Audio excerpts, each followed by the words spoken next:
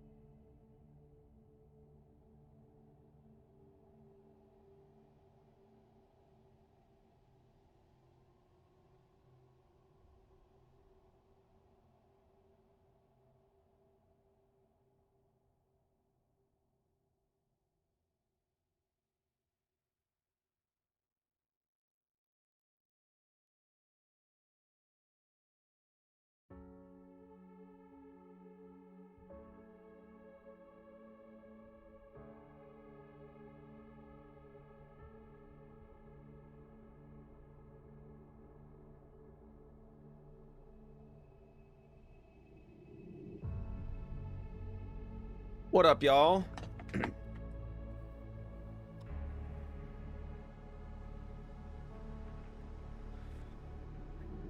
What is up? Sorry for the missed stream yesterday. I didn't get my internet back until like 3 o'clock. I was like working off of my phone internet for a while, and eventually I was just like, this is too slow. I'm just gonna work on some videos. So I did a batch yesterday, and it worked out, kinda. So, yo, what's up, y'all? Shilly, hope you're doing well. Empa, what's up, Chief? Frostwolf, welcome in.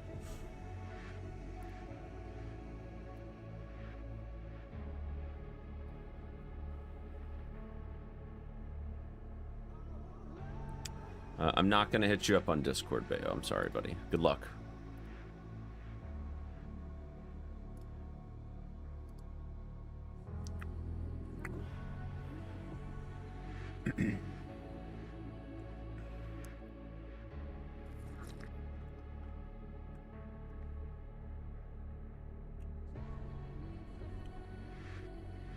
Yo, Bakahawk, what's up, buddy? Yo, Havoc, thank you for the 26 months on the tier 3. Huge, thank you. Yo, Hassan, they're working on fiber. Yeah, I think that there was a point in time yesterday where they had to like disconnect the like main connection into the neighborhood so that way they could splice the fiber line in. I think that's how that works. Maybe I'm wrong. If anybody's a fiber guru in the chat, maybe they can correct me. But it sounds like what they had to do was like shut off all of the like internet going into the neighborhood so that way they could hook up the lines. Hassan, hope you're doing well, buddy.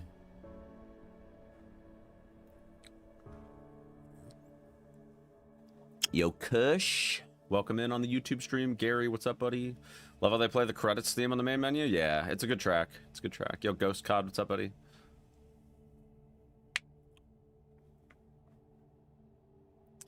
But yeah, I think it's probably still going to be a few weeks before before I can actually get fiber. But man, I'm so excited. All right. I need to run something by you, chat. Yo, Herman, thank you for the 23 months on the Prime sub. Thank you. Almost 2 years. Holy shit. Thank you.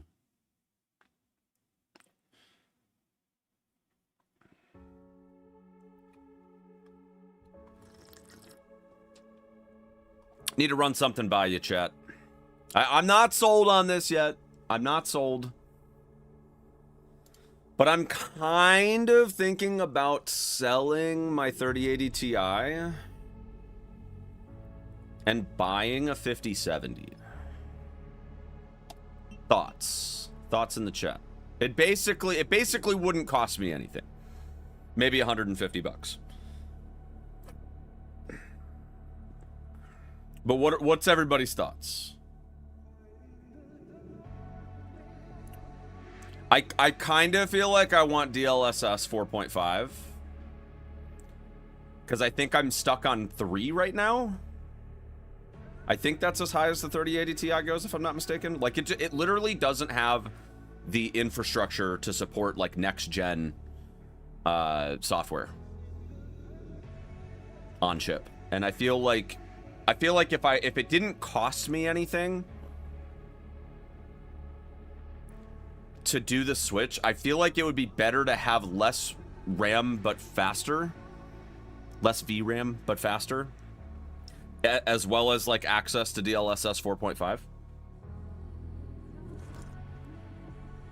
I'm mainly looking at it in terms of power versus cost, right? Like I could sell my 3080 Ti right now. Like if I just look at eBay prices, I'd probably sell it on Facebook. But if I just look at 3080 Ti, I have an Asus ROG Strix. So if I look specifically at what that model goes for, I could get roughly $575 for it.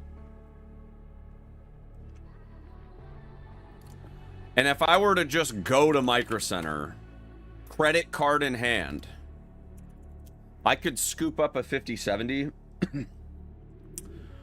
I probably wouldn't buy the cheapest one, but like there's an open box for $585. It would literally cost me $10 for an open box GPU, which is still a new GPU. It would be a Gigabyte one, which I trust Gigabyte. I wouldn't buy like I wouldn't buy a like Zotac or a PNY, but I would buy Gigabyte. I would buy MSI. But I could get an open box WindForce, Gigabyte WindForce today for $585. And it's a triple fan model. I wouldn't go for a compact model because maybe I'm coping here. Maybe I'm coping, but I feel like dual fan models with them being smaller, like just for some reason, I just feel like they're less powerful. And maybe I'm coping hard on that, but I feel like I wouldn't buy a dual fan model ever. Like if there's a triple fan model available, I would get that one every single time. The other part of it is also that like I have a big case and it would look really weird putting a compact GPU in a full-size case.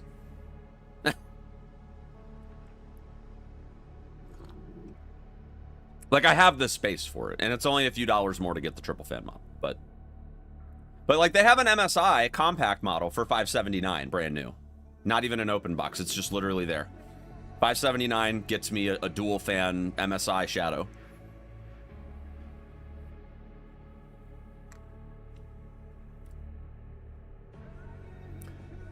Yeah, I trust OpenBox. Micro Center offers the same support for an open box purchase as they do for a brand new purchase. They give you the same guarantees, so you can still buy the warranty if you want, which I don't usually, but you can still buy the warranty. You still get a year manufacturer or whatever. Like they reinstate the manufacturer's warranty. Like they support it as if it were a brand new device. How much are the AMD cards? So a 9070 XT would be like $849.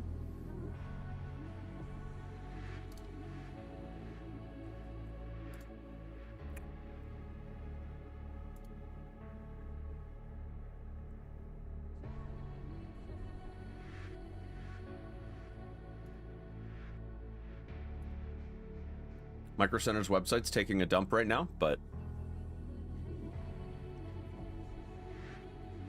here's the reason why I wouldn't want a 9070 XT though. First and foremost, they literally just don't carry them loose at like my local Micro Center. So I would have to order it online, which is fine. Like that's not a big deal. But if let's say I were to commit to making this decision like this week, I don't think I would want to be waiting for a new GPU to show up. I would probably just go to Micro Center, buy it, use my credit card on, because I get 5% instant cash back, so I would save even more money there. I would just use my 5%, and then literally before the statement is even due for that credit card, I would have already sold my 3080 Ti and just taken that cash and directly paid off the balance. So like I'm kind of in a situation right now where I would definitely do it through Micro Center because it would give me enough time on my credit card statement to sell the old GPU before I even have to pay the money.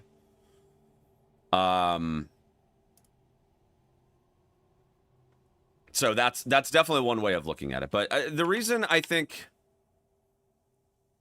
yeah, I don't really want an AMD card. Here's the thing, like no shade to AMD, like the fact that they're able to offer the 9070 XT, which is basically a 5070 Ti at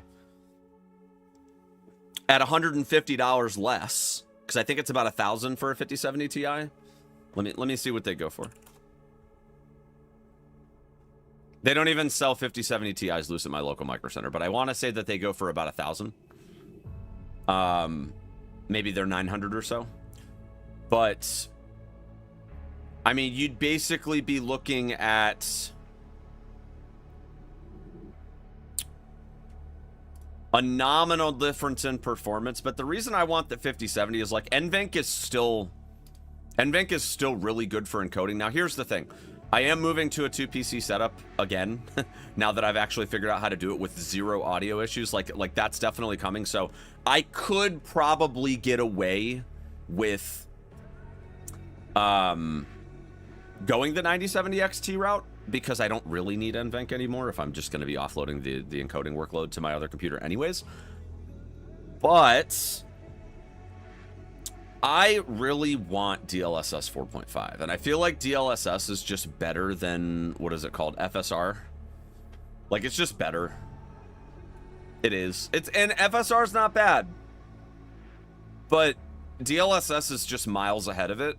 And like, I don't really care that much about DLSS 5. Like, the AI slop nonsense is a little silly, but DLSS 4.5 is really, really good.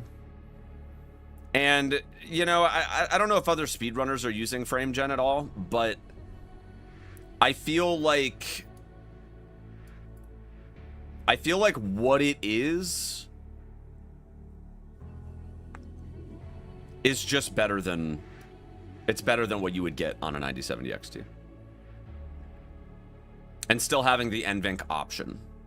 Like, maybe someday I actually get a 6090 or something, right? And then I could, instead of selling this 5070, I could move that off to a different streaming PC. Because, like, my laptop's nice, but, like, doing streaming from the laptop is, like, it's obviously not ideal to handle that kind of encoding on a laptop. As juicy as my laptop is, like, I got a steal on this laptop.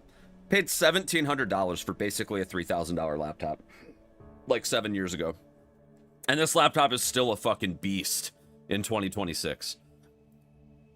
And I think what's particularly naughty, like this laptop is naughty, I'm gonna be honest. And the reason why is because it has an Intel chip and an AMD and an Intel card. So I have QuickSync and I have NVENC. And so I'm able to encode so much with this laptop that I would not be able to do without investing in like a full Intel desktop build, which would be big money. But the fact that I have QuickSync and NVENC on the same device is kind of, it's kind of naughty. Like, I'm gonna be honest, like my laptop is kind of fucking juicy. And I get up to like 95% utilization when I'm running like, I did a test stream on 2 YouTube encodes because I didn't want to go live on Twitch. I did 2 YouTube encodes, local recording, and a TikTok encode. And I was at 95% on CPU, GPU. And I still had room that if I wanted to run replay buffer, I could have. Because replay buffer just uses your RAM. And my RAM usage was like 19%.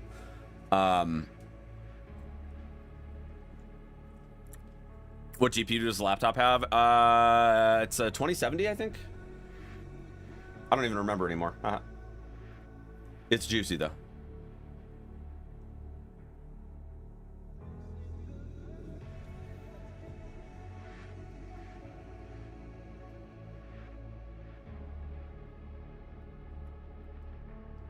Hold on, I'm going into the device manager. Display adapters. Yeah, 2070. 2070 with a Core i7-8750H and 32 gigs of RAM.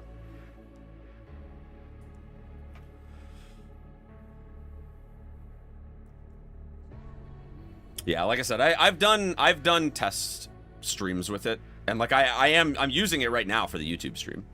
I'm still doing the Twitch stream for now on the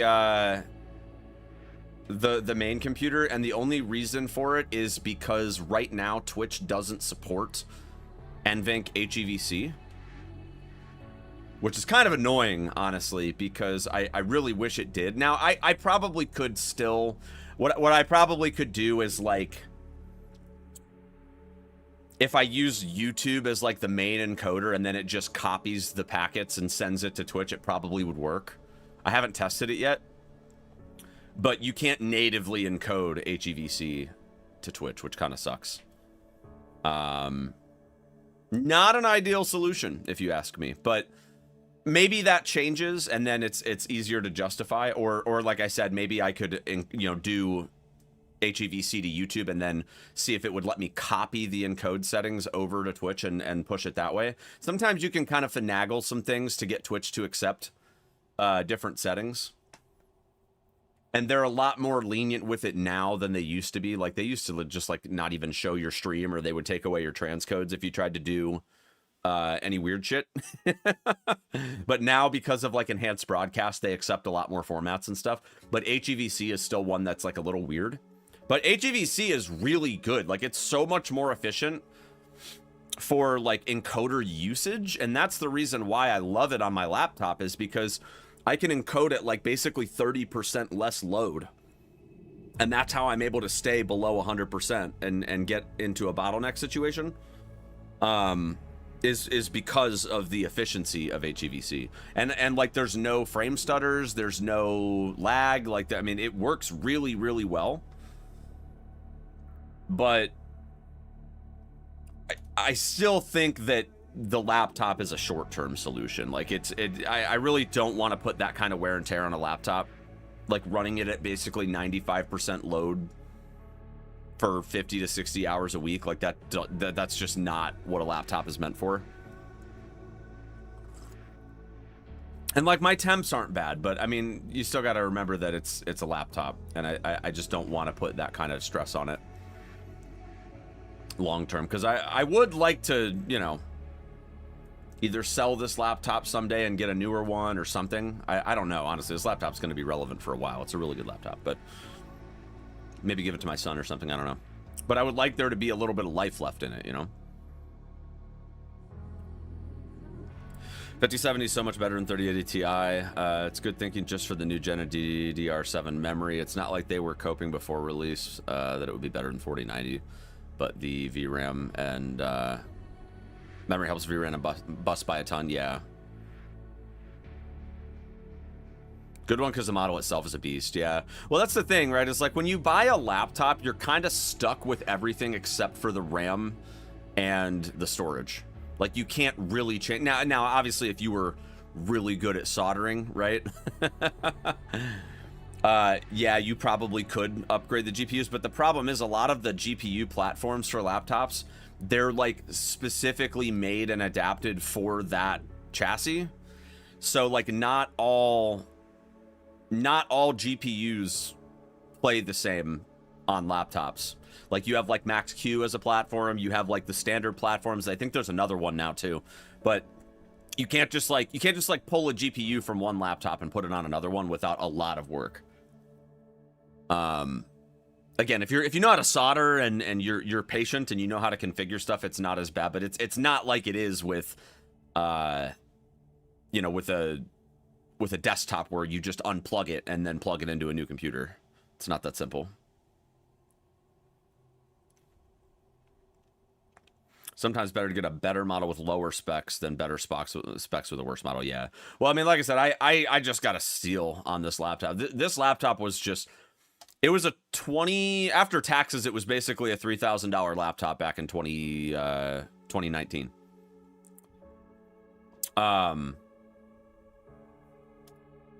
So the thing is, what happened was I had bought a different computer from Micro Center. And unfortunately, that computer ended up with a swollen battery. Like, I want to say it was like 31 days after I bought it. It was literally like the day after the return policy was up. Micro Center, though, is like really, really good with their return policy. Like, it's one thing, like, it's one thing if you go there 6 months after the fact, but if you're like within a couple weeks of your return policy and there's something wrong with the device, they will usually treat it like they'll treat it like you're still within your 30 days or whatever. So yeah, I went to them and it was like 31 days, 32 days, something like that. I can't remember the exact number of days, but it was just outside the return policy. And I went there and I was like, hey, I know I'm outside of the return window here, but I kind of have a trip coming up. And I really, really need this computer. Like, I need to be able to travel with a gaming laptop, and I don't have time to like send this back to the manufacturer and wait for it to get fixed. Like, could you guys just one-to-one swap me on the specs and just get me something similar? Like, I don't care if it's a lateral upgrade. Like I don't care even if it's like a minor downgrade. Like, if you just have something that I can use, because I literally can't send this back to the manufacturer. And like, I was a little desperate at the time. And they were like, well, let's go back there and see what we can do. Well, it just so happened to line up that when this happened to me, they were like in between phasing out a lot of different models. So this was literally the only computer that they had that was even remotely comparable, because like, I still had a 2070 on the other computer, but it was a Max Q, which is slightly worse. And they basically said, well, you know, I know you're saying this, but like, it just doesn't sit right with us that we would downgrade you to like a 2060, right? And they were like, let's just get you set up and out the door. And they literally gave me this computer.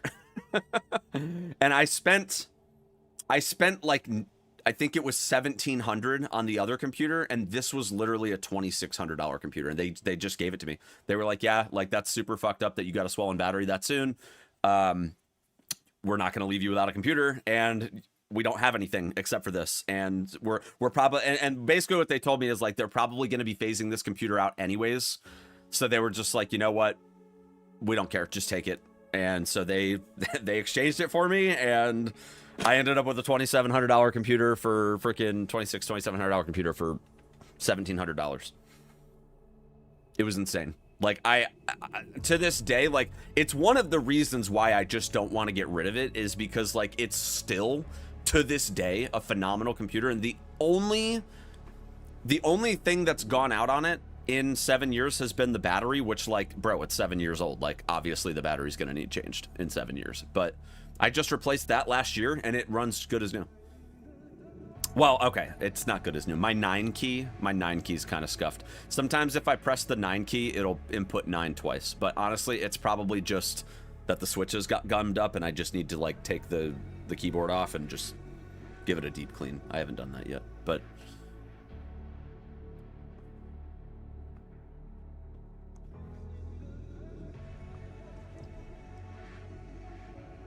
yeah, it's one of those things. It probably could use a little bit of maintenance. I upgraded the RAM in it, though.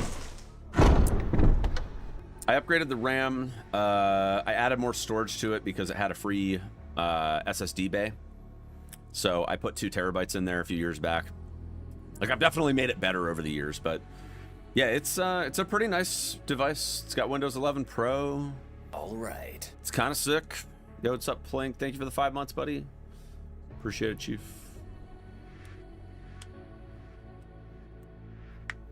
Most laptop companies make money by boasting about high-end specs, but cheap out on internal components.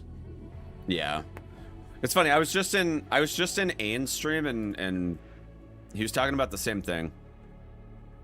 Well, the chat was talking about the same thing. Basically, like, a lot of times, like, pre-built systems, like, they tend to cheap out on things like the motherboard and the PSU and stuff, so that way they can show you a lower price, and people that don't think much of it, they're not looking at like the name brand of the power supply, so they're just gonna, you know, they're just gonna buy it because they see that it's a lower price. Which that, I mean, it's true, right? And I would also argue that like amateur PC builders, they do it too. And like, even when I was like just getting started with my stuff, like my first few builds, I cheaped out on the motherboard and the PSU, because in my opinion, it was better to not have Bluetooth and to not have, you know, a couple extra USB ports and maybe cut 100 watts off the PSU and save $150 on what would have been, you know, a $900 build. Now it's only a $750 build. Like, bro, like, yeah, absolutely, I would have done that. Nowadays, though, like, I appreciate having a little bit of extra power, so that way, you know, if I want to run a higher card or upgrade it later, I don't have to then replace the CPU. Or sorry, the PSU. And for me, like, motherboard wise, like, I have a Dark Hero 8 for my current motherboard, and like, I haven't felt the need to replace that. Obviously I will when it comes time for me to get the newer and faster RAM, but it's just too expensive right now, obviously. But like that motherboard, I think I spent $329 on it, and I bought it when it just came out, and it's been it's like one of the best motherboards out there, and it's got more than enough USB ports. The only thing I don't like about it is that some of the USB ports that are on the back, like 2 of them, I kind of have to like not use because otherwise it like substantially slows down my boot speed. Because I think those are like the diagnostic USB ports, but I always forget about it, and then I use them, and then I'm like, why the fuck is my computer booting up so slow? But yeah, there's a couple weird quirks with it that if you don't know the motherboard in and out, it kind of sucks. But I would say for anybody that's like wanting to graduate to like better like PC builds, like just my biggest advice is don't cheap out on the motherboard. My current PSU is an 850 watt Asus. I think it's an Asus. Pretty much everything in my computer is Asus. I'm like 99% sure it's an Asus PSU. And it's definitely 850 watts. Because I would not run any top of the line card without at least 850 watts.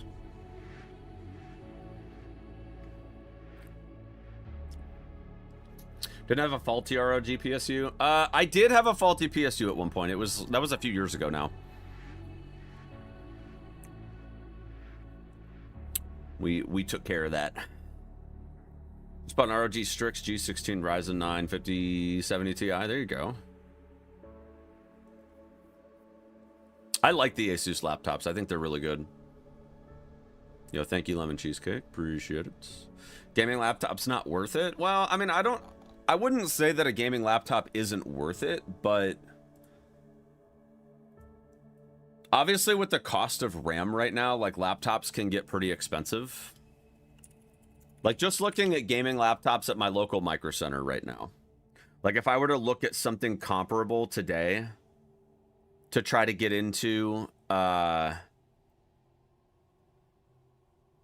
a gaming laptop standpoint, like if I specifically look at like an Asus laptop,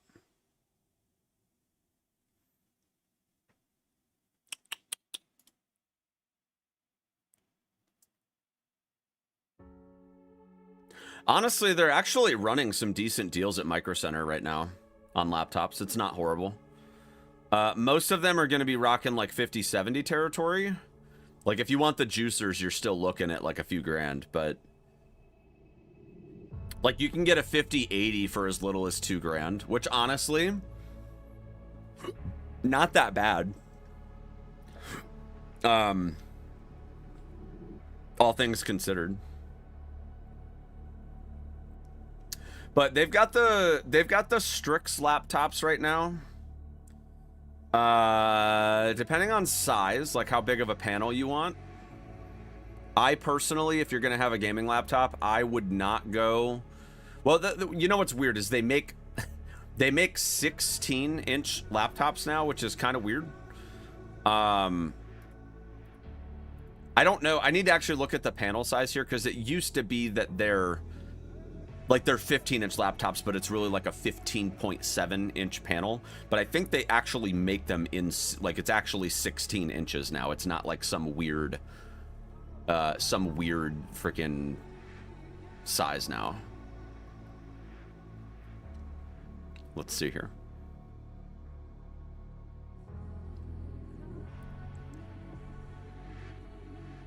Yeah, they are like actually 16 inches. But the thing is, I would recommend, and it's maybe the Asus laptops. I'd have to do a little bit more research to know for sure.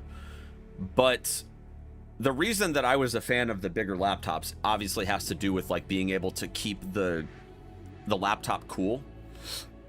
Because you throw a 5090 in a laptop and like good luck keeping that thing cool. Even with like the best technology in the laptop space right now, like that's really, really tough to make happen. So like looking at the Asus ROG Strix Scar 18 right now. You can get one with a 5090 in it. And it's a big boy. Like, that's a big-ass laptop. Like, holy shit. It's bigger. Obviously, it's bigger than mine because mine's a 17-inch. But it's thick, and it has a radiator on the back. That's, like, twice as thick as the one that I have. And mine's already, like, pretty decent. Now,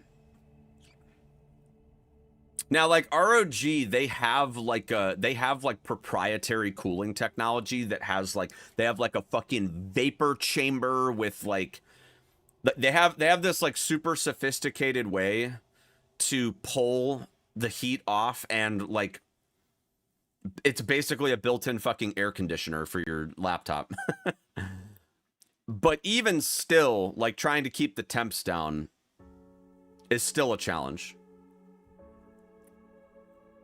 Yeah, I know it's not a real 5090. I know that, guys. I see people in the Twitch and the YouTube chat saying that. I know that. It's definitely going to be a downgrade. It's not a legit 5090, but what I'm saying is that's also like the most powerful laptop that you could get would have a 5090 in it.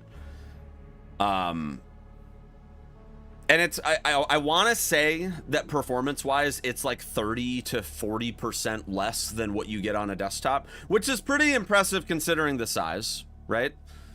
But again, you have a cooling issue because that kind of power going in through a laptop that's 5% of the size as like a fucking ATX case. Without an external cooling solution, you have an issue when you've got a graphics card churning out that much power. Laptop fan's gonna sound like a jet engine. Yeah. Well, that's where kind of hearkening back to getting a quality build on a gaming laptop kind of matters. Like, you do still want to try to get a cooling solution that makes sense. And a lot of that has to do with the fact that, yeah, like if you're just relying on like air cooling, that's really gonna suck.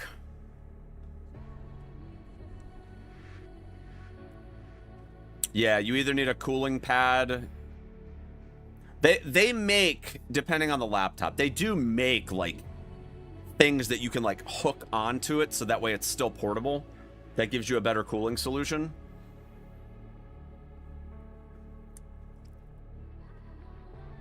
But yeah, like, so again, like the ROG laptops, like they have a vapor chamber. They have like other internal fans, obviously. Like they show you the fucking diagram when you look at the specs page.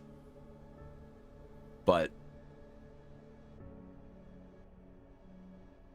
5090 on a laptop's like a 5070 Ti. Yeah, I mean, and like that's still really impressive for a laptop, right? And that's where I think it's worth noting that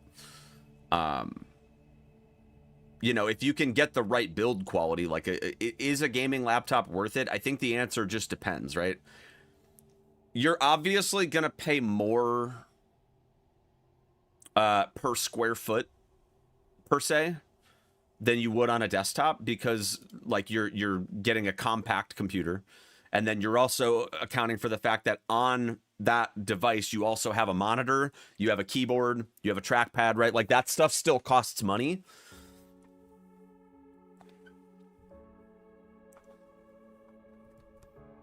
Like you're still paying for those things, obviously. And then RAM, right? Like RAM's another big one, right? In the way the market is right now, the RAM scenario is just a fucking, it's brutal. But is it worth it? I think that if you spend a lot of your gaming time at home, it's not worth it. If you have disposable income, maybe it's worth it. But I would say that unless you're planning on just like going balls to the wall and you travel a lot, it's probably not worth it.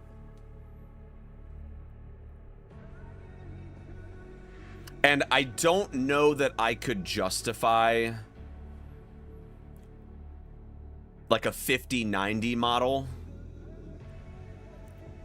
when the actual performance difference on a laptop, think about it like this, right? Think about this is like the scope of power on a computer where like, well, I'll do it in reverse so that way you guys can see because my camera's mirrored. So like on this side, right, you've got the low end and then this is the high end, right? And say this is the desktop market, right? Your 60 series cards are right here, or like your 60 model cards are here and your 90 model cards are here, right? And this is the gap between it, right? It's this big. On a laptop, the gap is only this big. And so there's still a gap, right? But the amount of money that you're spending per square foot on a laptop is like this, right? Like it's way bigger because it's a laptop. And you can see it right here. I apologize, Micro Center does not have a dark mode, but like you can literally see it right here. Like look at this laptop. It's $14.99 for this laptop. And it's a pretty damn good laptop. It's got a terabyte of storage, 32 gigs of RAM. It's got a 5070 in it. It's got a Ryzen 9. Really nice. Like this is a nice laptop, 16-inch laptop. It's literally 3x for the 5090. 3x. Like it. So again, if you've got disposable income, maybe it doesn't matter that it's an extra $2,700. But the price jump just right there is fucking wild, dude. It's actually wild.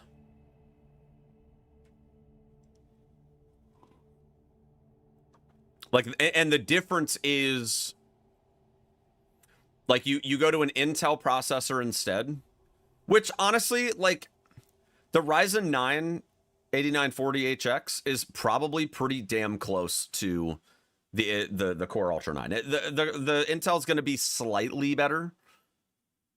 And honestly, like on a laptop, I probably would go Intel. Like just throwing it out there, I would probably go Intel on a laptop. But even looking at that, like, I mean, you could still get, I mean, look at this one here. It's $400 more. It's still a decent leap.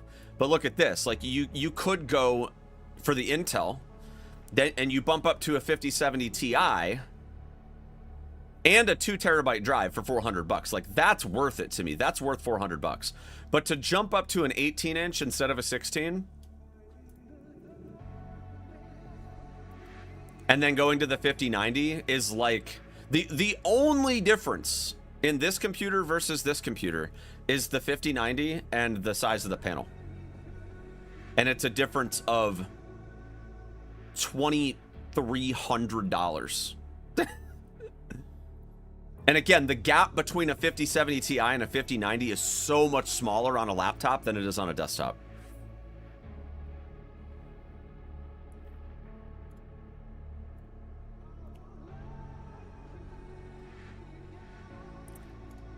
But I do like the Asus ROG laptops.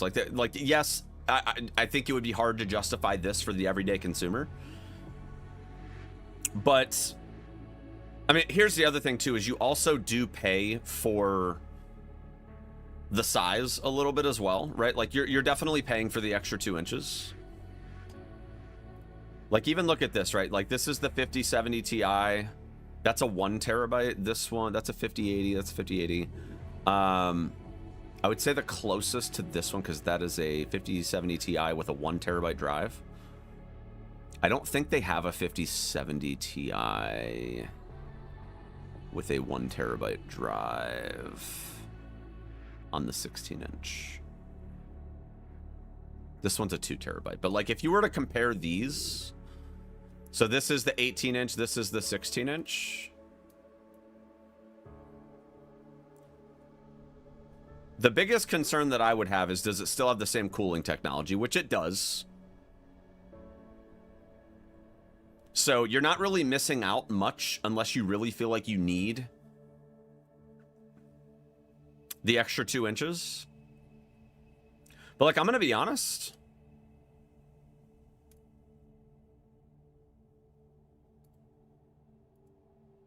I mean, this is basically the same laptop. The only difference is you're knocking down the storage a little bit.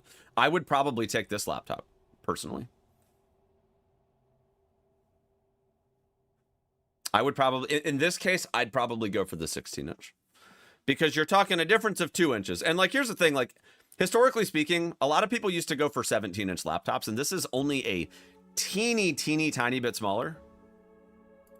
So unless you feel like you need to have the 2 inches,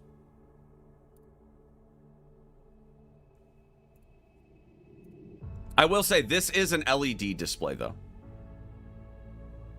versus an IPS display. So there is a little bit of a difference.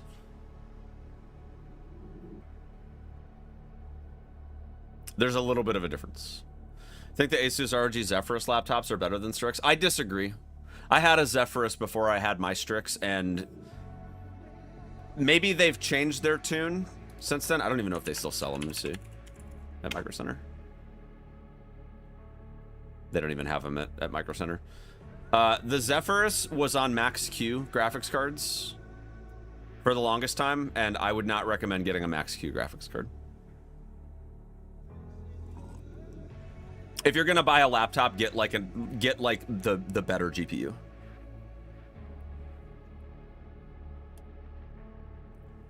Would I ever lean towards Razer laptops? So I have had a Razer laptop and I returned it because I didn't like it. They are, let me see if they still sell. Are they still called the Razer Blade, or do they have a different name now? They are called the Razer Blade still. Okay. Here's the Razer Blade. Let's see the specs on this. So you're talking $22.99 for a Ryzen AI 9. I've never even heard of a Ryzen AI 9. That's funny. That must be a laptop thing. You've got a 5070 with a 1 terabyte SSD, a 14-inch OLED. Okay, it does have an OLED screen, so that if you care about OLED, you might be able to justify some of the cost.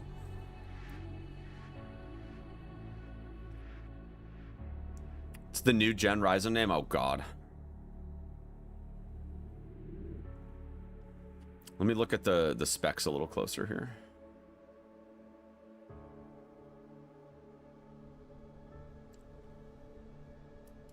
Okay, so it does have a fully powered GPU, which they didn't used to. They used to use Max Q. Do they just like not make Max Q GPUs anymore for laptops? I feel like I'm not seeing them as often.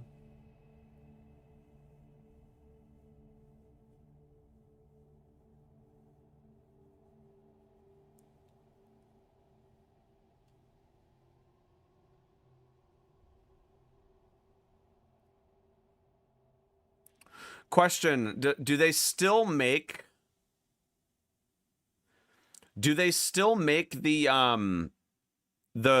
what the fuck are they called? The thing where you can like plug in a lightning cable, not a lightning, a Thunderbolt cable, and like hook in an external GPU. Do they still make those? What was it called? The Razer Core, I think is what it was called. Do they still make those for these?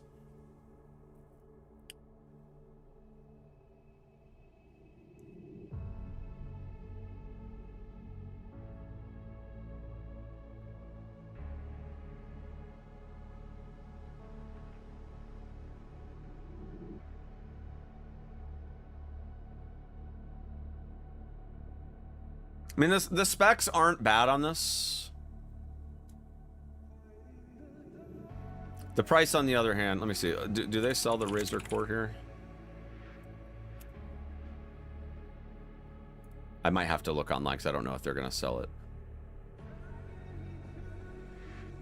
No, that's not what I'm looking for. Anyways,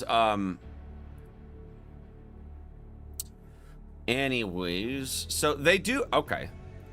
You know,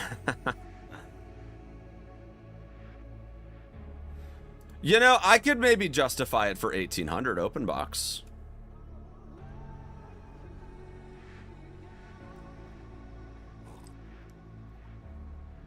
$460 cheaper for open box. You still get the manufacturer's warranty. Like, that would be kind of juicy. I mean, it's still not as good of a deal as something like this because you're missing 2 inches of real estate on the screen itself, but you're getting an OLED panel rather than an IPS panel. Like that's depending on whether you care about that or not, like you would have to find some value. But like honestly, open box, basically the same price.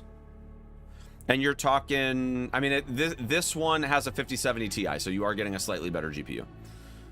But again, you're talking about a laptop GPU, so the difference between a 5070 and a 5070 Ti is nominal. Definitely nominal. But you're still talking about 32 gigs of DDR5 5600. Actually, shit, this has faster RAM in it too.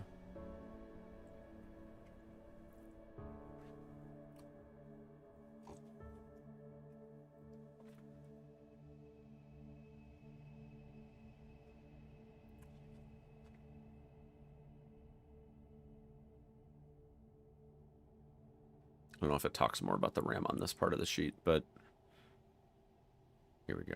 RAM. I mean, I'm not going to lie, though. This would actually be for the open box price.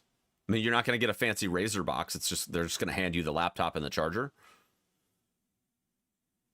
But honestly, this is probably one of the better Razer laptops that I've seen. RAM speed doesn't really matter in a laptop. No, it doesn't. But, I mean, it's still better than what you would be getting. Like, I think that if you were... I wouldn't justify it at 2,300. I still wouldn't. Because, in my opinion, personally, like, the Razer Blade laptops they're too thin, in my opinion. And if you slap a 5070 in this thing, even with vapor chamber cooling, it's not gonna be... Like, you're gonna have higher temps than you would have in a laptop like this. Because you just don't have the same amount of airflow. You're not going to get the same level. Now there is some physics behind how you could still keep this cool, right?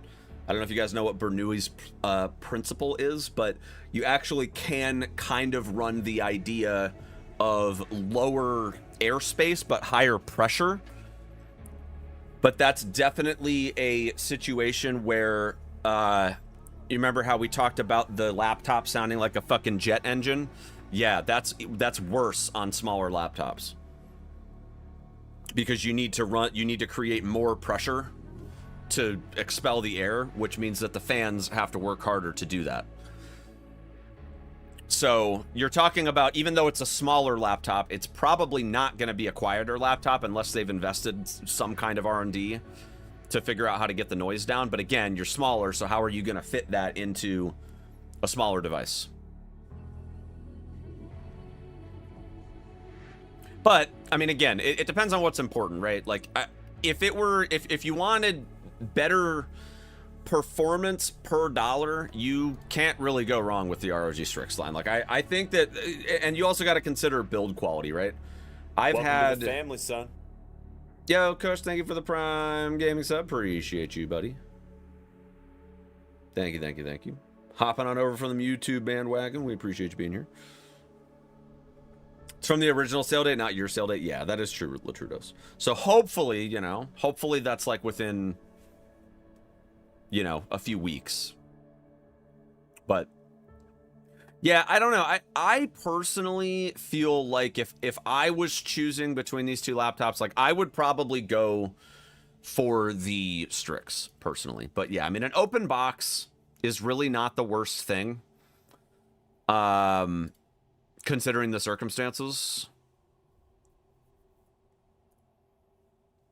You'd save a few $100s, but let's just say that open box wasn't an option because you can't always count on that. You're talking $2,300, and basically the difference is that on this model, which is more expensive by $400.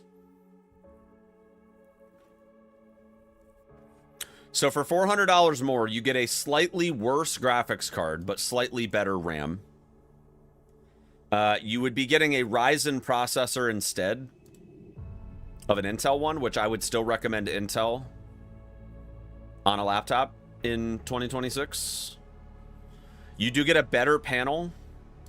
But here's the thing. What good is a better panel if you're getting worse specs when you're comparing to like similar devices, right? What's the point of having an OLED display if you're not able to push higher graphics because you're running on a card that's not as good? Now, I will say this, like the AI stuff, part of the reason why you're seeing AI like being really pushed in the laptop space is like look at frame gen, for example, right? Like frame gen on laptops is actually kind of huge because you can get so much better fake performance out of the AI stuff with less specs, which is kind of nice. I mean, even just frame gen, not even looking at like what DLSS 5 is eventually going to be, which hopefully they figure something out because the AI slop nonsense is fucking stupid. But looking at it from this angle though, like if you were really leaning into AI, you probably would get quite a bit of benefit with the OLED display because it is a better display than an IPS. Like there's no question there. It's obviously lighter weight, but you're still going to have battery issues because typically a lot of the weight in those devices directly comes from how big the battery is. But again, like I think I would still be leaning towards this laptop for a number of reasons. First and foremost, even though the performance difference is negligible, I would rather have the 5070 Ti. If it was, because you get better RAM here, but if I had to choose between faster RAM or a Ti upgrade on the card, I'd probably go for a Ti over a few thousand megahertz faster RAM, personally, on a laptop, specifically. I don't really care that much about the panel, if I'm being honest. Like an IPS display is fine. Like, the technology in a lot of panels nowadays, like, yes, OLED is still a big difference, but like IPS LED panels, like the technology is like pretty good on both of them right now, that it's really not even that big of a deal. Yeah, and that is true too. You can switch up the RAM if you want to later. That's a lot more easy to upgrade than upgrading the GPU. And again, that, you know, to the point of the Asus laptop, yeah. Getting the extra 2 inches of screen, like, here's the thing, like, for some people, this also is going to depend on your priorities, right? If you want a thin laptop, like if screen size and portability and compactness in the list of priorities, like, obviously you're looking at a gaming laptop, right? So performance is going to be up there in terms of priorities anyways. But if having it be super small, slim, and sleek is almost like on par with getting performance, like, there's no talking anybody out of a Razer Blade at that point. Razer, by far, they make the slimmest, highest performing laptops, and like nobody's even remotely competing in that space right now. Like the Zephyrus line was competing with that, but I don't know. I wouldn't recommend a Zephyrus. I didn't have a great experience when I had one, and like I literally got a swollen battery in mine. It was a less than desirable experience. But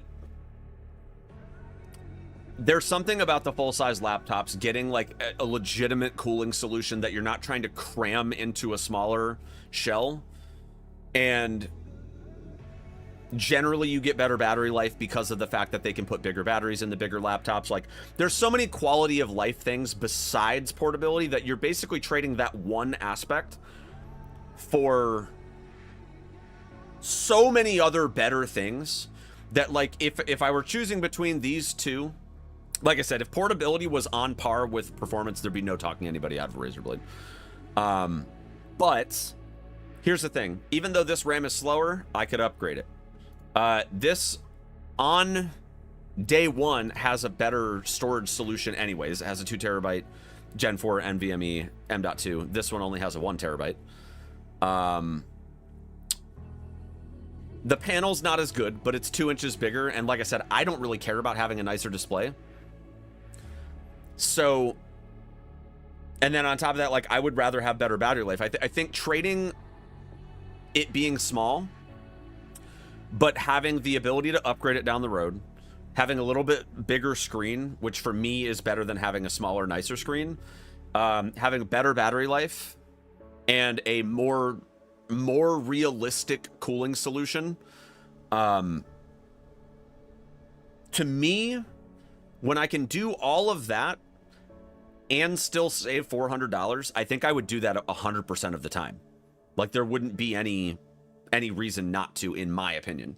Like I said, the only reason where that changes is if all of those things that I just listed isn't more important than having a sleek, small, compact laptop. If that's the case, I don't think there's any convincing anybody out of a Razer Blade. And like I said, I've had one at one point. I didn't feel like I could justify the extra $400. It felt like I spent $400 and my device wasn't better for me. Actually, I spent way more than that because, oh my gosh, the Razer Blades back in the 2019 era, those were like those were like right in that like $2,600, $2,700 range for a good one. And you could save $1,000 and get a better laptop. Like, they literally had laptops with better specs for $1,000 less. That gap is a little closer now, which is good. Like, it does look like Razer's been able to get their price down a little bit. But, man, like, I just still feel like $400 is a really big leap for the fact that if this had a 5070 Ti in it, I'd say do it. If it was a 5070 Ti, it would be a lot closer. But I think the fact that you're kind of stuck on a 5070, which is still a good card. But if you were gonna spend the money, if you were already all in, because after taxes, you're over $2,000, right? I feel like you're gonna win every time with this laptop over it. And I think honestly, it's still gonna be pretty light. I mean, it's only a difference of 2.4 pounds, which, like, yeah, you're gonna notice it, but it really isn't that heavy. I think my laptop's like 7 pounds. Like, it's a laptop though. Like, it's still gonna be portable, but I think if you've got a bag that it's in and you've got other shit in there, you're not gonna notice the 3 pounds. Like, or the 2.5 pounds. It's really not even that bad, to be honest with you. What I said about the internal components being cheaped out on by companies is the reason you might find better specs. Well, yeah, that's true, Hassan. Like, you could find a better spec'd laptop than this for cheaper. Personally, I recommend the ROG Strix. Like, I can't unplug everything here because my stream is running on it, but I have an ROG Strix laptop and it's fucking phenomenal. I can probably kind of bring it into view here. But this is my laptop. This is what I'm rocking. And it is sleek. It's still not that thick. Like, it's like maybe 1.25 inches thick with the lid closed. It still has an RGB keyboard. It still has, like, pretty much all of the features that it has. A 10 key keypad. Like, it's a full keyboard. It's got a shitload of ports. I think I've got enough ports that I don't even really need a docking station on this thing. And it's got a 2070 in it. Like I said, like, back in 2019, to get that kind of performance for $1,700. I mean, it wasn't a $1,700 laptop back then. They've done a pretty good job of getting the cost. Well, you can also see that this is on sale right now. Like, normally these things go for $3,000, but nah, it ain't a crap top, dude. This freaking laptop is a juicer, man. I can literally run, like, I'm moving over to a dual PC setup and I'm kind of doing it gradually. And I've already stress tested that I can actually run my Twitch stream, my YouTube stream, my TikTok stream, and still locally record, and I don't even bottleneck at all. No dropped frames, no encoder problems, no lag, nothing. It runs perfectly fine. And funny enough, when I went to my dad's last summer, my laptop with a 2070 ran Wu Chang Fallen Feathers better than my 3080 Ti desktop did. It was kind of fucking, it was kind of a meme. I was like, dude, I think I'm gonna get home and I'm just gonna speedrun this shit on my laptop because it ran so much better than it did on my desktop. I was confused. It didn't make any sense.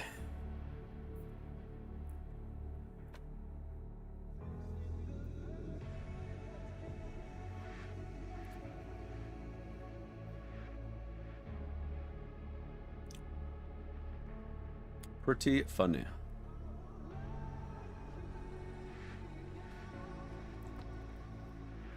Heard the 3080 Ti had issues. Yeah, I mean, it's not a bad card, but I'm definitely... the whole reason we got into this discussion is because I'm thinking about selling my 3080 Ti and picking up a 5070 instead. Because it basically, like, if I were to go to Micro Center, I could snag an open box 5070 for basically the same amount that I could sell my 3080 Ti for. And then I would have access to DLSS 4.5, which I know that you can mod, like you can install custom firmware onto a 3080 Ti to get frame gen and stuff, but like I would really rather not do that. What are the prices on a 5070 Ti right now? I don't even know that they have them in stock at Micro Center right now at my local. Let me see. I don't even know if this one's in stock. They're 1,000.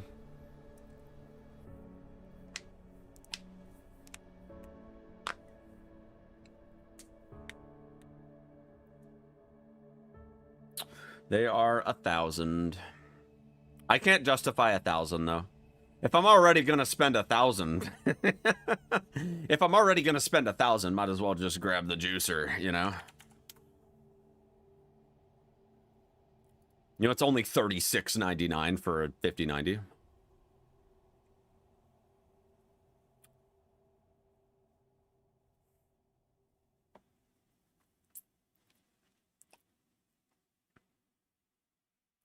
$300+ difference for not $300 in performance. Well, if I were to go the 5070 Ti route, I think I would agree with you, but I can basically one-to-one swap my 3080 Ti for a 5070. And Benchmarks alone has the 5070 outperforming the 3080 Ti by like 6%, which like it's negligible, right? But if it didn't cost me anything, I was on newer technology, and it also has lower power draw, I would save quite a bit of resources and also power. The 9070 XT price, it's $849. They don't sell them at my local Micro Center. Or at least if they do, they're out of stock. Let's see. Oh, this one's a $699 actually. Oh, they do have them in stock. I wouldn't buy an AS Rock though. Fuck that. I would not in a million years buy an AS Rock. Fuck that. I've not had a good experience with them. Let's see.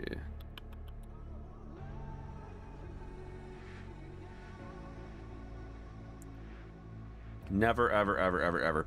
To buy a brand that I would trust, I would not go AS Rock. I would consider a Sapphire. But the cost jump, I think, might be a little... Well, I mean, like, I was prepared for about $849. So, like, you could get a Sapphire for $809. It's not as nice. It doesn't have all the bells and whistles, but that's not bad. They do have a Gigabyte for $739. That's not horrible. And they have an XFX for $789. And they have an AMD, or sorry, an Asus for $849. So, I mean, I would say for, like, a brand that I would trust, I'm prepared to spend about $849 on that.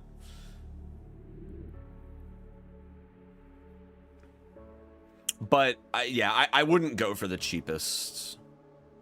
I would not go for the cheapest one I could find, especially AS Rock. I've not had a good experience with them. They used to make really good stuff, but I feel like in the last 5 years or so, they've really fallen off.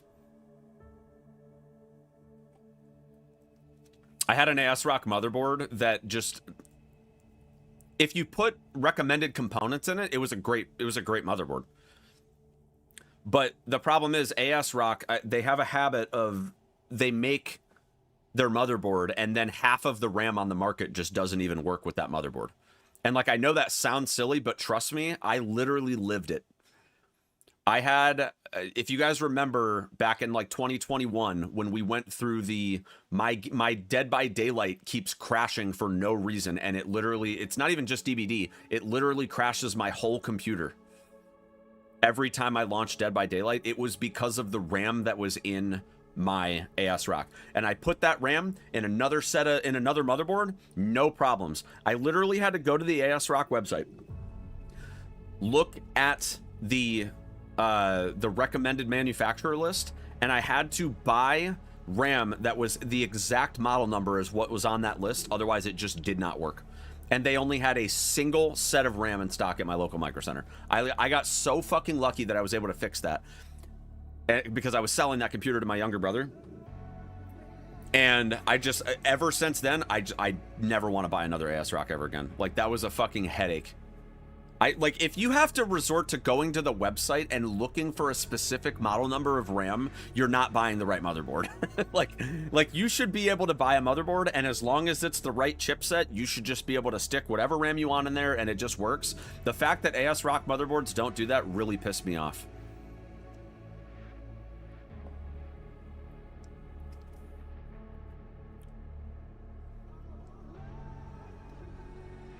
Bought a PNY 5070 Ti for $650 at Christmas, seeing over 1K prices. This quickly was a shock. Yeah, no kidding. Tech talk aside, I must take the puppers out, or may or may not return. Sounds good, Glenn. Sounds good. I hope you're doing well, buddy. Good to see you. Yeah, I don't know. I don't know if I would want to do a 9070 XT. I don't know. Like, even if I had to spend an extra $100 and whatever dollars, right, to make the upgrade. And let's just say that I wanted to do it in a way that was sensible, where I wasn't going to spend a shitload of money. Because keep in mind, I'm going to get just a touch under $600 for my 3080 Ti if I were to sell it. I'm going to get a touch under that. So the best thing for me to do would be for me to either A, go for a newer card that's basically the same, so that way I'm not really spending money.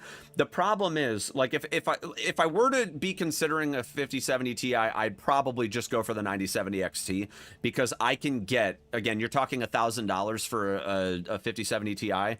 I can get basically the same or better performance, and since I don't really need NVENC on this computer anymore, I could theoretically go for something like a Sapphire, which would be $200 less, and it would be pretty damn close to 5070 Ti performance, and it'd be $190 less, and it would be a reputable brand. I would get Crimson Desert for free. I'd get a free copy of Crimson Desert, chat. And I'm not gonna play it, so yeah.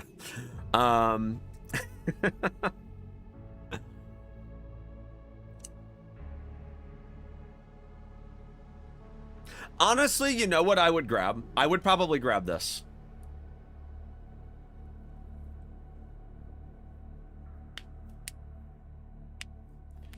It's a factory overclocked card, which is honestly, like, that's actually kind of wild that it's cheaper than a Sapphire. I don't think these are factory overclocked.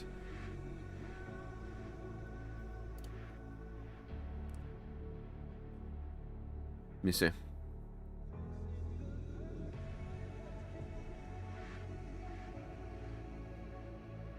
I mean, here's the thing. It's not going to matter in like a year anyways, because GPUs are just going to be able to AI overclock anyway.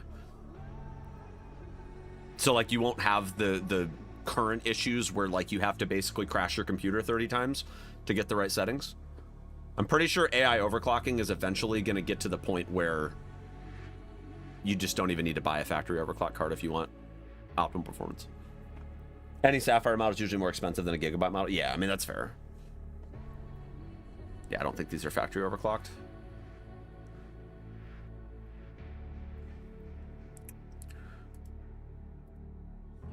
Let's have a look here.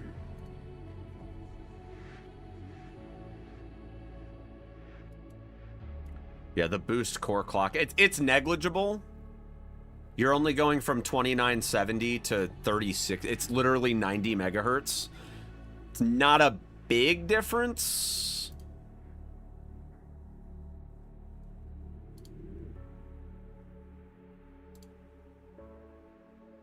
But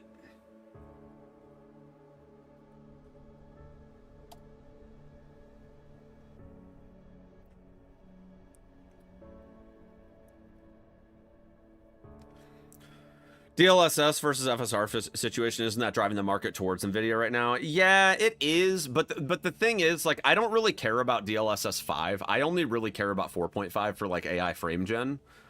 Like, DLSS 5 is not looking super promising right now. How long am I planning to use the 5070? If I'm being honest, it's probably like a 2-year investment. It wouldn't be something long-term. It would probably be just long enough for me to, like, maybe build up my YouTube channel a little bit more to where I could eventually just buy what will probably be a fucking 7090 a few years down the road. It's definitely, I won't own this as long as I've owned my 3080 Ti.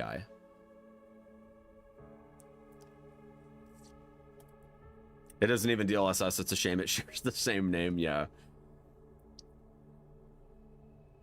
Also, I know you guys were talking about it earlier. I also miss EVGA. I used to have a For the Win 3 GPU, and it was fucking phenomenal. My 1080 Ti. I miss that card. Don't go AMD unless it's cheaper or same price. Yeah, that's kind of where I'm at. Like, I personally feel like the toss-up between, like, if we look at raw computing power, if we were to look at raw computing power, I would definitely prefer to have a 9070 XT. But I think that a 5070 would be better for the future-proof aspect, specifically for DLSS 4.5. I think being able to use AI frame gen, even at 2x, like, I wouldn't even try to push like 3 or 4x. Even just 2x is such a massive future-proof leap over having a 9070 XT, and then the games that are going to come out in, like, 2028, this card is already falling behind other cards, whereas you could probably kick the frame gen up to, like, 3x and still have, like, a really good time with a 5070.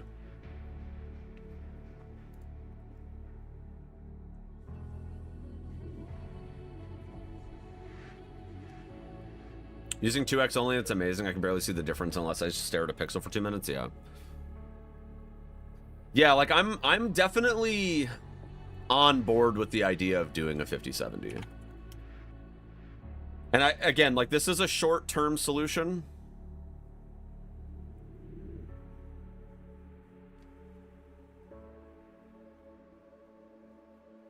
Not something I'm planning on sticking with for more than, like, 2, maybe 3 years. Yo, what's up, Raven?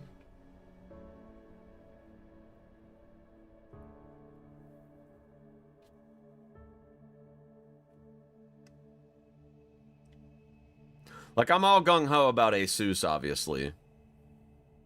But, you know, if the idea is that I don't want to spend any money on this conversion, I think I'd probably have to go for the Gigabyte open box. It would by far be the best.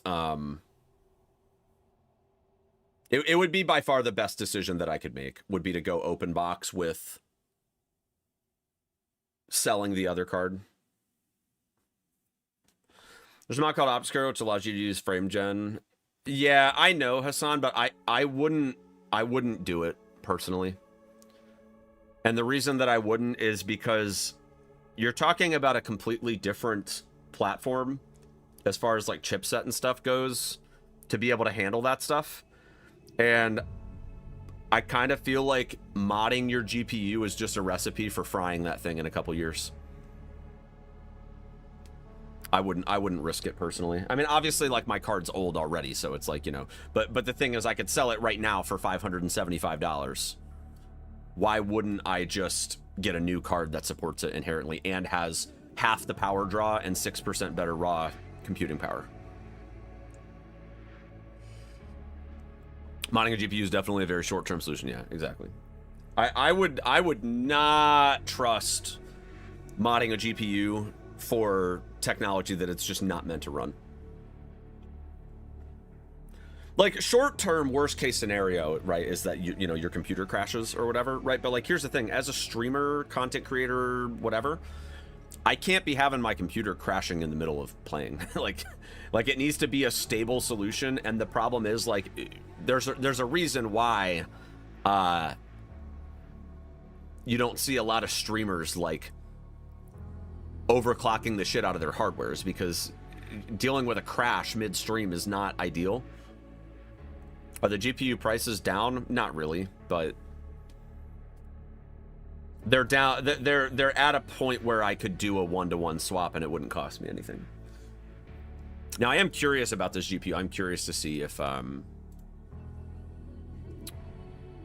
the open box, I don't know what exact condition it's in.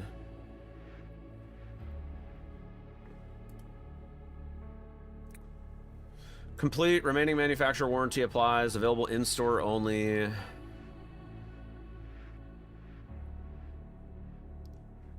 Wow, so it actually still has the original box too for $584. Interesting. From when's the warranty? Yeah, I'd have to look. They have all that info if you like go there. We'd get Resident Evil Requiem with purchase, chat.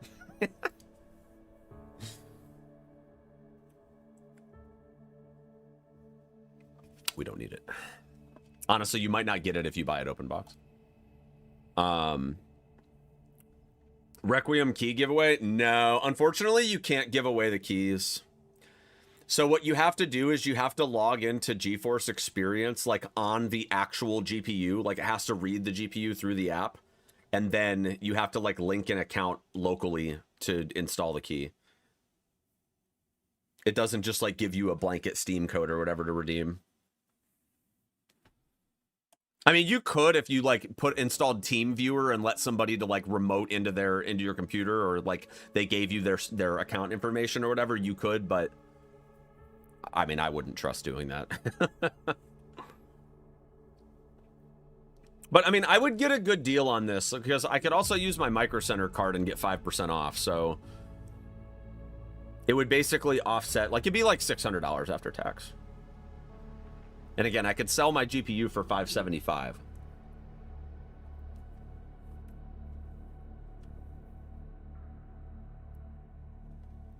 It's definitely tempting, chat. What do you guys think?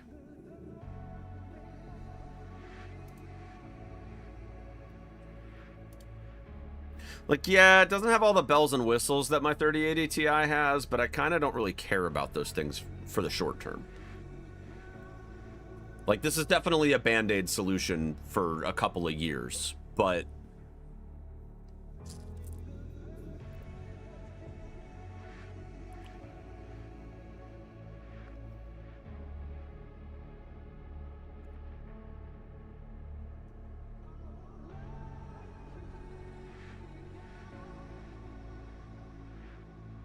think we should start looking for a sugar daddy. Whew.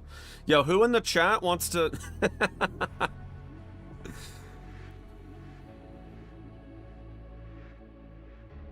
It's very tempting.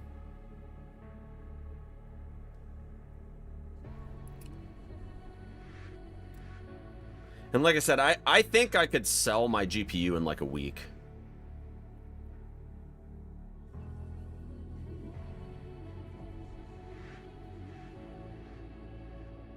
Yeah, exactly, Showard, yeah.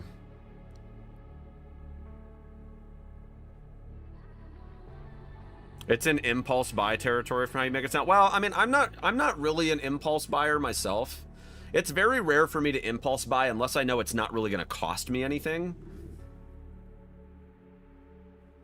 And that's kind of where I'm at, is like, I know that 3080 Ti will sell. Am I gonna have to update my PSU? No. I I have a 3080 Ti. I already need that connection to install a 3080 Ti, so it's not going to require any other components on my part. It's literally going to be plug and play. And that's what's so tempting about it, is that it's not going to cost me more than maybe $25 out of pocket for it. Again, it's not really an upgrade. Like, here's the thing. Do I need this?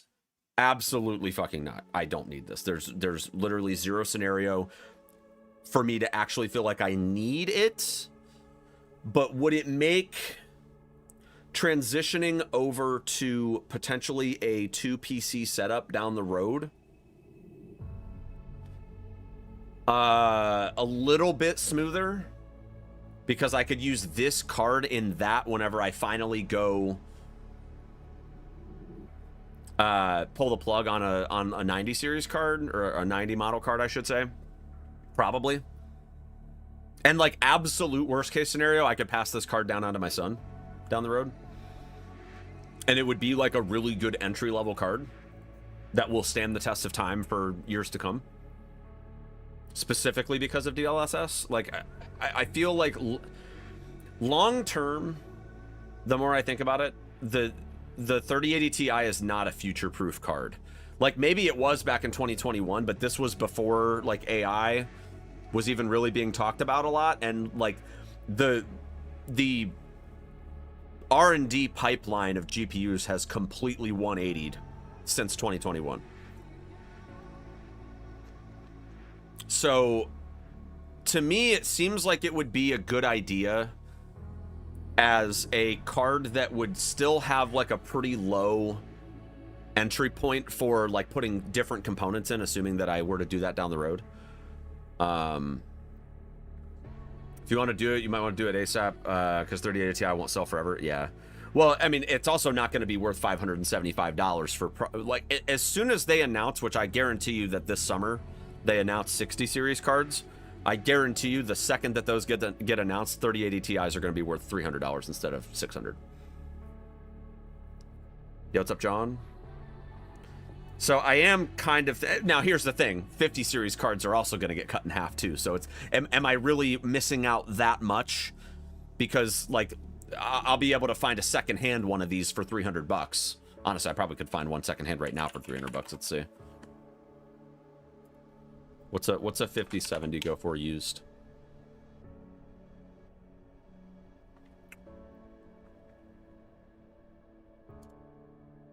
They actually still have a decent value.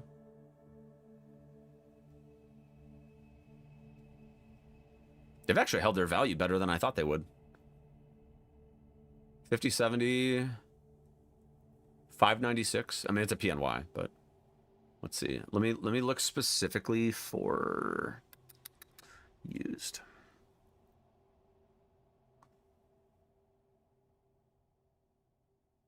$599.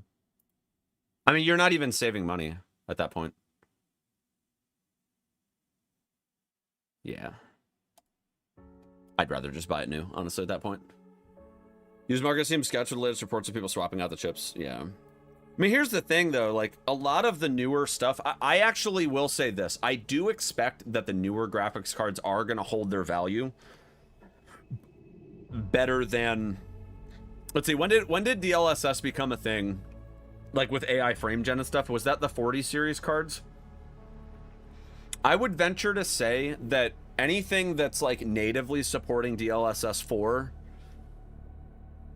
is probably going to hold its value quite a bit better long term because of the AI stuff.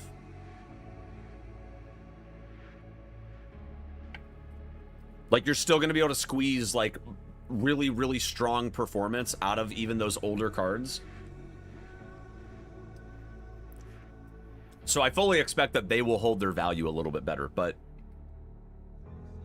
I don't know. This seems like a good opportunity. I would be really curious to see when the manufacturer warranty started on this. I'd be very curious, because if it's only like a week or two, I could probably justify the $65 in savings.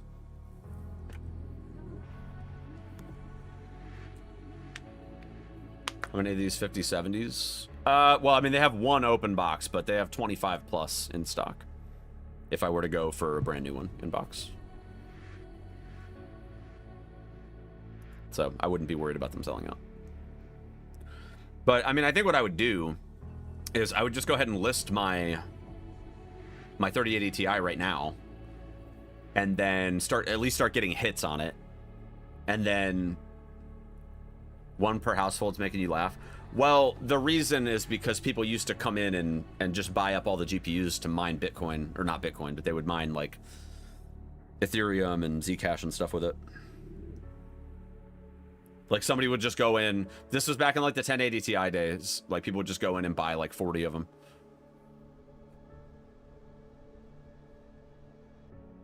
'50 series and frame gen's legit. Yeah, I'm really tempted, to be honest. Yeah, and scalpers. Yeah, yeah, miners and scalpers. I think I want to do it. I think I want to do it. When are they open till? They're open till 9. Okay.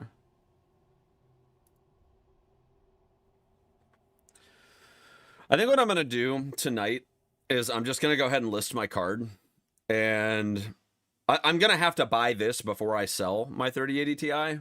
But I think I'm just gonna list my 3080 Ti now, because it's gonna take me a week or two to sell it, because there's going to be a lot of people that are like scammers trying to get it, and I'm going to have to sift through all the BS, but I'm very sure that it will sell.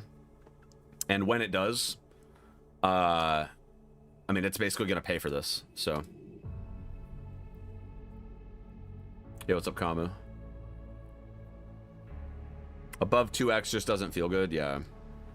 Well, I'm only planning on using 2x anyways.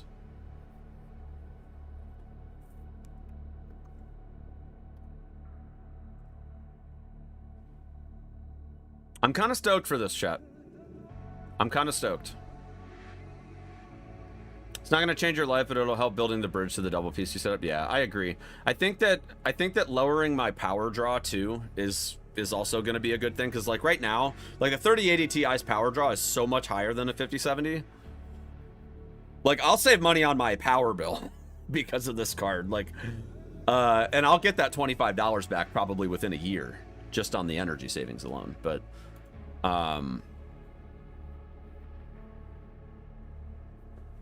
I think that this card is going to hold its value and perform better long term than the 3080 Ti, and I think that for a band-aid solution until I can afford a 90, which is probably still a couple years off, I think it is a good bridge solution for sure.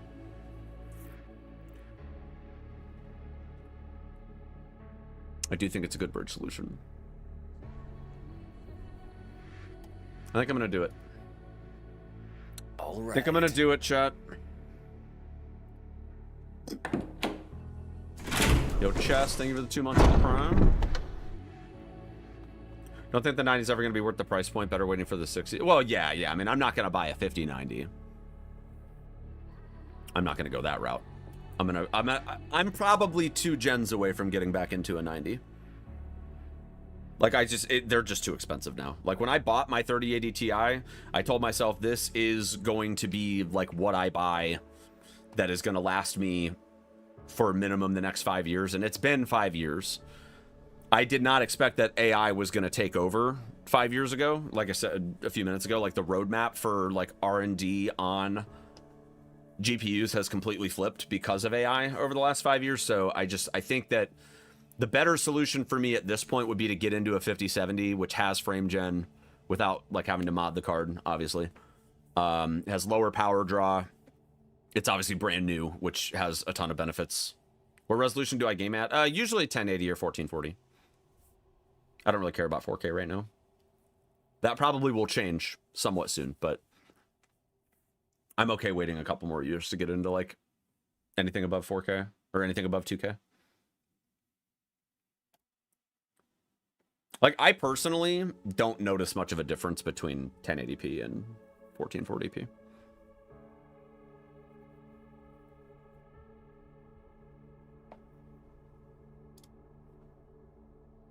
Any plans on Pragmata? Yeah, I'll probably play Pragmata. I don't know what mouse pie is. You think AI would make GPUs cheaper, but it ain't gonna happen? Well, I don't think it's gonna happen. But I do think that older GPUs are gonna retain their value better because of AI, because obviously you don't need to rely as much on raw computing power. Notice the difference with 2K, but I barely see it with 4K. Difference I can clearly see is OLED versus IPS, but I'm not in any mood to spend money on OLED, yeah.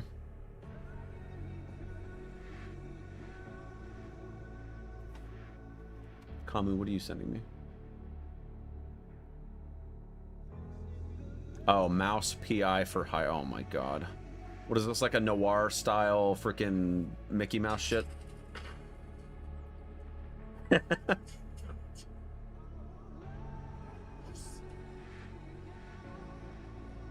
my god.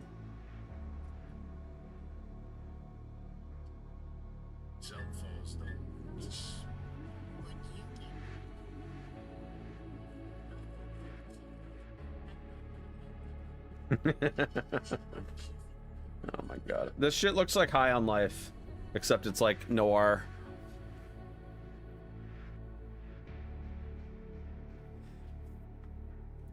Looks like some High on Life type shit.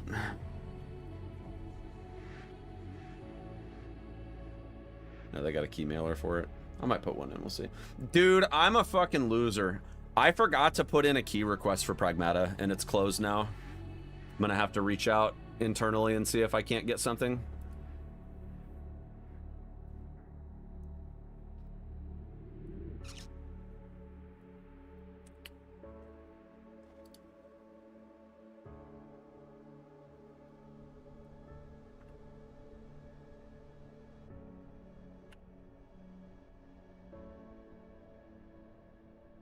Had to do wave 2. Oh, is wave 2 open now or no?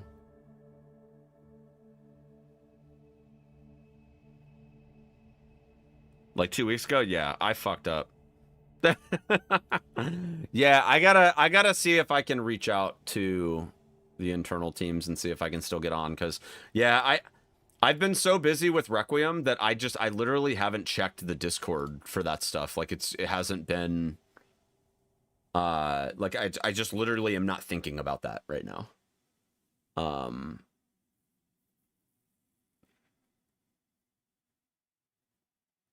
So I'm gonna try to see if there's still a chance to get it. I mean, if I really needed to, I would spend the $60, but I mean, it's just, I would rather not. I got a wedding coming up, y'all. Gotta save every dollar I can.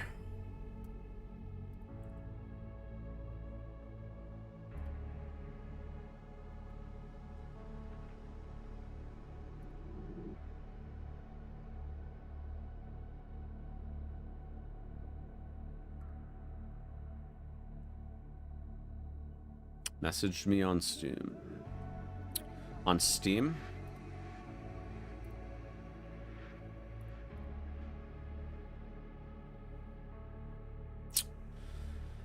Who messages on Steam, dude? Who does that anymore? You didn't message me on Steam, you liar.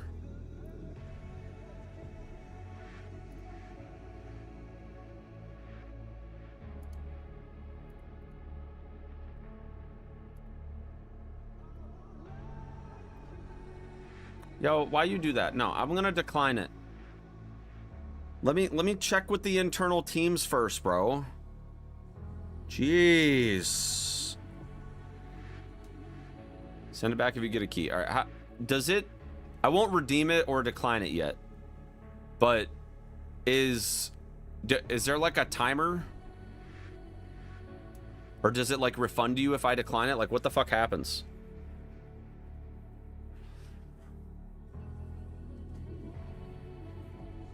It just refunds you? Okay. All right. Well, thank you. But you didn't have to do that, buddy. I'll check and see if I can get it internally.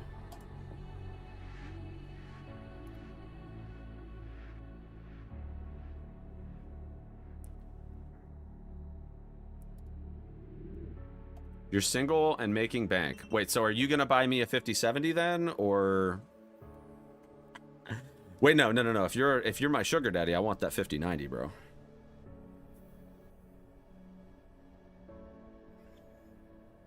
Got the tax return. You're feeling generous, damn, dude.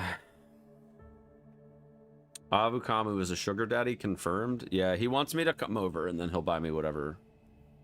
If I was single and a Korean lady, you might have bought me a whole ass computer. Okay, well,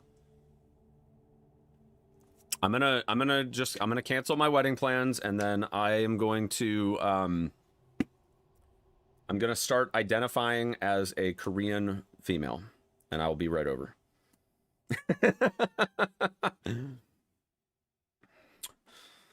I will be right over.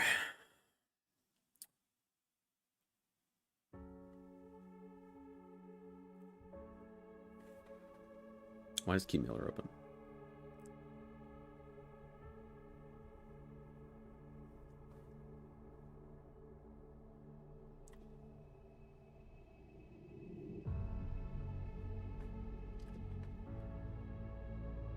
Don't do it. It's a trap. Tax returns got to get back a little. Yeah, I owed this year. Well, I owe every year because, you know, content creation, business stuff. But my fiance gets a pretty sizable refund because she claims the kids. It's a little... We get a better deal right now. Obviously, when we're married, we're going to file together, and that will be the optimal solution. But as it sits right now... it's better for her to claim the kids than it is for me to claim the kids. So we have a verbal agreement.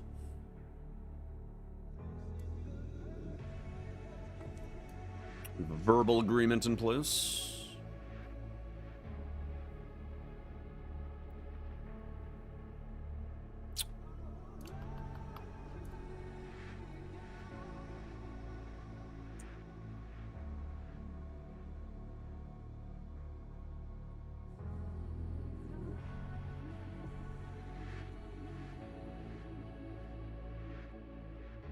But yeah, she gets a decent refund. We pretty much use that refund for the most part to pay for the wedding and our Disney trip, but and then we have gifts and stuff coming in from the wedding, which I know people have been asking if we have like a registry or whatever. We do not.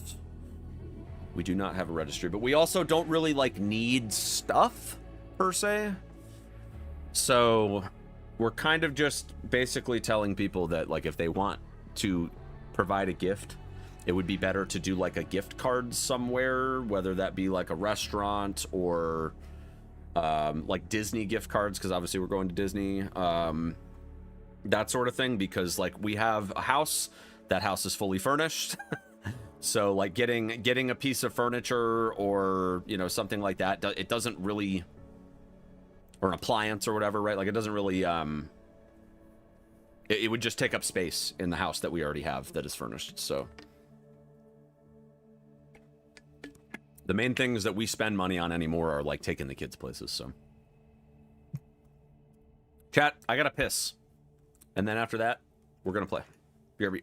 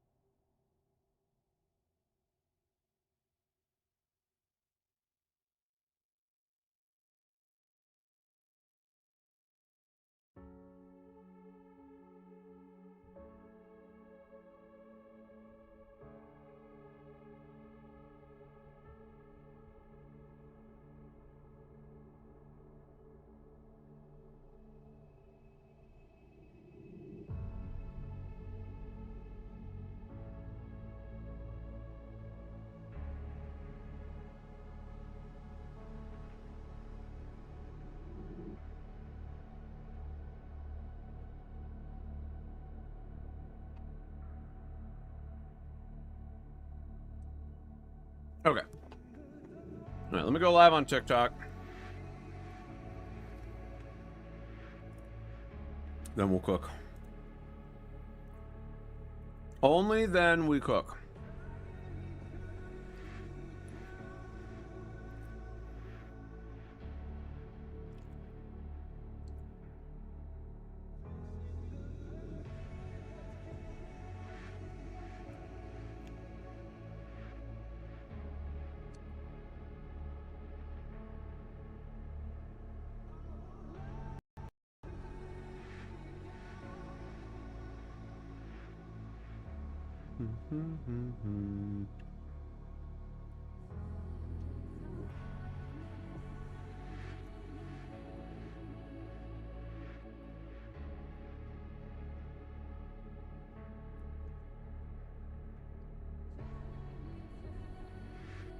I gotta make sure that my chat settings here are still good. Nice. Okay. Looking sweet. Some of my TikTok settings don't save in between, like.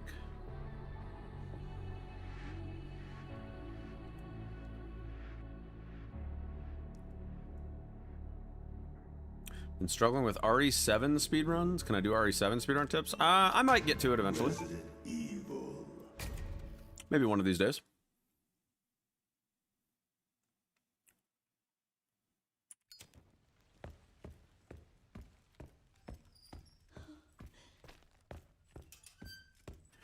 Stream and crocheting at the same time. Nice.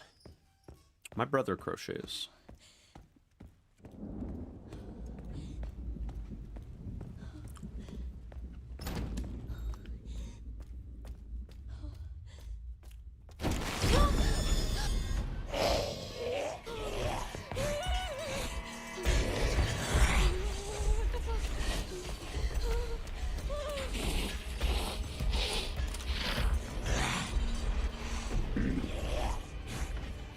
I was wanting to test something today with the timing of the, like grabbing the bottle and the injector and all that stuff.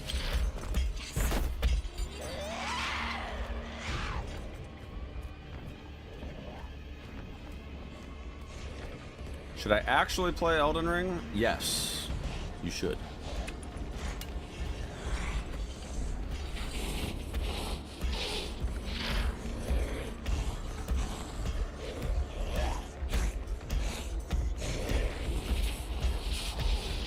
Do I have mods to optimize RE9? No, I don't.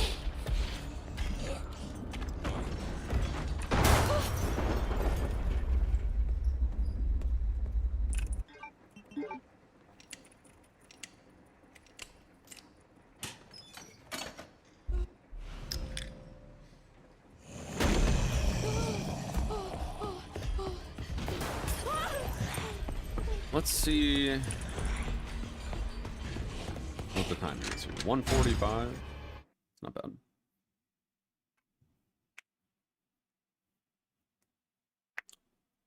Not bad.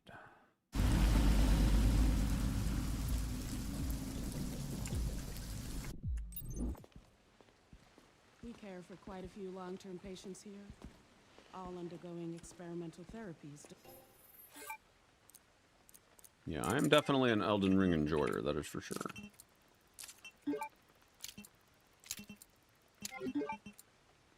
Developed by Dr. Gideon.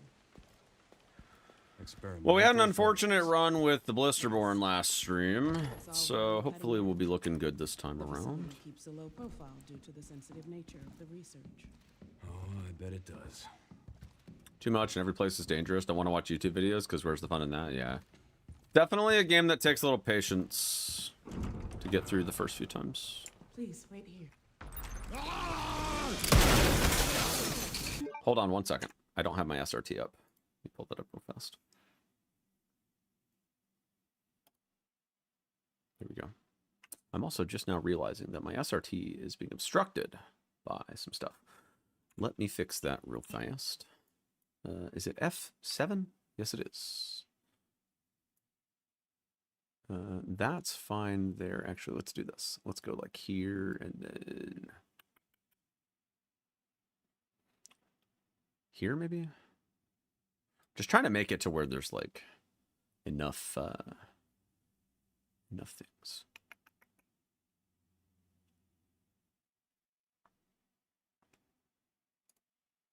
View game info.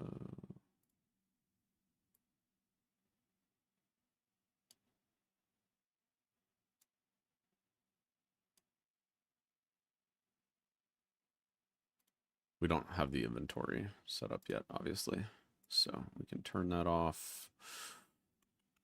All right, I think we're good.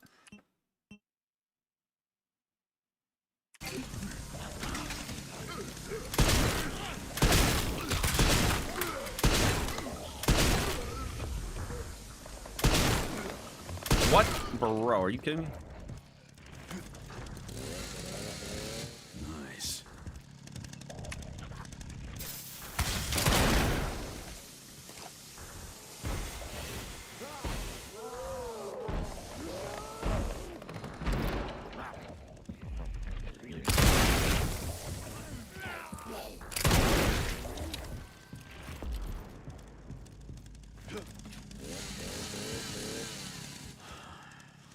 That went well.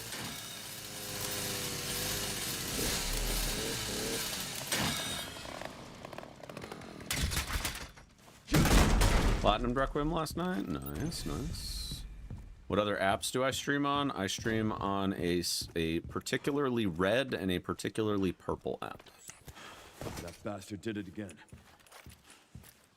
How things on your end? Can't let the TikTok algorithm know that I make content on other platforms. Can't have that.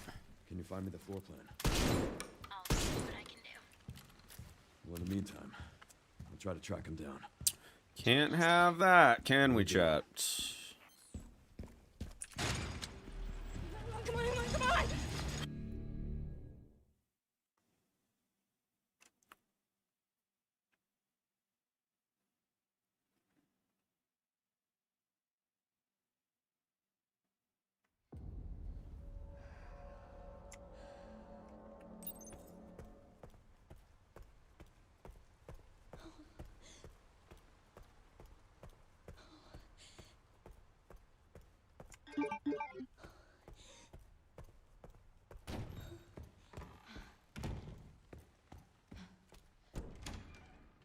Heard it's way more difficult than Bloodborne. I would disagree with that. I would actually say Elden Ring is one of the easier games once you kind of figure out the formula a little bit better.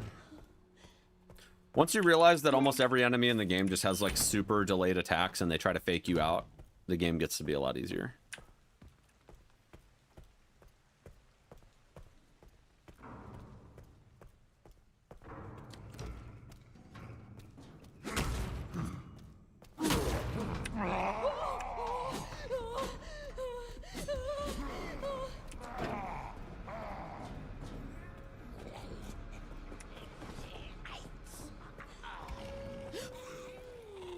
Definitely as hard as you make it, can make it really easy at times, yeah. Like, obviously, if you just, like, try to rush Margit without doing anything, the game can be very hard. But if you just, like, go explore and find items and level up a little bit, the game can be very, very easy.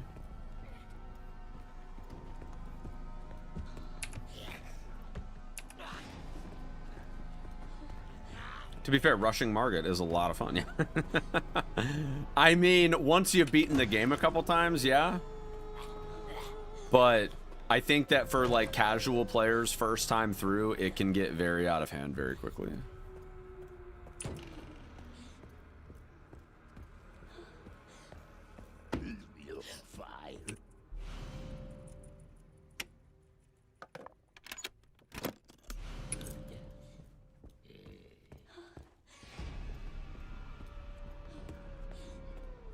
I'm such an idiot. Forgot to grab the...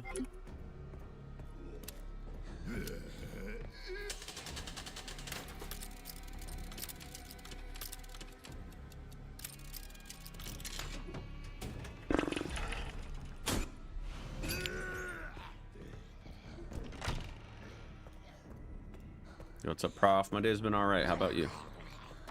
First run of the day, Legend. First run. this place. What if I can get... Tech you found got patched to an update last night? What tech did you find? Been doing an insanity run, been watching the videos, it's helped you a ton. Nice kill, nice, nice.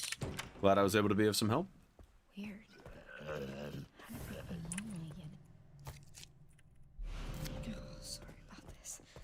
Calvin, you're not blessing anybody. Go away. You're a scammer.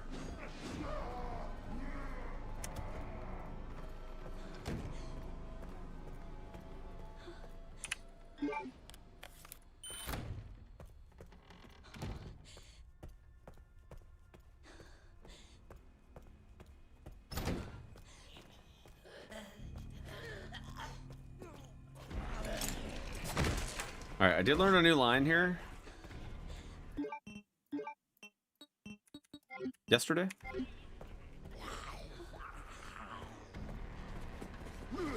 Hey, it worked. Huge.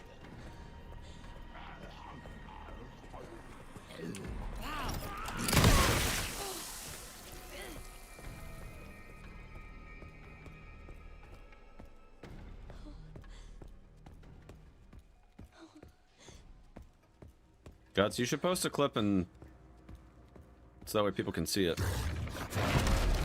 If that's actually something that you found.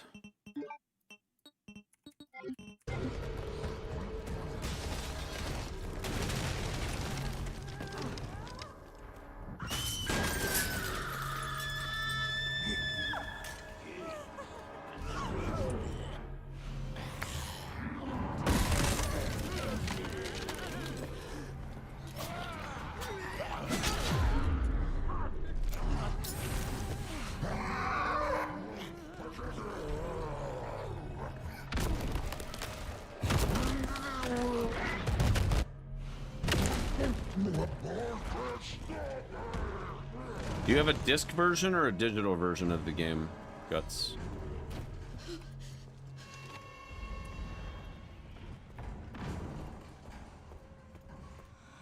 What the fuck does he mean? Digital? Ah, damn.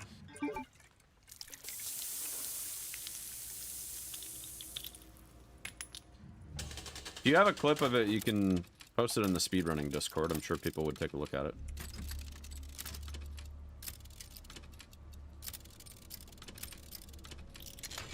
How many times have I played this? Once or twice.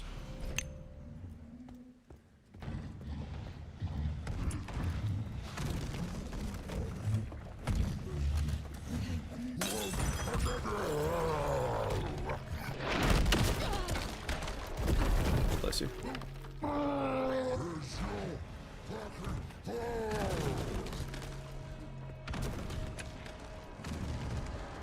It's the goat? The goat? Where? Where's the goat? Hazeblade checks in the chat? Oh, we don't have that emote yet. Never mind. It's coming. It's coming. Hazeblade check is coming.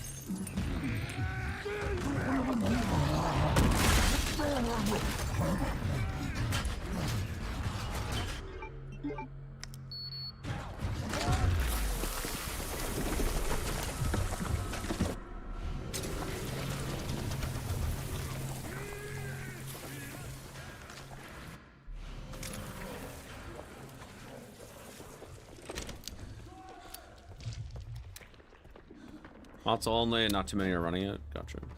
I'll have to check it out. I mean, I'm assuming that it works on PC, so if that's the case, then it could be adoptable. I guess the question is, does it actually save time, or does it just like make it easier?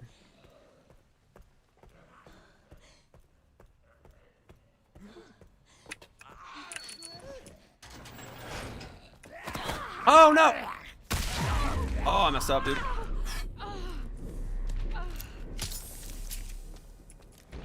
So unfortunate. Alright, we need to go boom, boom, boom, boom, boom.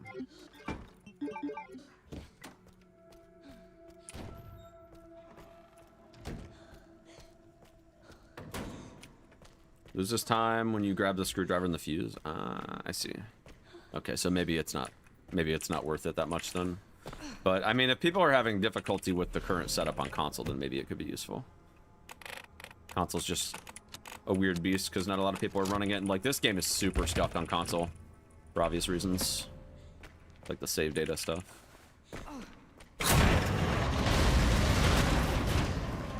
What the fuck?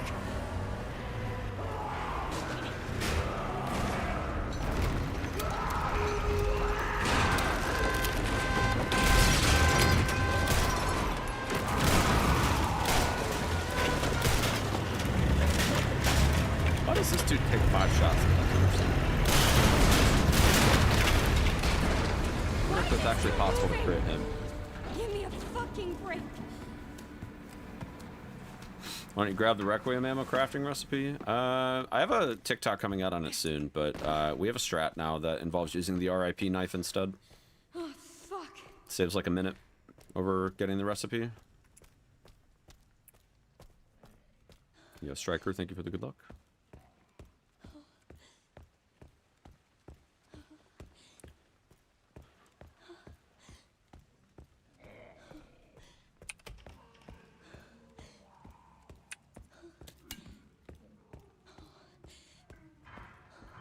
This is gonna be a super dicey setup here.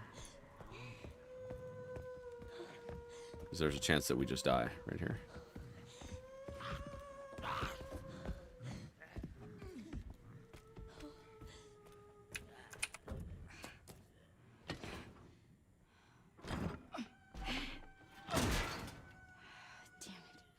I don't think he aggroed. It might be okay.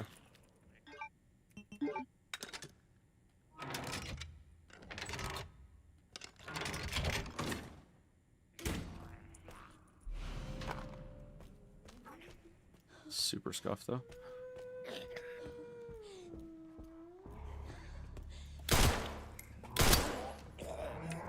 Go away. He's gonna grab me. Dude. Brutal.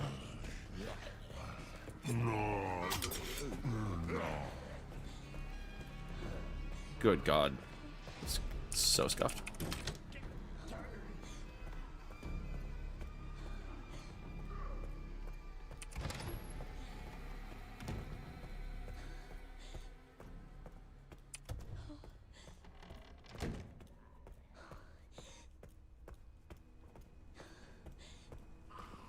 The right one has lost all common sense.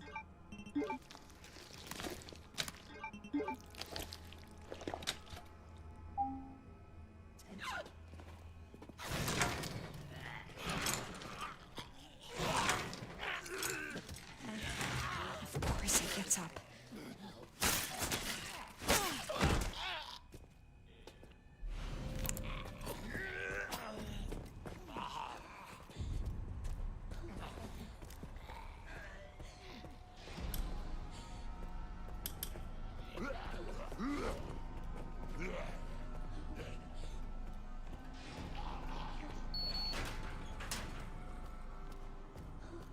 How many hours do I have on RE9? A couple hundred, I think. Somewhere in that range. Target PB today? Anything. Dude, I am so scuffed right now and so washed. Like, I just feel like I'm not getting great runs right now. I can't tell which button's which. Braille. Saving so much time. Yeah, that's RIP knife for you.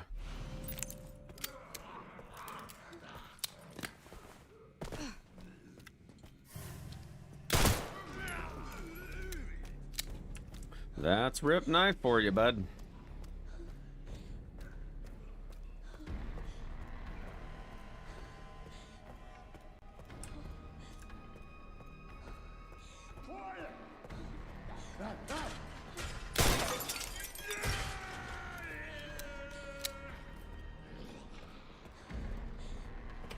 Running against pre-rip knife strats. True. This is true.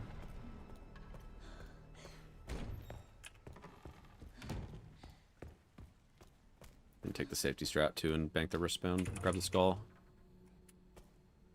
What do you want me to read? I can't hurt to pick some buttons, I guess. Braille? Can you read them and then push the buttons in this order. Star, star. I have to keep it together. Time we're supposed to lose in series compared to Hemo? I don't think you're supposed to lose any. I think you're supposed to save some.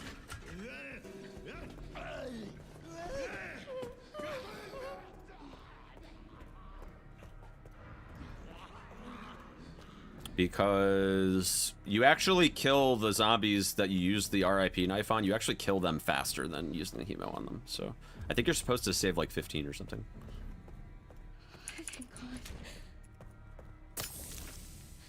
Here it is.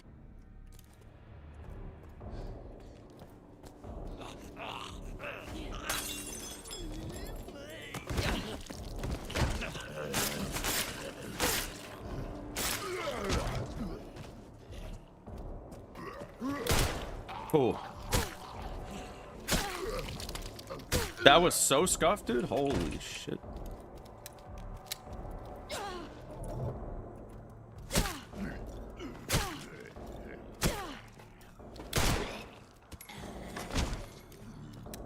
Oh, those scuffs as hell, man. I think it was 8 that we could go to here. 1, 2, 3, 4, 5, 6. I'm gonna go to 6, but I think you can technically go to 8.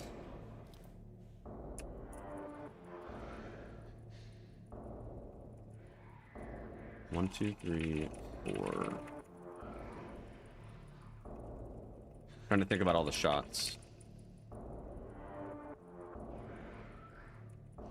Here. 3 to the head on the guy, 1 to the head on the other guy, 1 on Marie, 1 to shot Bateman. 6. Yeah, it's 8 shots. It's 8 shots. I thought that thing was. Almost sub 18. Holy shit, it was close. Super close.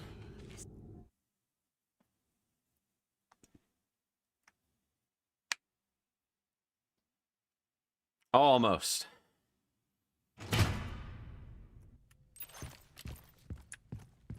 It's not spicy paste, but it's decent. FBI? Yeah. Where's Ashcroft? Steel boy. What? I don't know. Oh, I fucked up. Grab the thing. Thank you.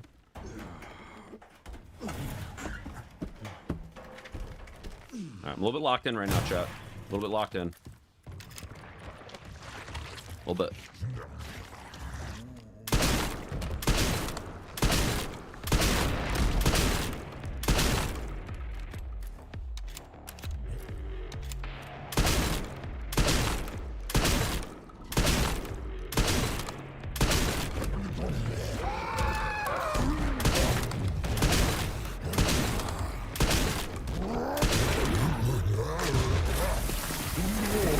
Oh no, I thought.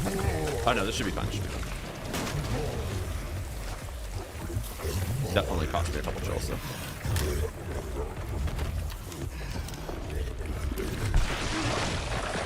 Would have gotten 3 more shells there if I hadn't grabbed those shotty shells early. 26 is still okay though.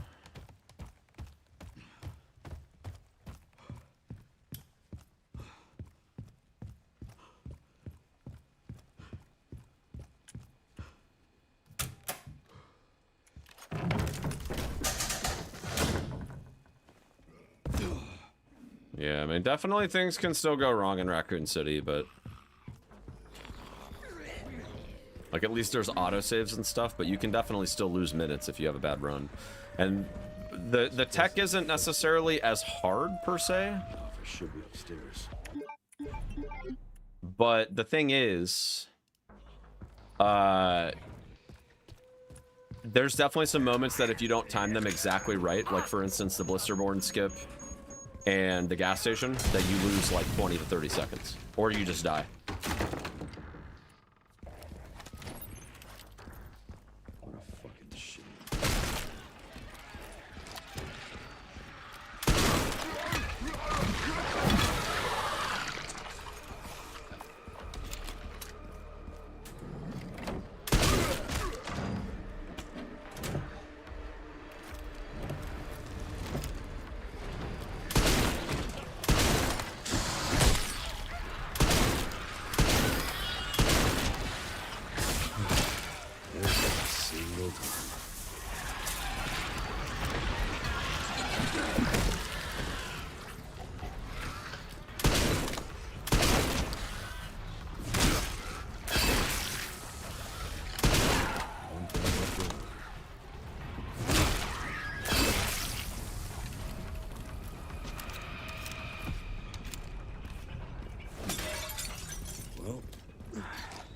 cardio for the week. That was decent. Not perfect, but it was okay. Honestly, I should have burned some shotgun shells there, see if I could get the drop. I think I would have had to burn like 4, though.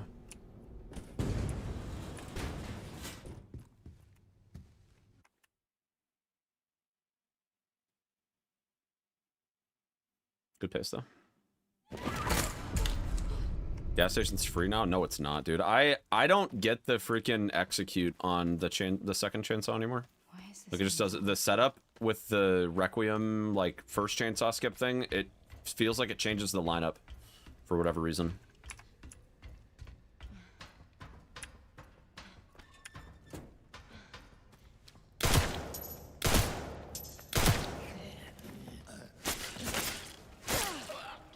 That was a little slow. Double headshot him now because we don't use the Requiem for the lift. Yeah, I guess so. But the thing is, I still feel like the execute thing... Well, doesn't he have armor on his face, though? I thought he did.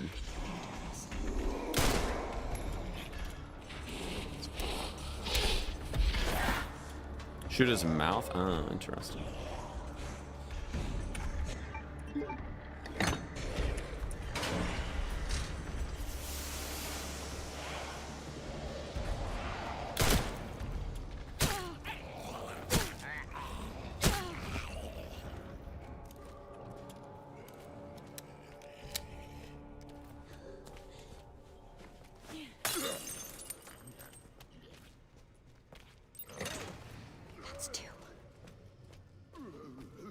Rec, melee, rec, execute. Oh, really? So if you shoot him in the mouth... So you shoot him, and then you... Like, he still gets stunned, but if you don't get the execute... You just shoot him again in the head, and then you can execute him after that? You need to melee him? Like with the kick, you mean? Like kick him... Like in any direction, doesn't really matter probably. Yeah, it probably makes sense to just kick him straight backwards because then, you know, at least you're already lined up with his head at that point. Okay, well I guess I can give that a shot, yeah.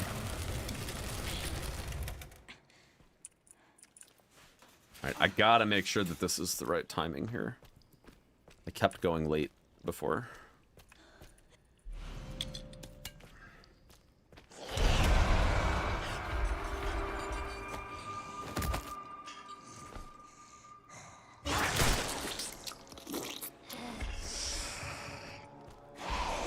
Thank God. Okay.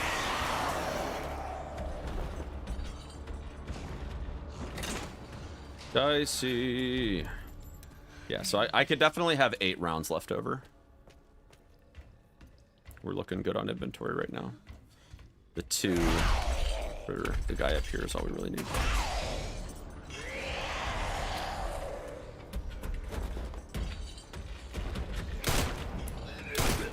Get out of the way. Bastard, right?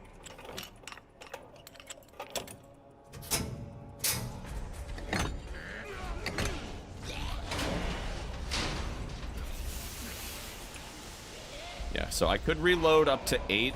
So if we left 8 shots in the wreck, we could reload up to 8 and have a full mag right now with no extra ammo. So we can definitely just burn to 8 during Emily defense. We don't need to go any lower than that. Is this hard? Yeah, it's a pretty tough run. A lot of good tech, but it still takes a lot of practice to get it done. The smell.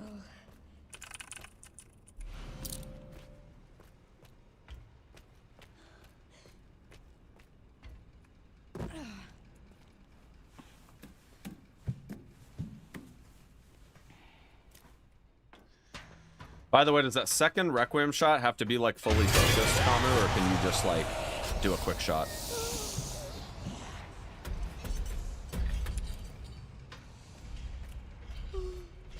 Quick shot? Gotcha.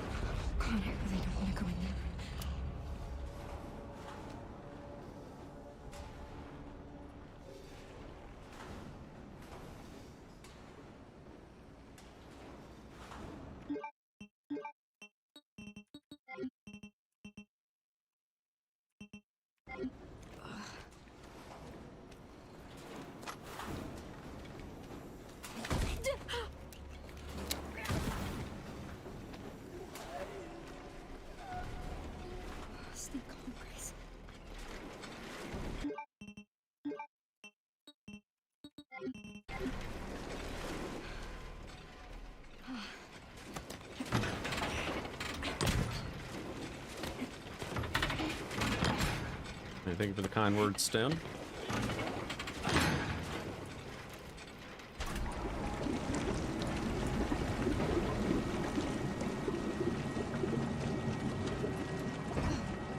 Oh, come on, leave so much stuff behind because we don't need it.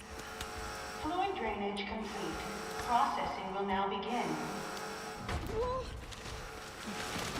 Processing. Shit, no! No, no!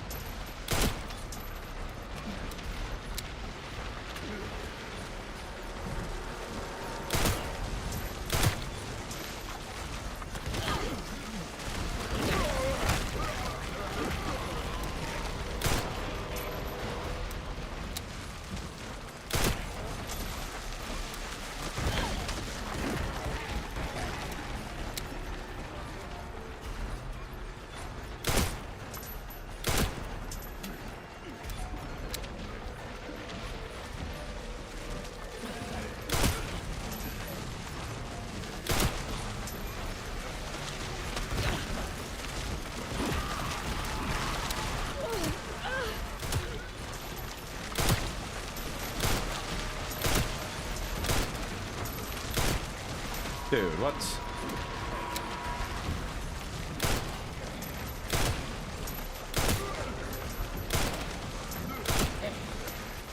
No! You fucker! We're okay for one grab. I'm gonna be in fucking danger, but it's cool.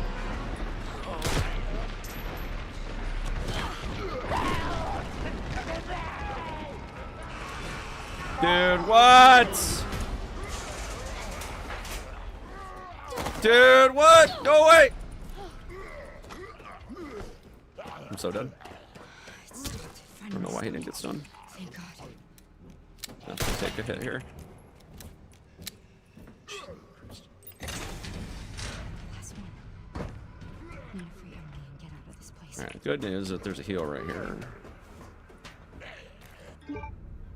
Problem is, I can't fucking use it. That's so cool. Alright, I think I remember a solution here.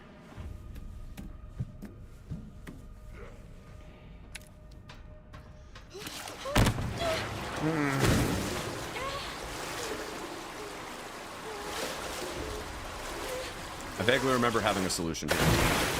We need to use the Molotov early. And then we can...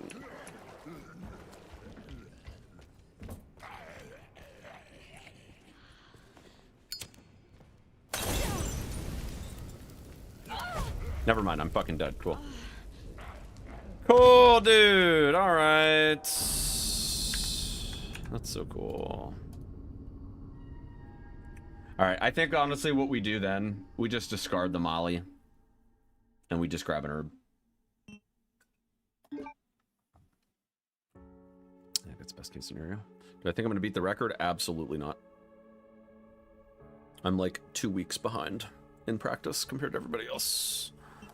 My thing is not to go for record. My thing is to make videos for everybody else on how speedrunners do shit. I want to test something here in this room, because I know a lot of people grab the bottle on the way out, but I want to actually test grabbing it on the way in to see what the time difference is here.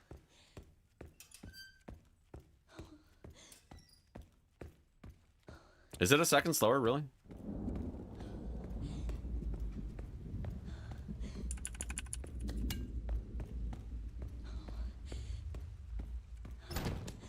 You have to wait for her at the doorway. What?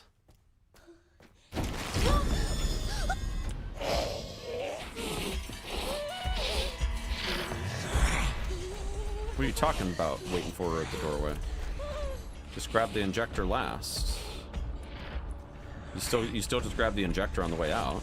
You just do it in reverse order.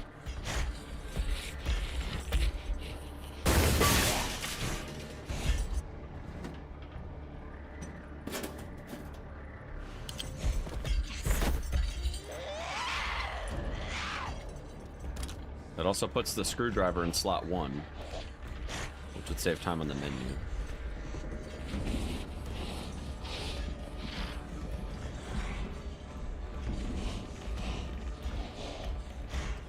Line of the injector is longer than just grabbing on the way in. No, it's not. It's the same. You literally run over the exact same spot.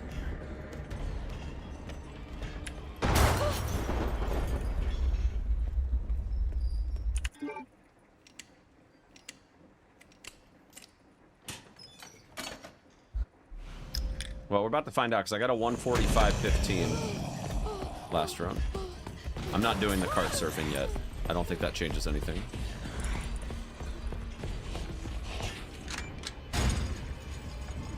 Minor difference. Minor difference. Probably wasn't my fastest lineup either. I think I could definitely still 145 it, but it's not a full second. It's like maybe half.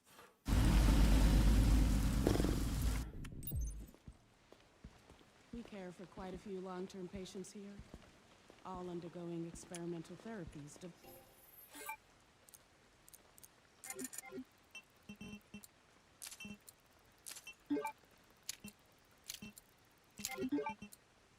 Developed by Dr. Gideon. Experimental therapies. Yes. It's all very cutting edge. The facility keeps a low profile due to the sensitive nature of the research. Oh, I bet it does.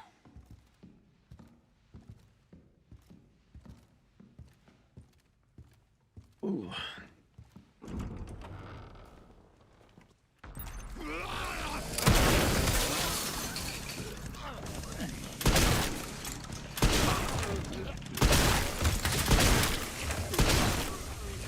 Oh, you gotta be shitting me.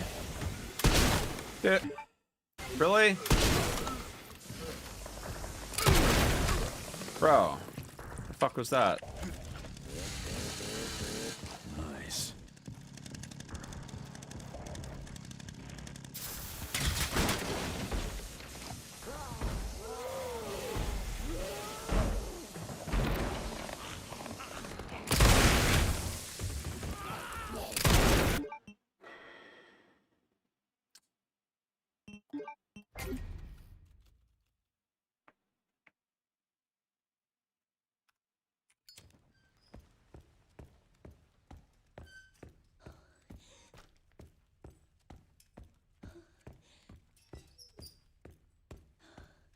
Well, what I'm saying, Kamu, is that compared to just waiting for Marie at the door versus just, like, instead of waiting, grabbing the med injector instead, like, that's kind of what I'm getting at. I'm not talking about, like, while Marie's heading towards the cart. I'm talking about since you have to wait anyways with that strat, you might as well just grab the med injector at that point.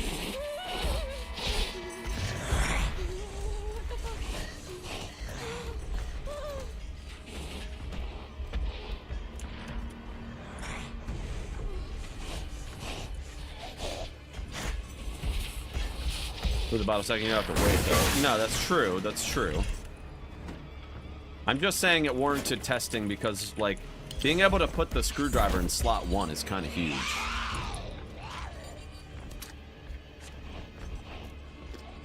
But if it's not actually faster, then it doesn't really matter since you would have to move over anyways.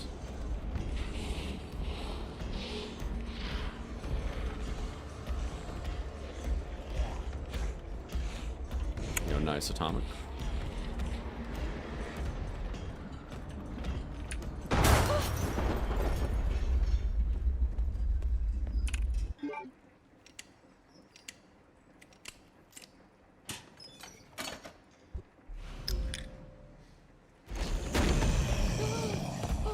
I'm pretty sure it's the same.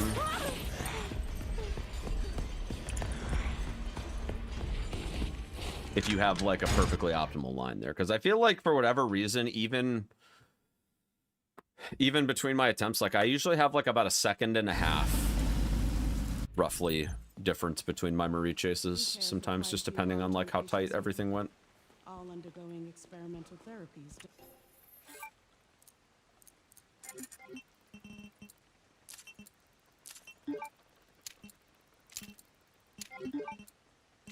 Developed by Dr. Gideon.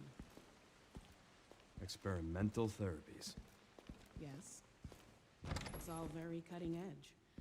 The facility keeps a low profile due to the sensitive nature of the research. Oh, I bet it does. I bet it does.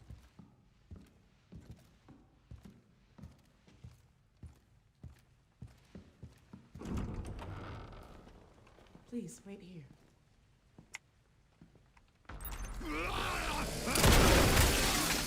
Oh god, he's not anywhere near dead. Oh my god, could you stop that?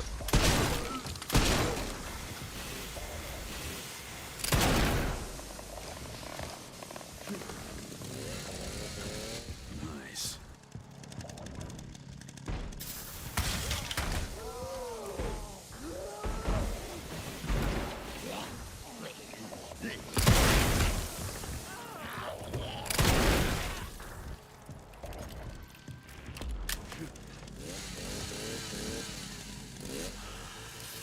Yeah, cart surfing saves a second and a half, but it also, like, you can't do it. You can't do it unless you're consistently not getting hit in the corrosive room, which that room is honestly dumb. Like, That bastard did it again. I feel like people that use the FOV mod seem to get it consistently, which is just another reason why I think the FOV mod should have been banned, but Good. Can you find me the floor plan? I'll see what I can do. Well, in the meantime, also, I'll try to hot track take, you down. Spicy's current record should be invalid because he definitely fucking pause buffered that room, but it is what it is. Come on, come on, come on!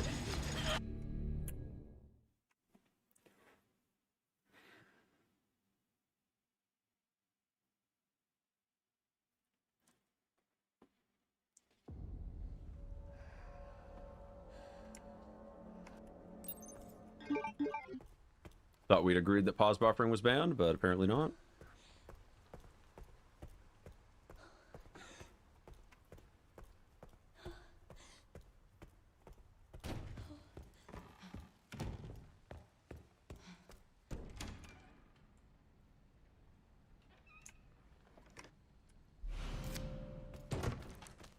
I think pause buffering before shots is, but enemy pause buffering is fine. Okay, well. That's a little silly. I feel like pause buffering is pause buffering. It doesn't really matter how you spit it, but...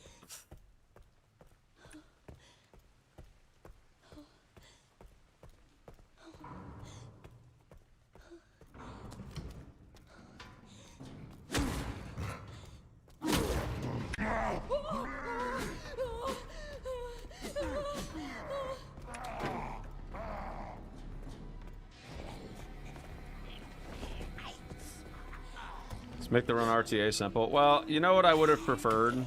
Would have preferred that when they said that the pause menu accrues time on the timer, that they would have just stuck with that, because that would have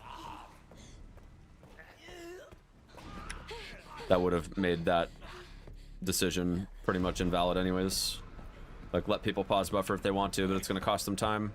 Like, I've been saying it since day one. I've been saying it since fucking RE4 remake that should have been the case, but... Should have just made it where the pause menu keeps the time going. It was like that, and then they changed it.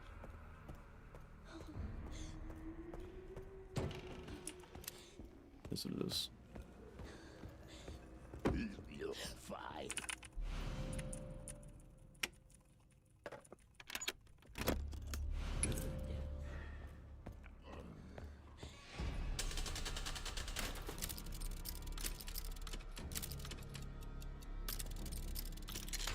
I mean, if you can't beat them, join them, right? So, I think that's just kind of been the moral of the story for the last several iterations of rules and stuff like that. It's just like, if you're best friends with the people that make the rules, you can just make whatever rules you want, and then even if you decide to make that rule after the leaderboards have already been established, it's fine. So.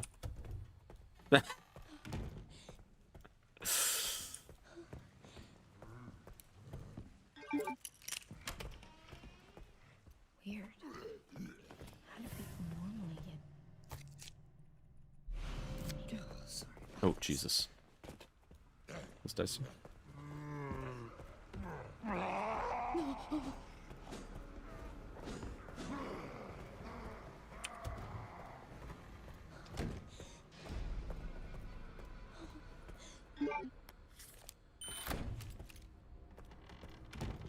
But who elected the rule makers?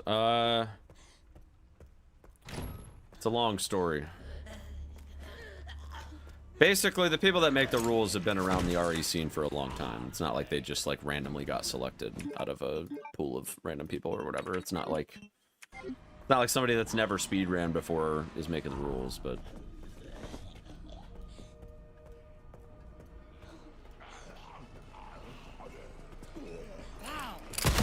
oh my god.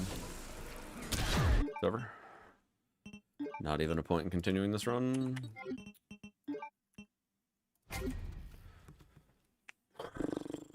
Why the drop in FPS? Because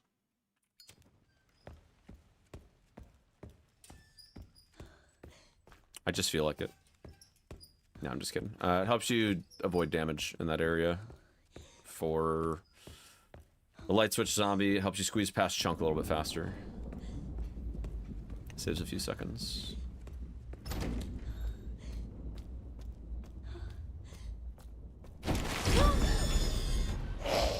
Probably should make a TikTok on that, honestly.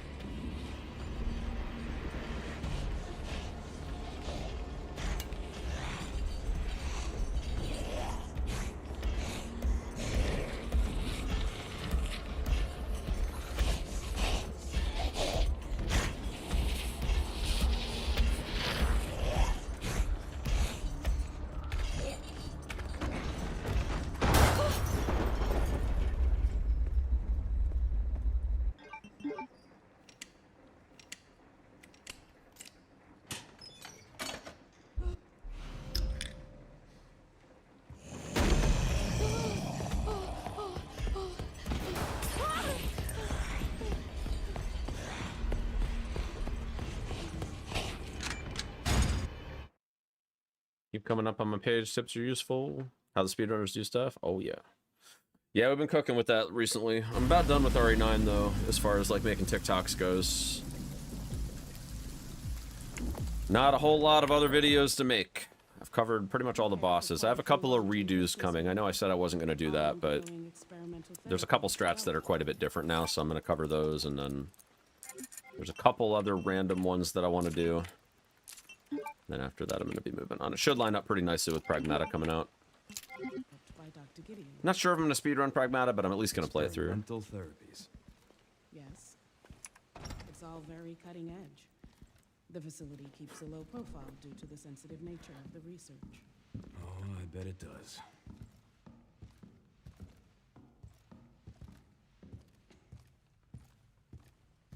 Reason I'm getting a 145 there? Yeah, I'm changing. It's a different route. Grabbing the bottle. I'm still... My splits are still with using the hemo and rec ammo crafting. Oh, you jerk, dude. Come on. Really?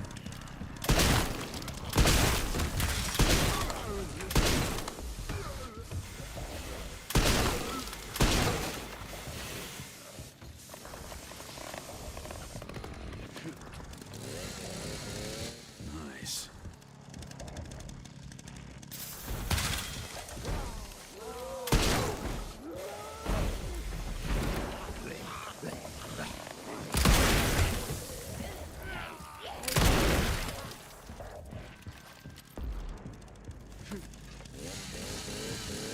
Thank you for the good luck, Sean.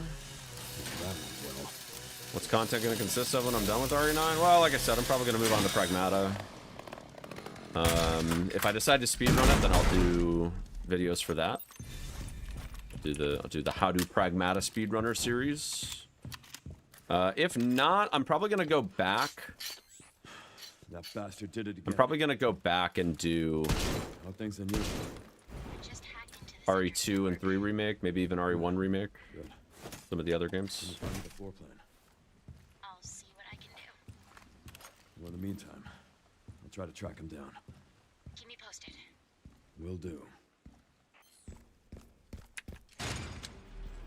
Come on, come on!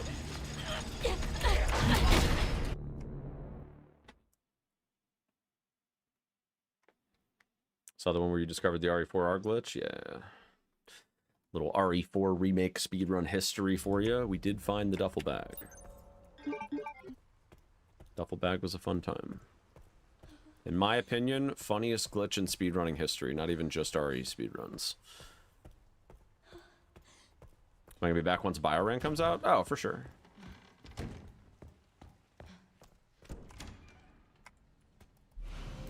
Yeah, I'm curious for the Biorand on this, but obviously we still have a little bit of ways to go on that.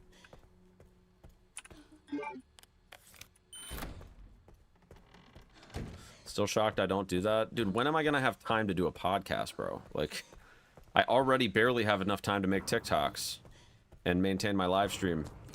When the heck am I gonna have time to do a podcast?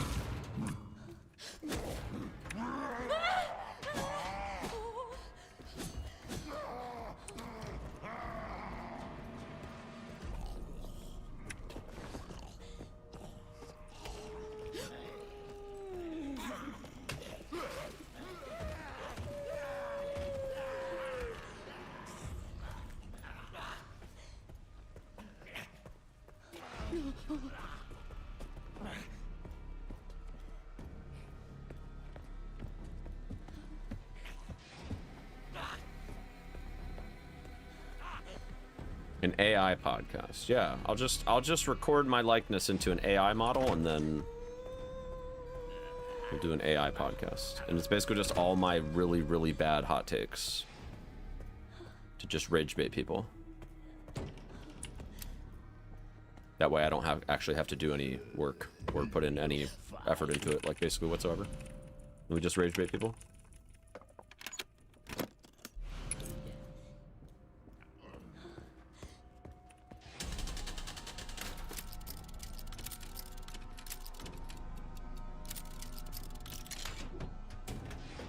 So today we're talking about Dist's cheated run, yeah. I mean, it's definitely no secret. I'm a pretty opinionated person when it comes to speedrun rules and shit. Like, it's definitely not a secret. But, I mean, I also have a lot of experience moderating games. And it's not like you know, a lot of the opinions that I have are just completely unfounded. How do people normally get in? Sorry about this. But it's also kind of true that a lot of people in the speedrun scene are really young. And, like, it seems like the kind of older age of speedrunners kind of have a way of doing things, and like younger people just like they want to, like, they have feelings, you know, and like their feelings matter more than like sensible action when it comes to rules and shit. And so we have to dance around young people's feelings whenever we make rules for things. And also fuck Kamu. So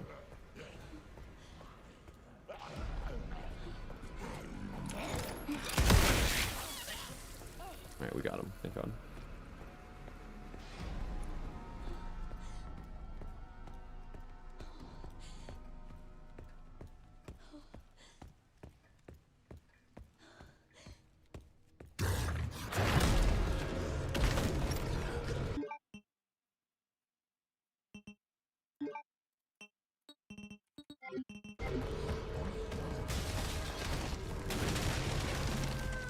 Yeah, like, I can never get out of this room. I can never get out of this room without getting hit. I know it's like a timing based thing with like when you move and go in and grab the corrosive, but like I've tried it the way Spicy does it, it just doesn't freaking work for me.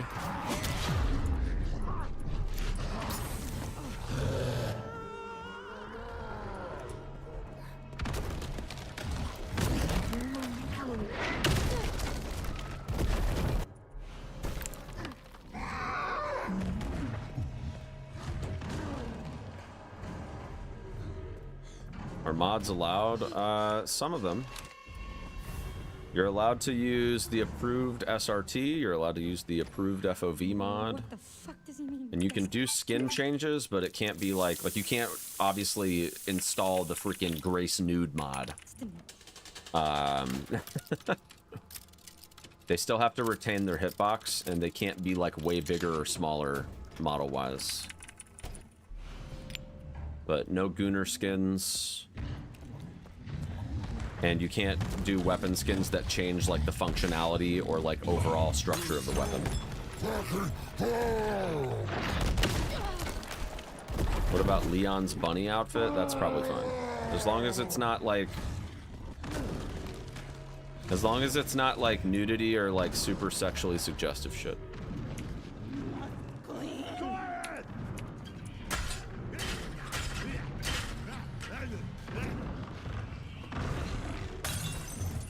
Like, you can't put Grace in a micro bikini.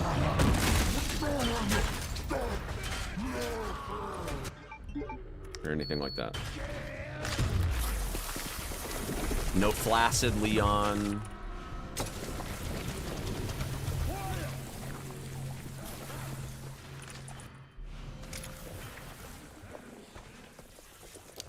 Know how much all of you in the chat love the flaccid Leon skin, so...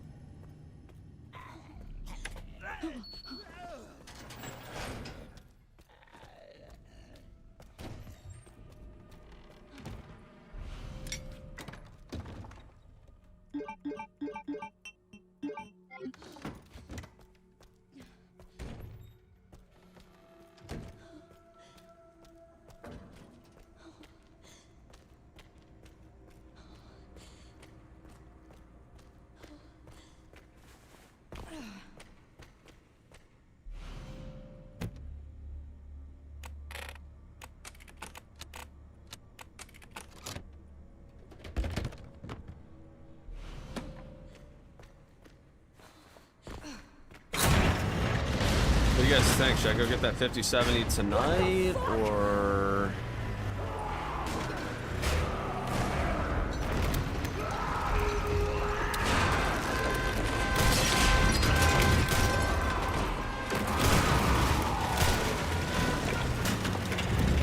Do it. Do you think my fiance is gonna, like, rip me a new asshole if I do? Get it when you know for sure you can get the money back with my current card. Well, the thing is, like, I have to buy the other card first, right? Like, I can't just, like, sell my 3080 Ti and then just, like, not have a graphics card.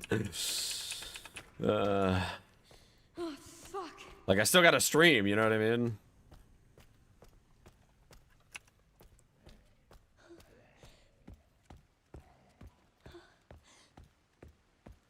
She'll support me. Bro, she's gonna be like... I mean, I'm sure if I show her the math and say, look, it's literally not going to cost me any more than just the gas to get to and from Micro Center, she'll probably be fine with it. But she definitely told me flat out no that I'm not allowed to get a 5090, so that's not going to work out.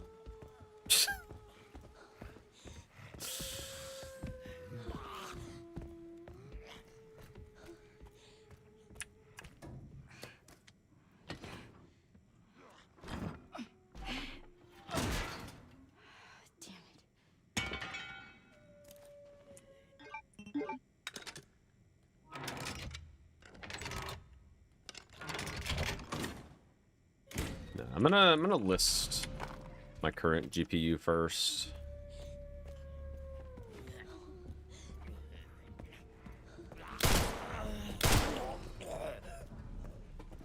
I'm not gonna worry about closing the sale yet, but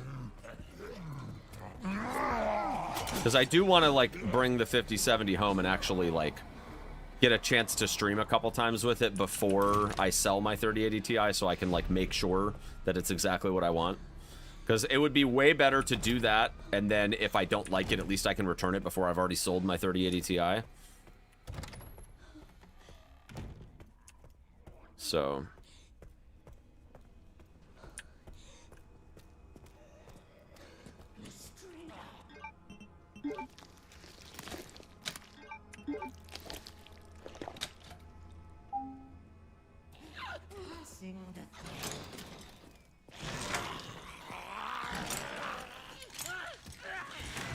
Of course he gets up.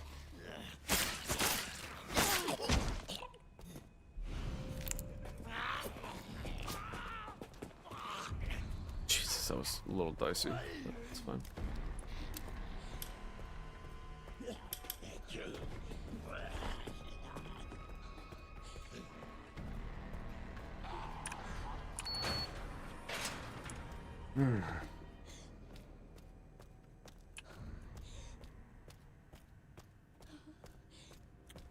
Do the doll challenge on insanity or on an easier difficulty? I mean, it doesn't really matter as long as you're willing to deal with the added difficulty while you're working on it. This must be it. Can't tell which button's which. Braille.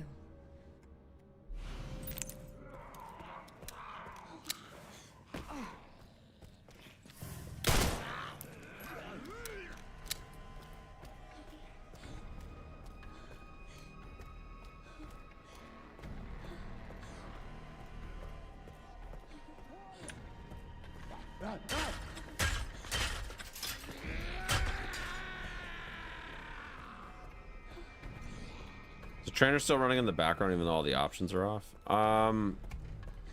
As long as you like go into RE framework and like disable it, it's fine. Like you can have it installed, it just can't be enabled in framework.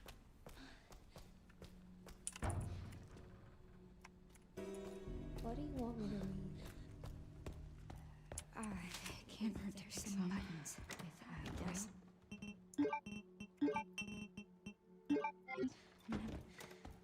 Can you read them and then push the buttons in this order? Star, star. I have to keep it together. Son. Quiet!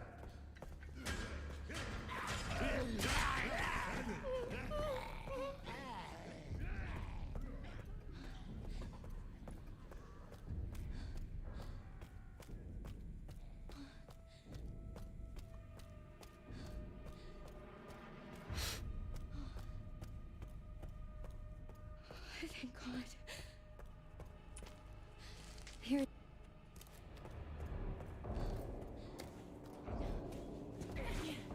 Oh, dude. That was so fucked.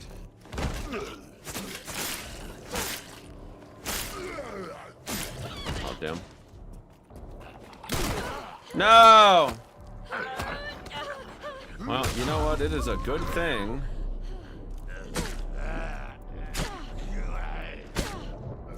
It is a good thing that there's a heal over here.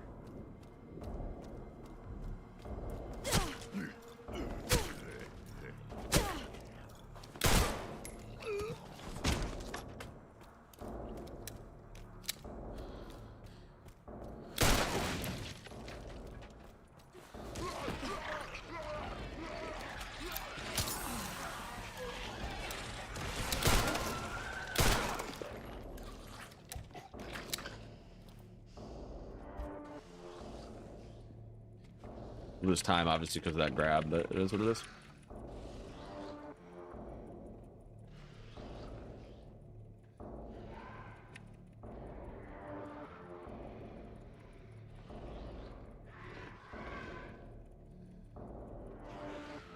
Come here. I thought that. Yep. Glad that FBI agent got away. FBI? Why are you here?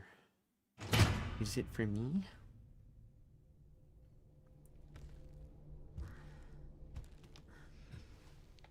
Why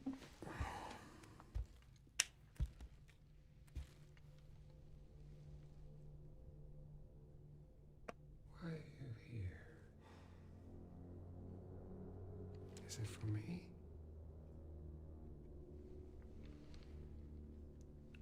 Or for her?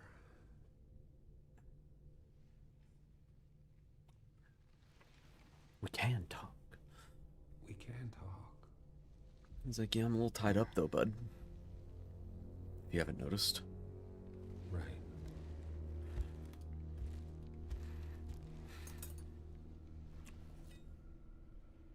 Or we can begin your treatment. Silent treatment, I hope. They knew what they were doing. Right? Oh, yeah. We'll investigate. Is this where I conduct my research? What do you want to know? Is this where I conduct my research? Yes. You ever seen Skyfall? Yeah. I haven't seen Skyfall, but no, I'm thinking of Casino Royale. I'm thinking of the torture scene with Mads Mikkelsen. I've got a little itch. You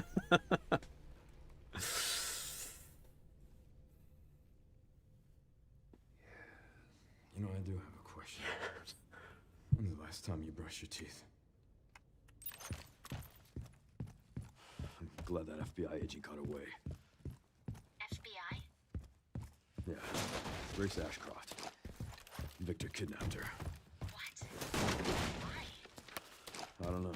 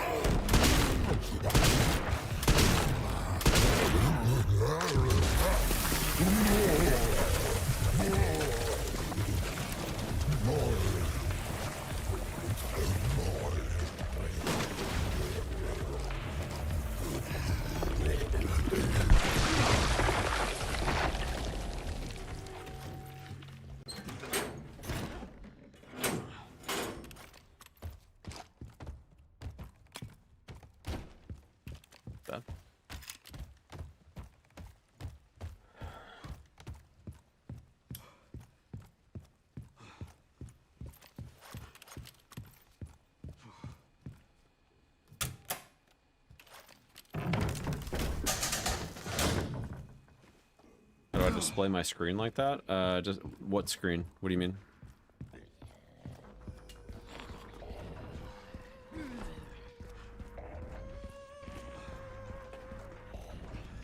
This place is infested. The office should be upstairs.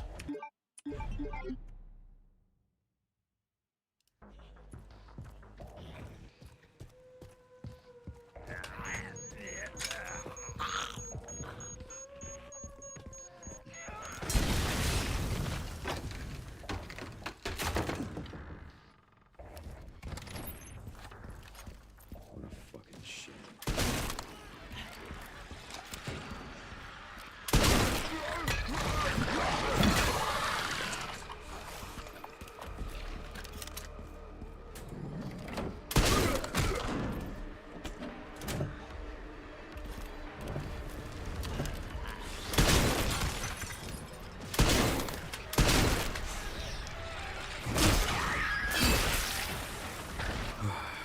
Every single time. Bonk.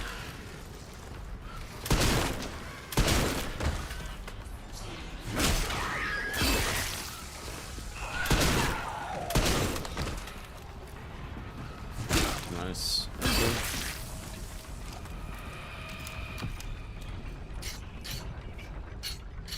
Well, You don't ever get bored of playing speedruns? I mean, I do eventually, but usually it takes a couple months of running the same game. I usually have about a 6 to 8 week patience cycle with speedruns anymore. 6 to 8 weeks is usually when I get bored and decide to move on. It's been about 4 for me right now, so I'd say I've probably got another 2 weeks in me at least.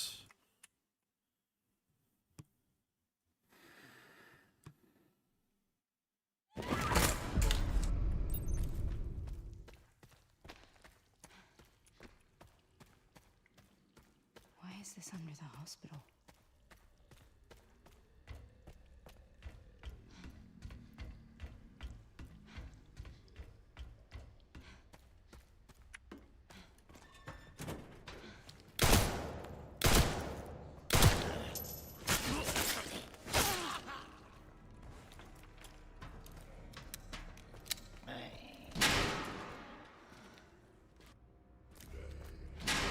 Chance to do a kill all speedrun? No.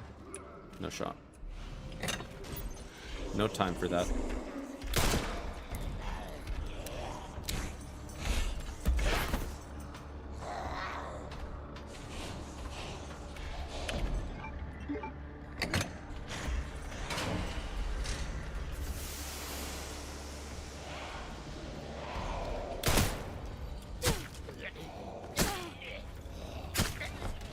That durability still worked out just fine.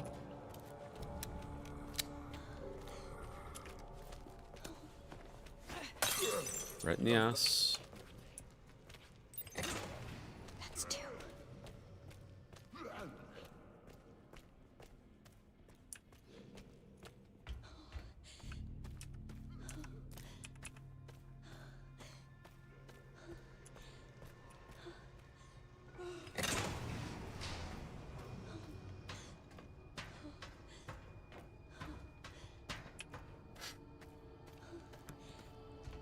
The soundtrack down here gives me big Village vibes.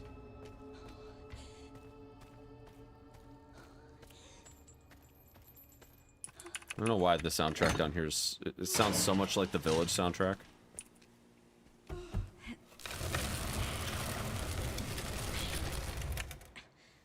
Favorite RE game? 3 Nemesis.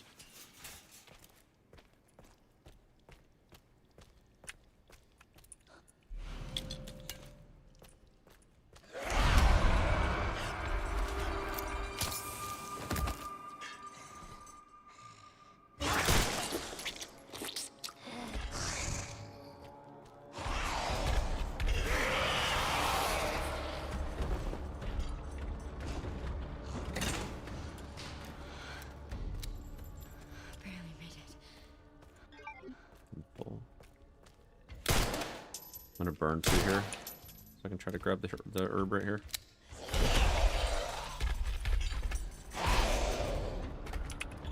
Never mind. Didn't work.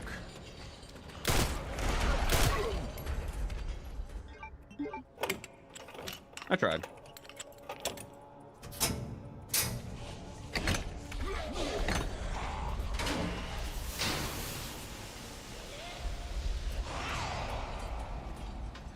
I didn't want to get too close because obviously I didn't want her to grab me, but I was hoping that I could grab that on the way, and I kind of forgot about the fact that I'm at low HP here.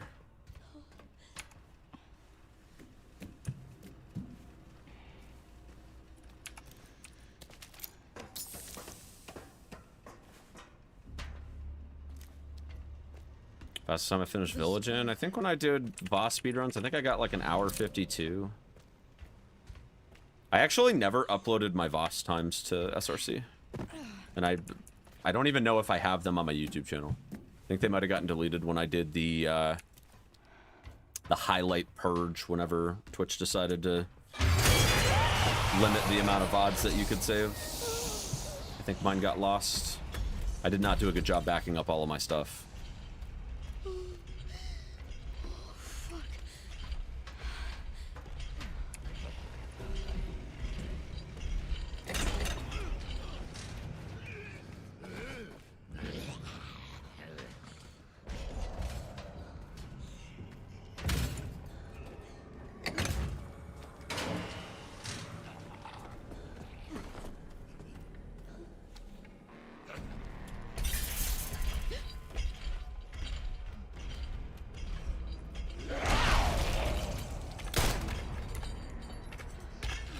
Whoa!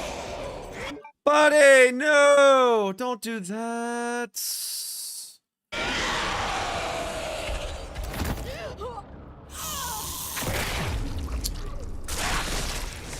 I think I fucked around for too long trying to grab that herb and it messed up her AI here.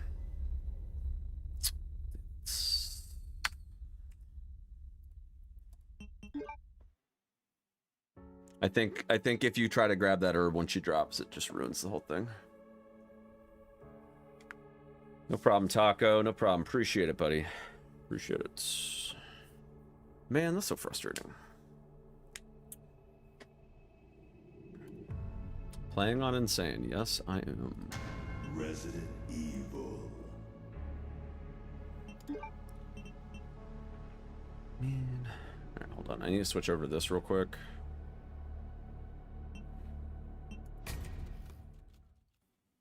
Yeah, I mean, we've been getting into basement a lot. That is actually a good thing. It's a really good thing.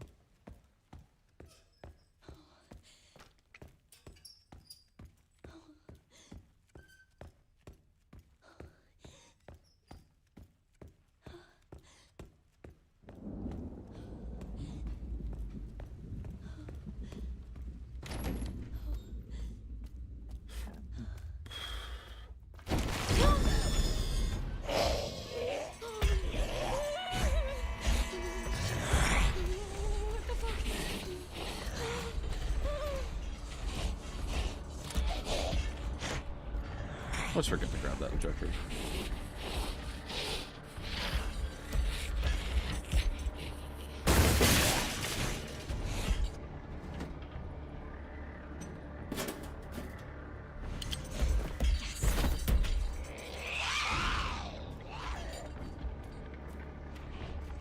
Why'd I restart? Because Marie nommed my little head off, unfortunately. Thought I was a super tasty snack.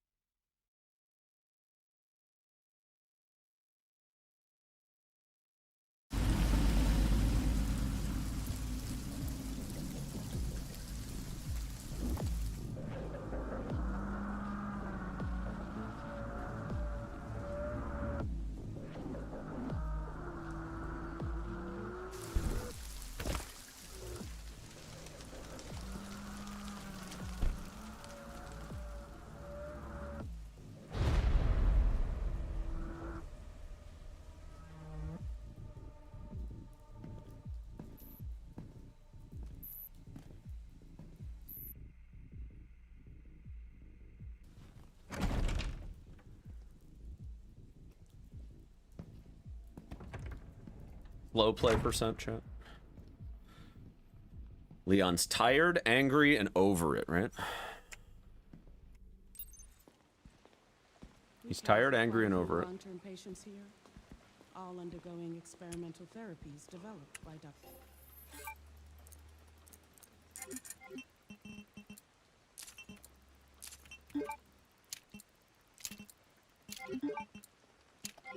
Gideon. Experimental therapies. Yes. It's all very cutting edge.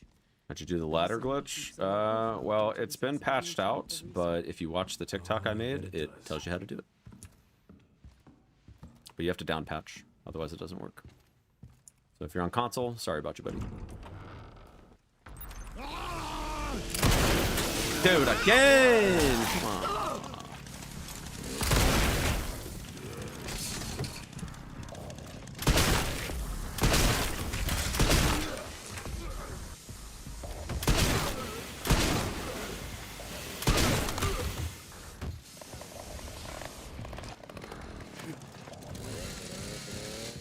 Nice.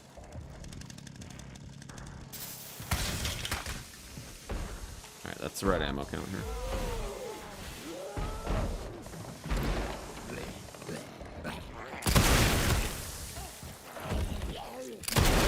Ah! Dude, come on. Come on. Yes. Tutorial's really good. Help you get sub 4. Nice. Rowie, nice. Huge. Have I played God of War, The Last of Us, Horizon, Days Gone? I have played God of War and The Last of Us. I have not played Days Gone or Horizon.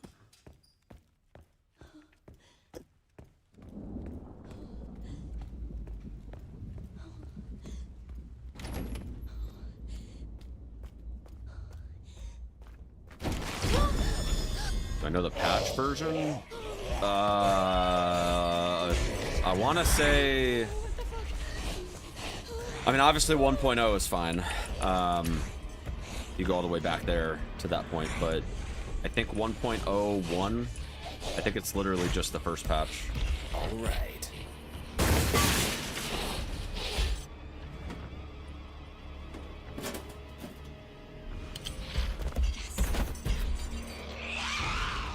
Cal, thank you for 2 months, buddy. Appreciate it.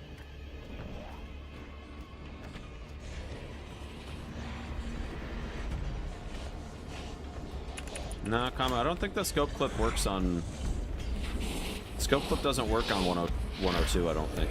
I think it's literally only 1 and 101.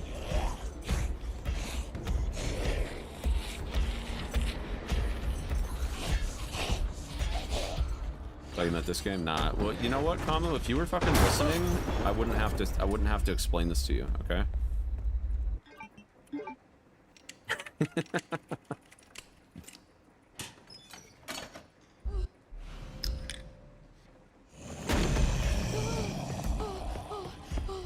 Yeah, exactly. Do better.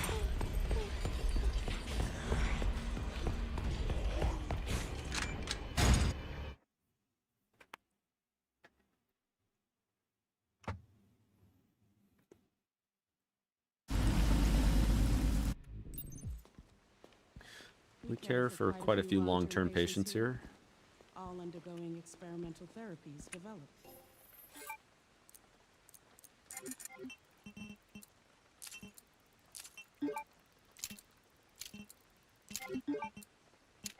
By Dr. Gideon. Was I a fan of the Bioshock games? I played like 5 minutes of the very first Bioshock, and I've never played it since. Cutting edge. The facility keeps a low profile due to the sensitive nature of the research. Maybe someday. Please.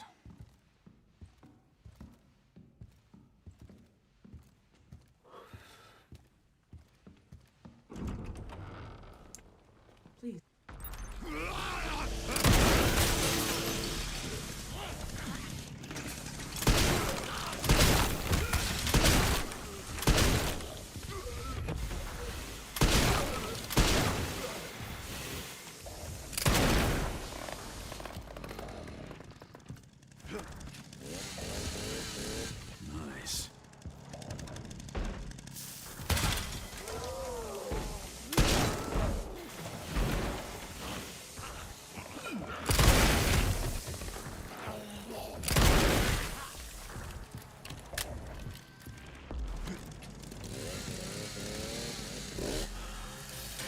That went well.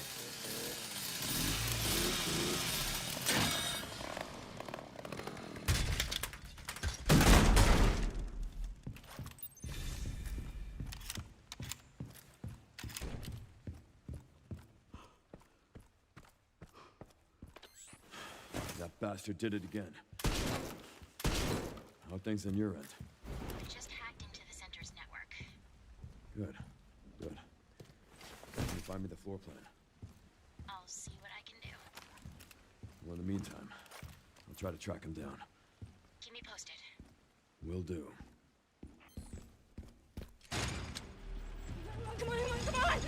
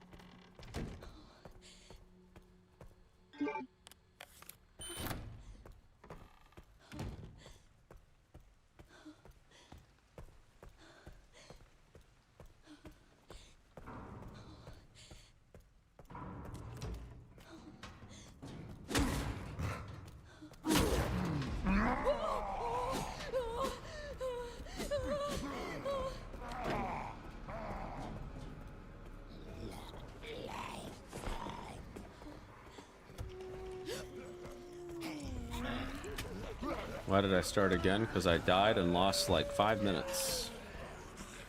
Can't have that.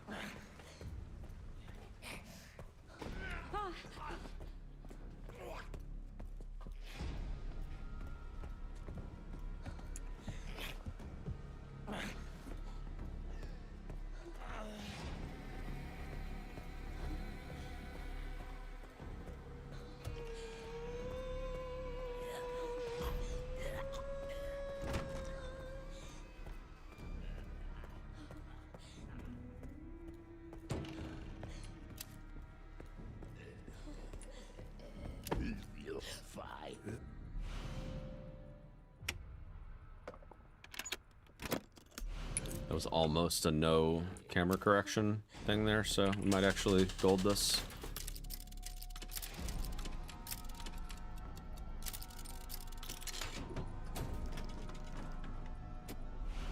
Nice, huge.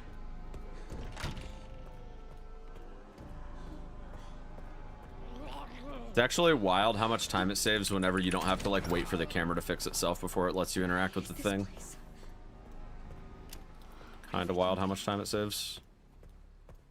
Just saved me like 2 seconds. It's probably closer to like a second, but yeah.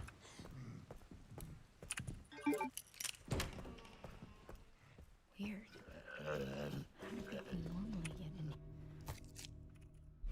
Oh, sorry about this.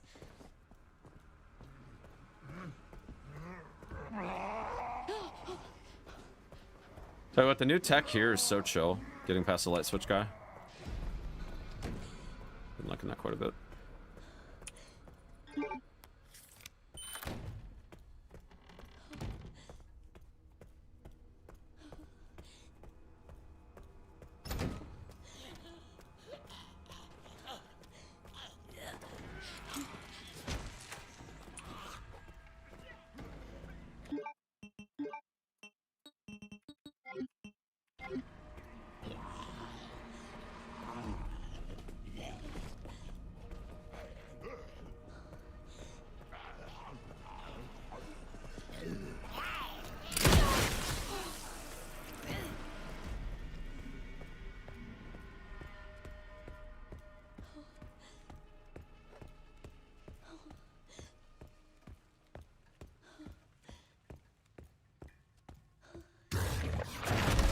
No, bah.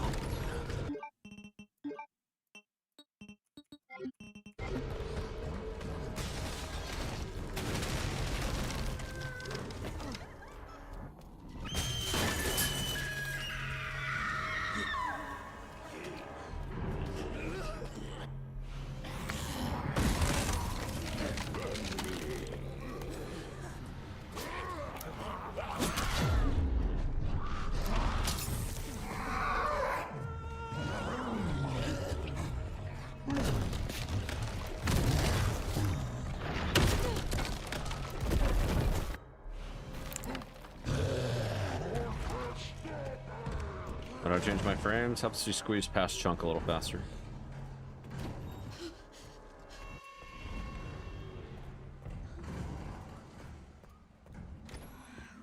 What the fuck does he mean, destiny?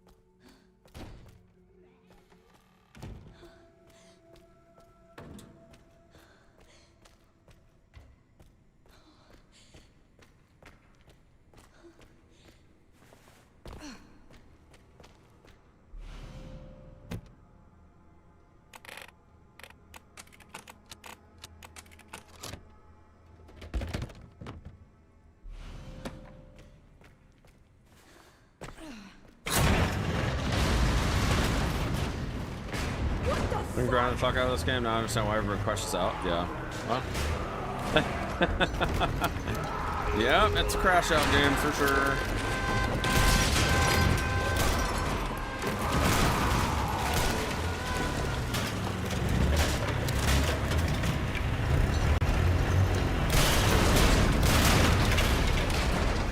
Why is it still moving? Yeah, Bach already quit a couple days ago. He took like a week off of streaming, came back, was like, yeah, fuck that, I'm not playing this game anymore. This game sucks. He was getting mad at Chunk, which I don't blame him, dude. Chunk is like, I feel like Chunk, like, sometimes you just have a bad day with Chunk and he just doesn't let you get past. Like, I swear, it's, every time I run this game, I'll either spend all day without even getting past Chunk, or I'll get past Chunk literally every run in the day.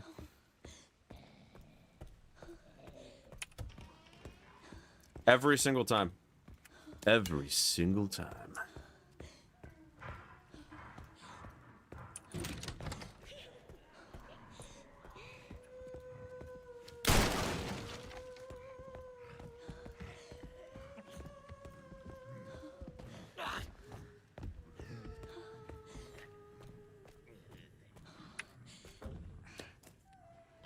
Hey, no problem, Marwin. No problem.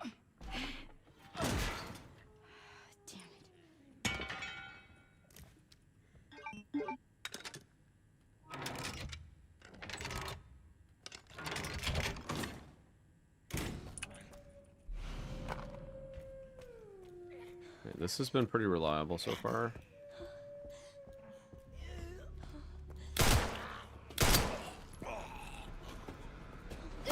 Fuck you, dude. Come on.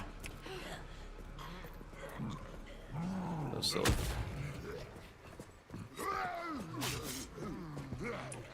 At least it was a breakaway. Nothing serious.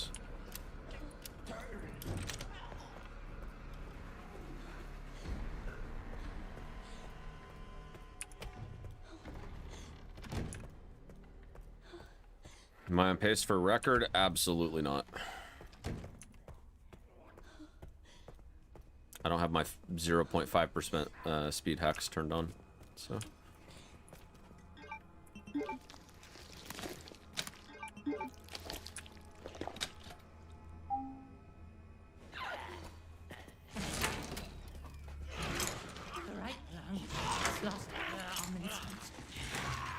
course he gets up.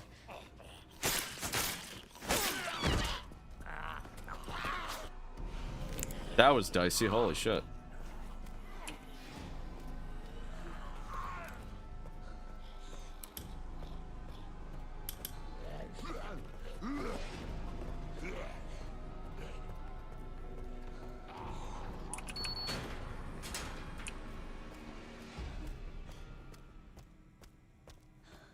Hey, thanks, Zoro. Appreciate it, buddy.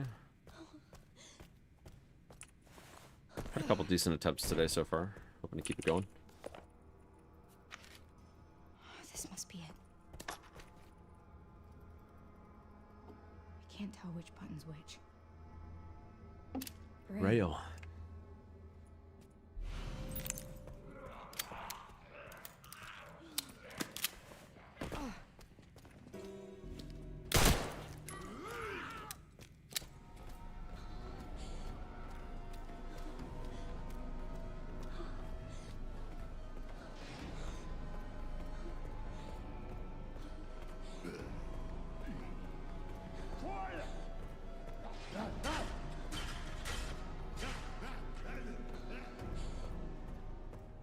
You shoot the zombie on the way out because you have to aggro him, otherwise he's in your way whenever you go back with Emily.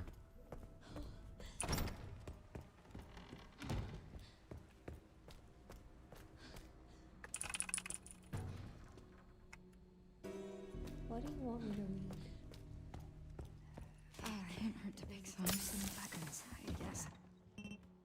Alright, we need to drop the wristband and take the I Spy chart. Can you read them and then push the buttons in this order? Star, star. I have to keep it together, son. So if you don't shoot him, instead of him being right there, I'll show you where he is. Oh no, damn it. That's alright, we got Skull Charm fun. Instead of him being right there, Don't worry, it's okay. he ends up literally right here, around this corner. He'll be like right there where my dot is, right there. And it's super not cool. You can dodge him, but it's not ideal.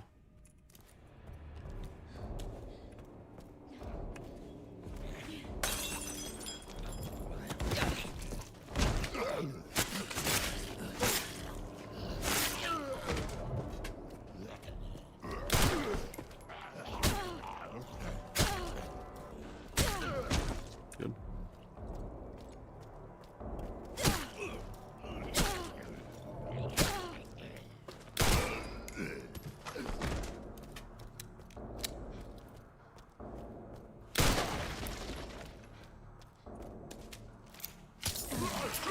Oh fuck, that's not good.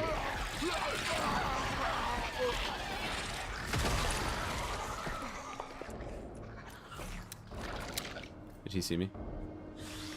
Yes, he did. What? Come here. Come here.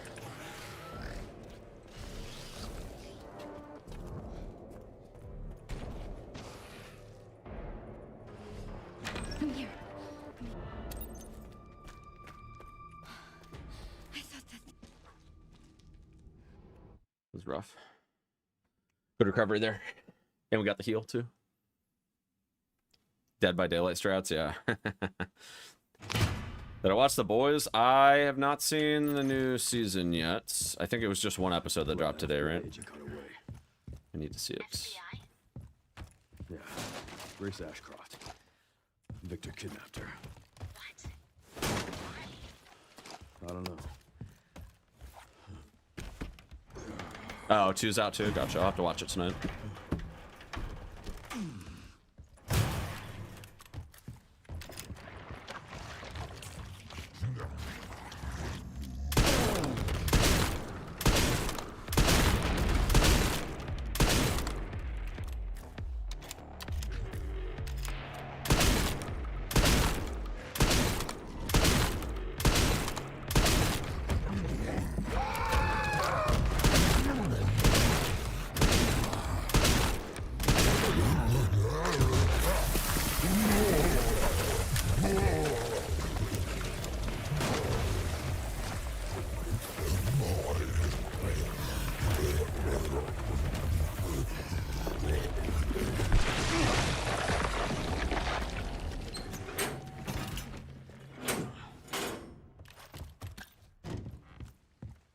it's good.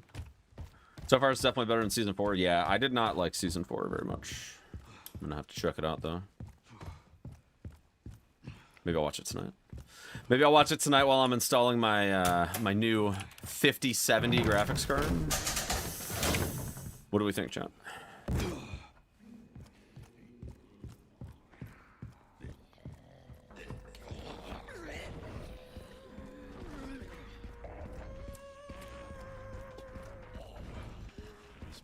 What are my attachments on the shotgun? +1 power, cute bear charm. I have a short, or a TikTok, I should say, covering that fight you can watch. Weren't I buying it today, though? Well, yeah, exactly. I'm gonna just buy it today. I'm gonna make a fiscally irresponsible decision.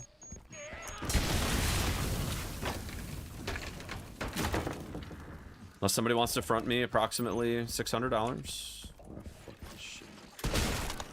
That would be great.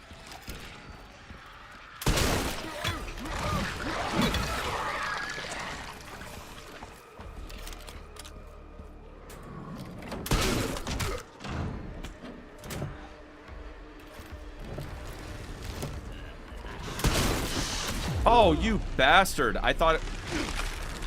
Unfortunate.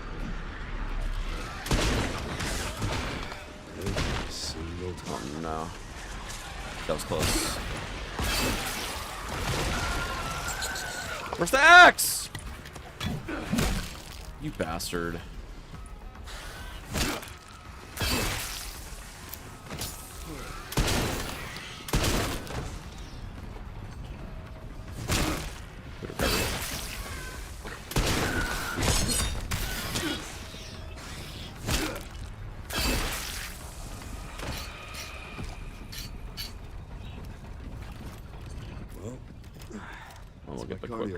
Get the quick open here at least. Are you closer than the range where the charm gives you the bonus? Nope. You're at the perfect range.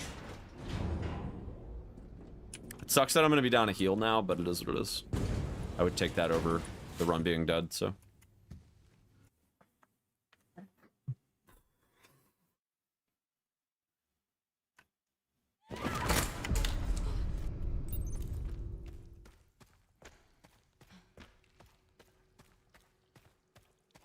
Under the hospital. I'm just gonna grab that green herb now. Well, hold on. There's... I don't need to grab it now, but there should be enough heals on the way out of here. It should be okay.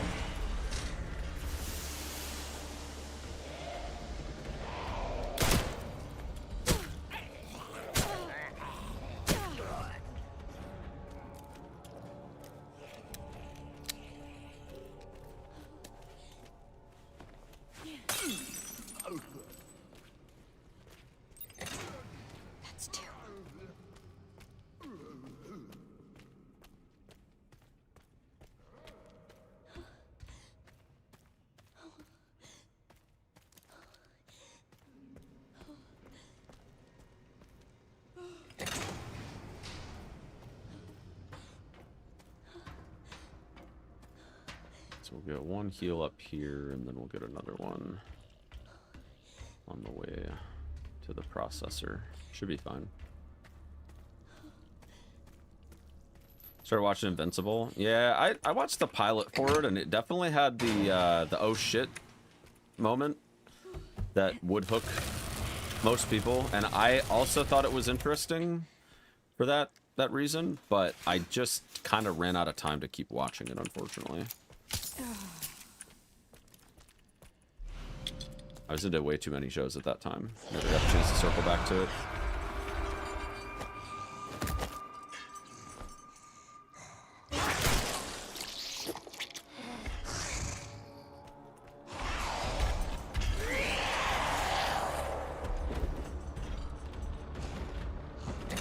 you have to defeat the boss at the end? Yes, you do. Barely made it. If you want to submit it to the leaderboards anyways.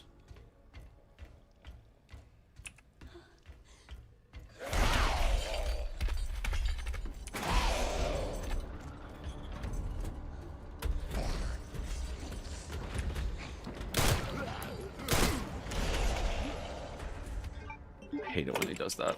Probably gonna get bit here.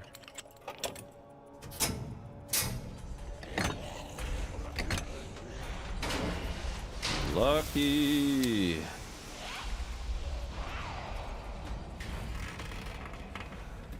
They hugged the fence. Didn't know you hugged right side, so I couldn't get it. Well, you can do it a few different ways. What's more important for getting the little Marie skip there is that you have to time it just right, so that way you get in between the two windows where it's where the path is shut.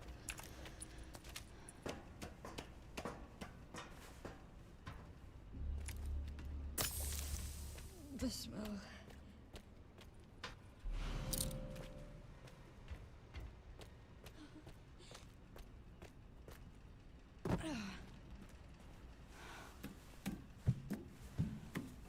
You can do it either way, but the current strat is that we do the shot bait there.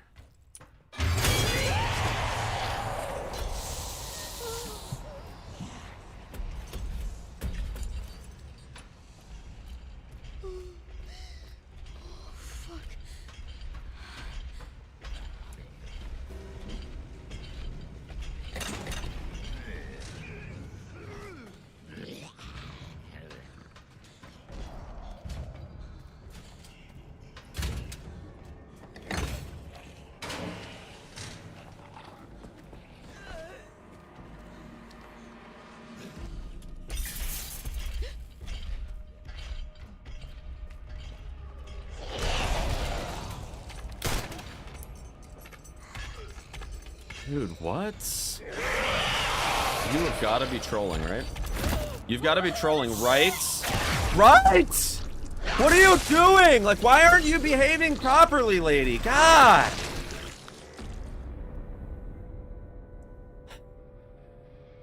Nothing wrong with my strat. Let's restart the game. Doesn't make any sense.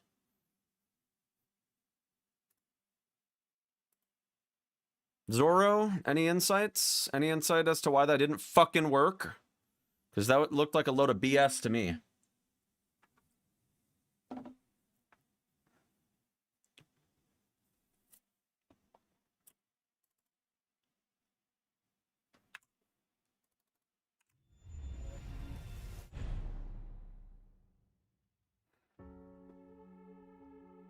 Yeah, thank you, Ish. Resident Evil.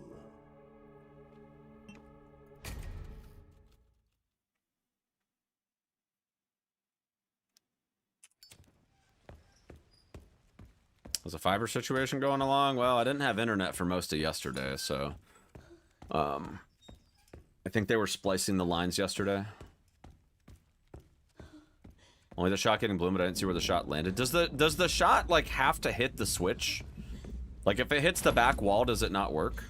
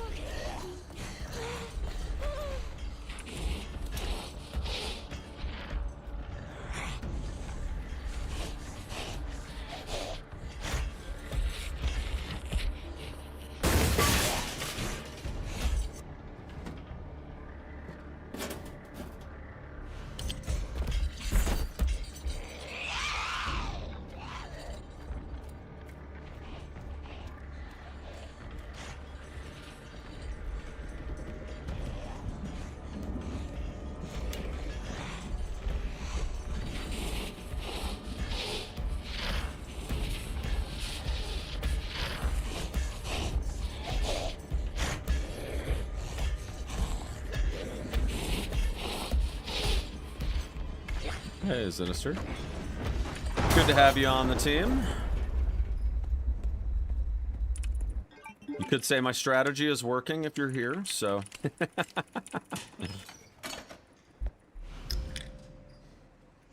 Glad to have you. We love the TikTok community when they join us. When they join us on the big screen, you know?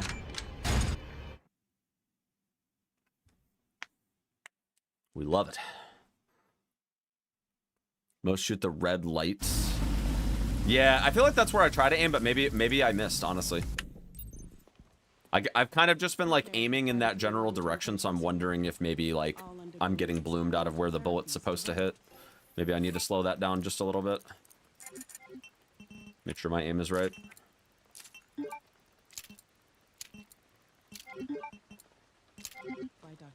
So that's twice that's happened. That's happened twice today, unfortunately. Yes. It's all very cutting edge. The facility keeps a low profile due to the sensitive nature of the research.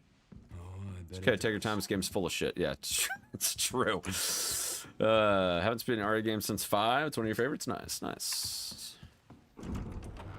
Slow is faster. I believe you.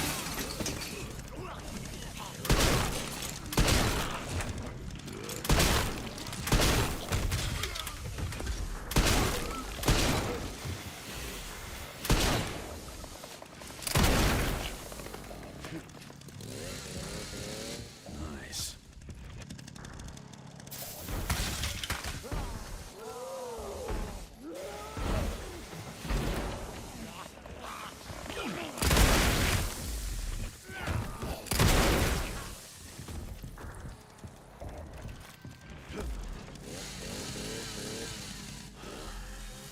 That went well.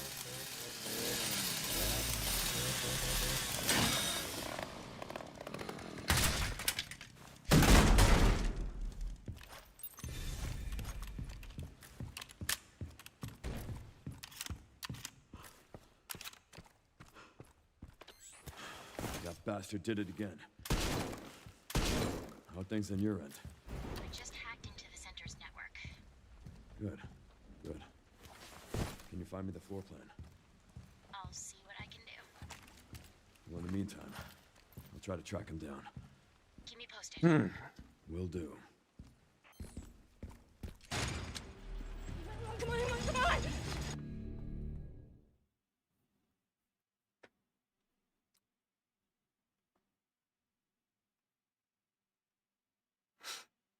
Aura. Indeed. Playing Leon is just aura in general.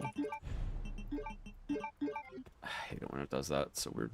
I thought I understood why that happened when I was doing some testing earlier, but apparently all that testing is just wrong. I might need to just stop doing it with the keypad.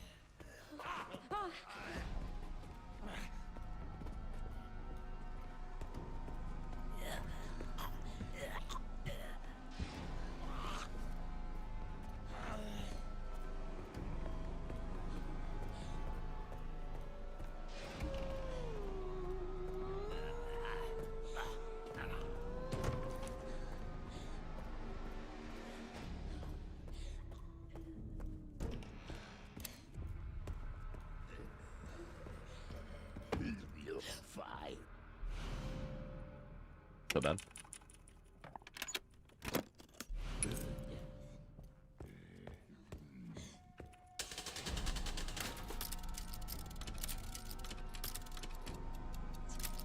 Let's see, because we got a minus 13 last time. Let's see. Wow, literally 1.2 seconds slower because we had to wait on the thing to rotate. That's wild. That's wild.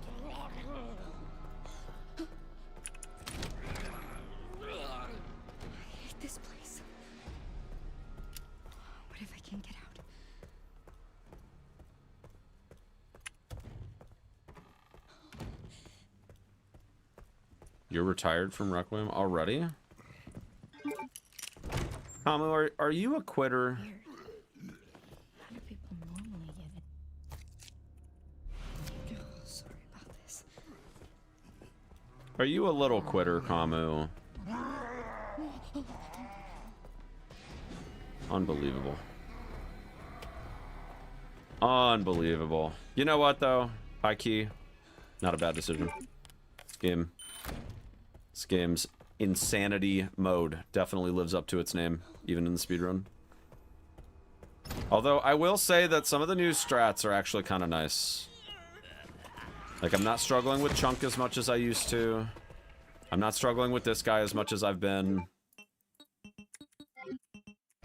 Like, it's been better, I will say.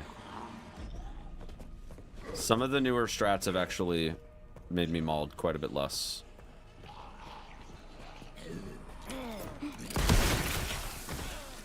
Spin to win strats.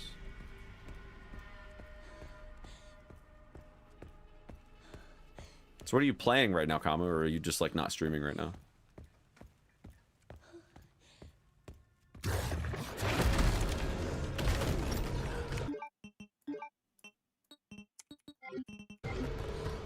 You're playing working out. You know what? I need to do that, honestly. Got my wedding coming up. Probably should do that. Need to get ripped for the wedding. Not too late. Still got 3 months. I can P90X it up. Oh, no! Oh, I'm alive. I'm alive. I'm alive. Somehow. I got lucky.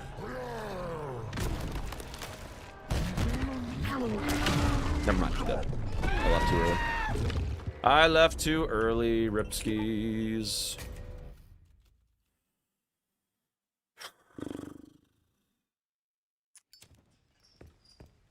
Gotta look good for the honeymoon. Well, there's no honeymoon. It's a family moon. We're going to Disney. I don't need to look good for anybody at Disney.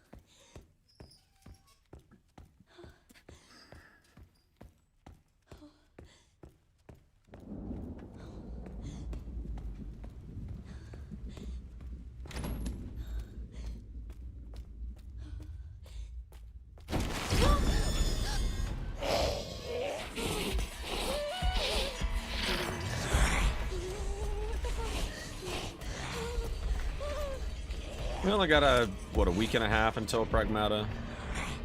We'll get there. It'll be fun. I will say I'm not that stoked for Pragmata. I'm like kind of, you know, I'm sure it'll be a fun game, but I'm not like, you know, oh, I've been waiting for this game. Like,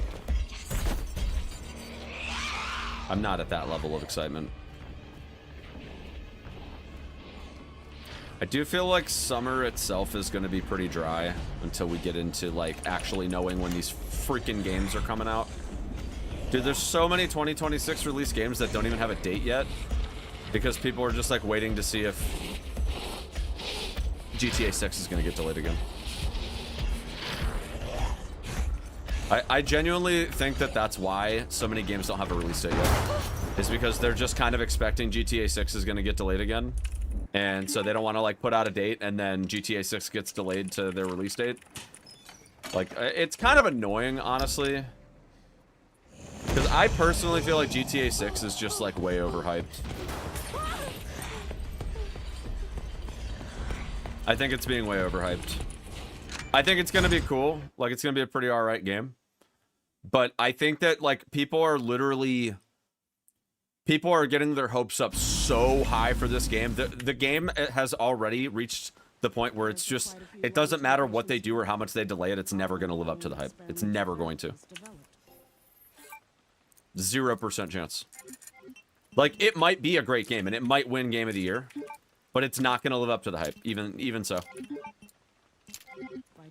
Because people have just, like, gotten themselves so worked up about GTA 6 and like they're like literally rearranging their lifestyles over GTA 6 and they like it's just there's no way that the amount of hype being generated for this game is gonna live up to the fact that like people are gonna play it for a few weeks and then be over it.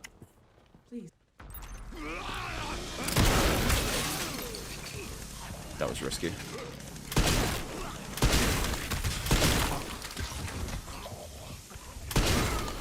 fast. We actually got a good cycle on that.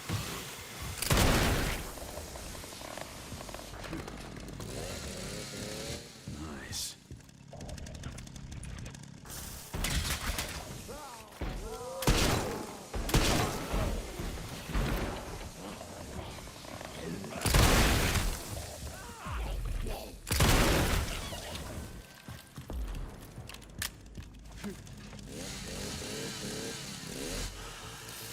Can't wait for the RP again. Do you guys want to like get all the RE speedrunners together to do like GTA roleplay?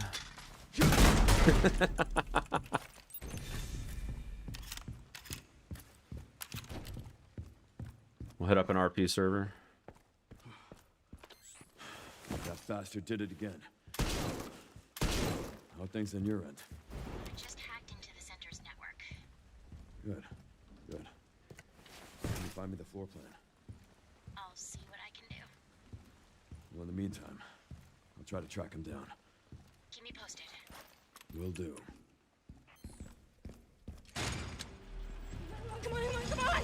Minecraft. You know, Minecraft's actually doing a takeover right now. And I actually have like an invitation to be a part of it. And it's like a paid sponsor.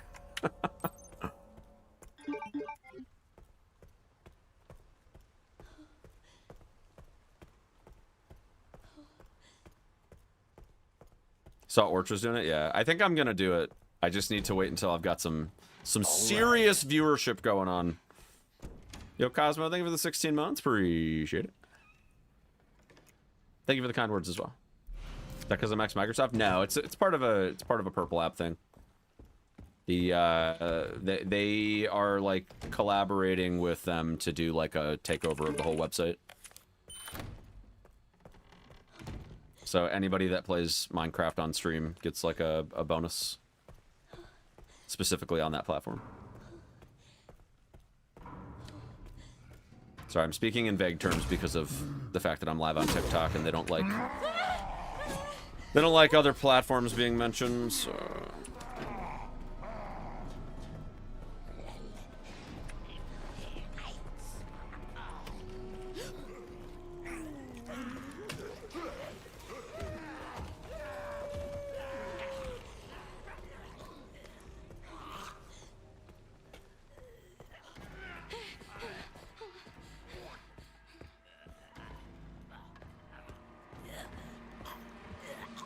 How long was it? Are you talking about the takeover?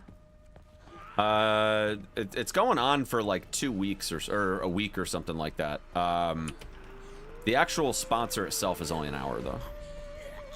But you can go longer than an hour if you want to, but it's based off of like your peak viewership over an hour span. And that can be like, you know, if it's like the first 30 minutes and like the last 30 minutes of a 2-hour segment. Or like, you know, 5-minute intervals or whatever. But yeah, they look at like the total over the course of the whole sponsor. And they pick like the highest viewership of the hour.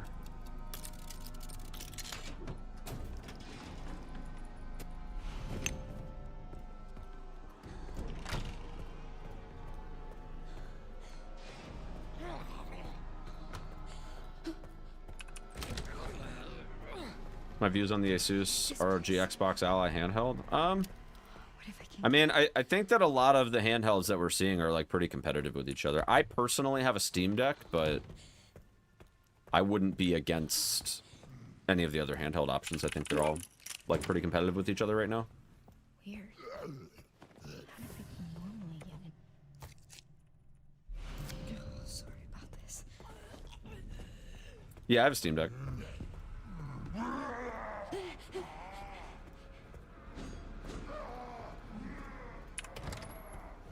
I don't use it that often, but it was a purchase that I made as a birthday gift to myself to more or less celebrate going full-time as a streamer. Nah, it wasn't an impulse buy. Oh, yours was. Yeah.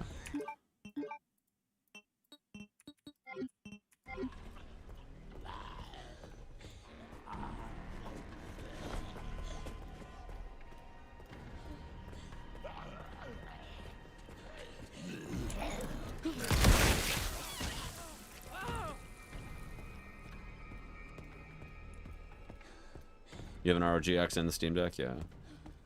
Yeah, I know that the ROG Ally or whatever, like, pretty much dominated the handheld market for a while, but I do think the newer models that have come out for a lot of the other stuff has been, like, fairly competitive.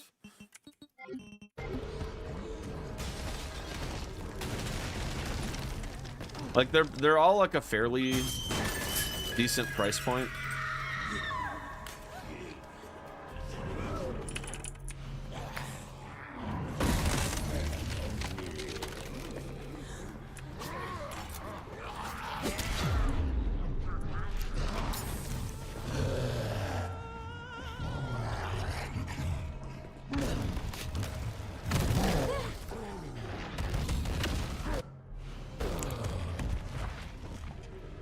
Yeah, I believe that, Kai.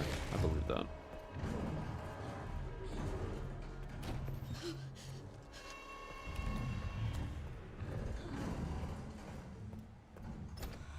What the fuck does he mean, destiny?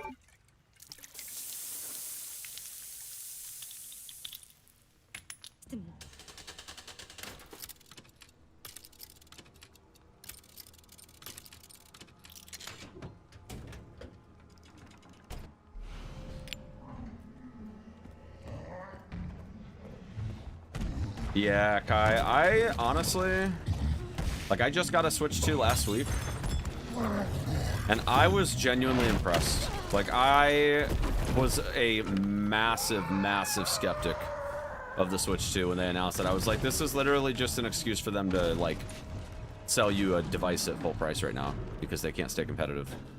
But I will say this, I really think that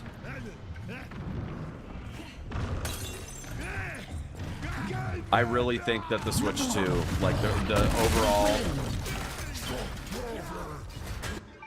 the overall quality of it is quite nice, honestly. I was very impressed. I like that the Joy-Cons have, like, a lot more weight to them as well. Like, normally I'm not about having, like, a heavy controller or whatever. Like, take my mouse, for instance. Like, I just got the Razer Viper V3 Pro. And I love how light it is. It's so nice. But for me, I feel like, for the Joy-Cons especially, like, the Switch 1 Joy-Cons just feel cheap. Like, they're so light that it just feels like a cheap piece of hardware. The Switch 2 Joy-Cons, like, they have a little bit of heft to them. And when you hold them, it feels like you're actually holding something that's like, well-made. Now, whether or not they avoid stick drift for more than 6 months remains to be seen. But hopefully they do.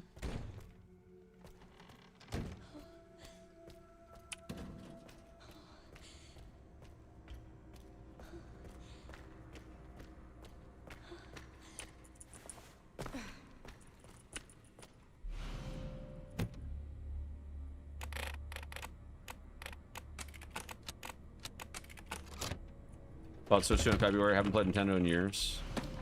Yeah. We actually we have 4 Switches in the house right now, but one of them is broken, and I'm going to be selling the other 2. We just don't need that many. But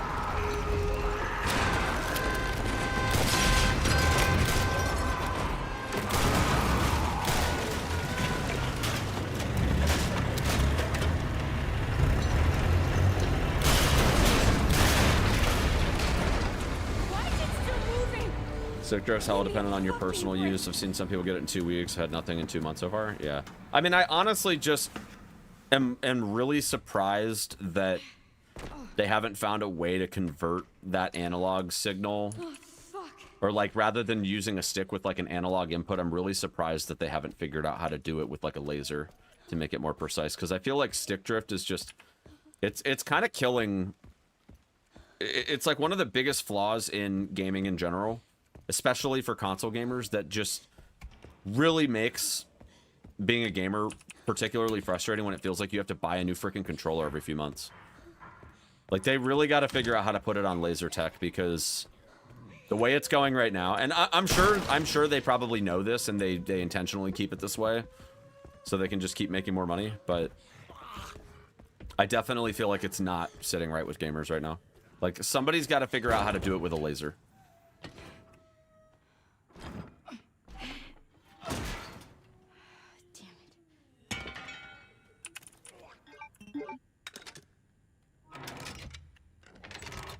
I'm sure it's possible. Like, there's got to be a way.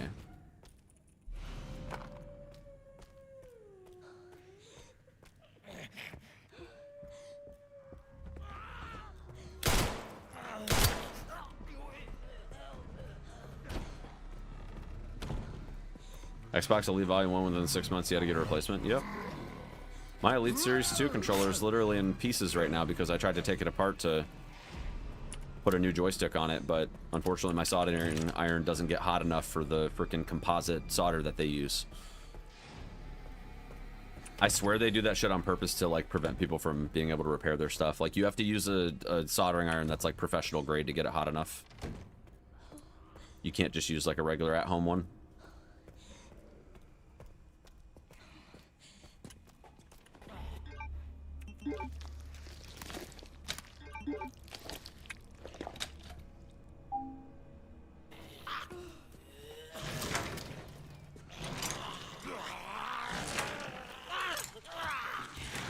Of course he gets up.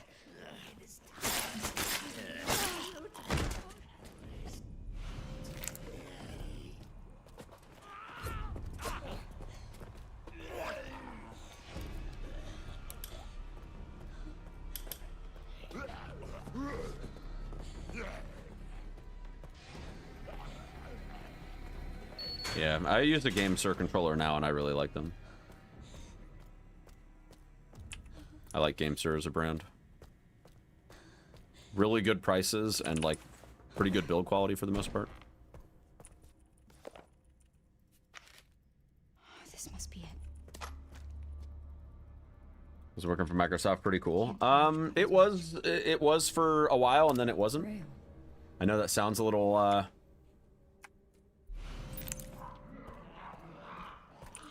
oh shit, hold on. I know that sounds weird, but basically my first 2 or 3 years or so there was really, really, really good.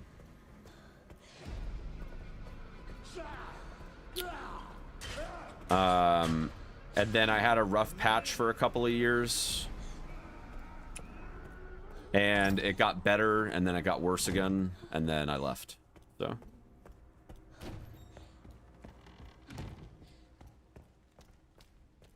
I honestly think that like Microsoft just didn't do well with COVID though. Like they did a really bad job handling workers with COVID. And like that, it's not to say that they like completely dropped the ball. Like it was okay, but they just, I don't think that they were doing a great job thinking long term. Yeah, it's unfortunate. It's the second time it's happened. Don't worry, it's okay. Yeah, it's fine.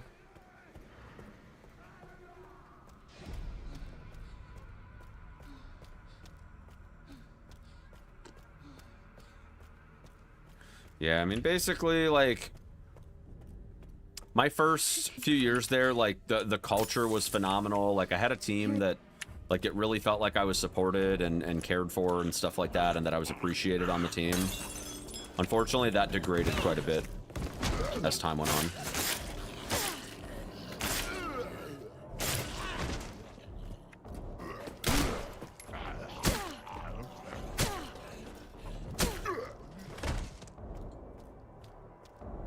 And it did get better, but then it got worse because of COVID mostly.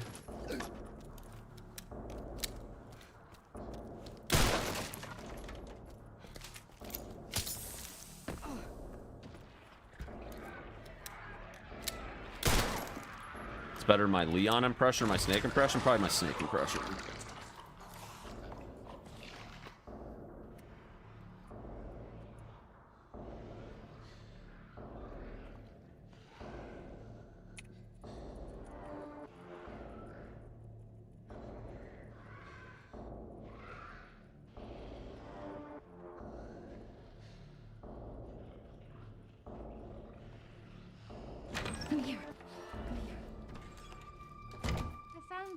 I found this.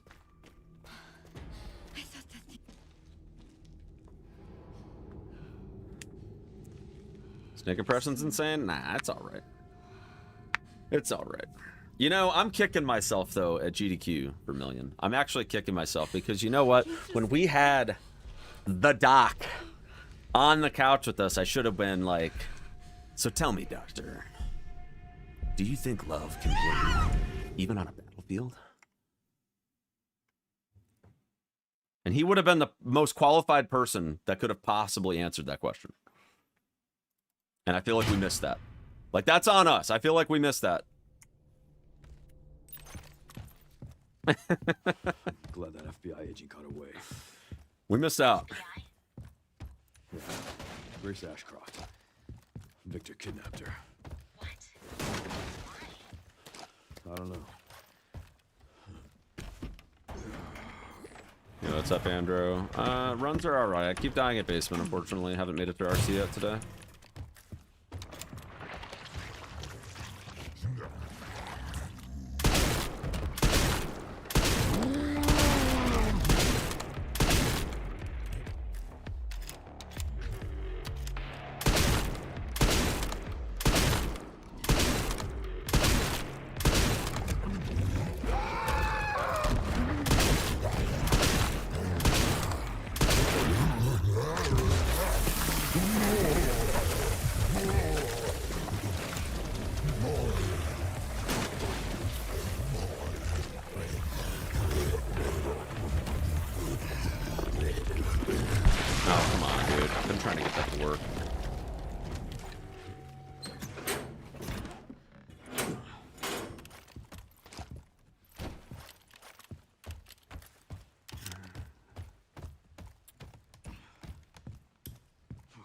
Loki sound like Leon?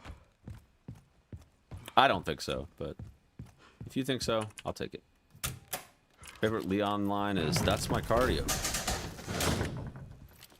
I'm a... Oh, dude, come on. All right, I have a solution for when this happens. You can actually reload the save right here, and it actually pulls you off the ladder.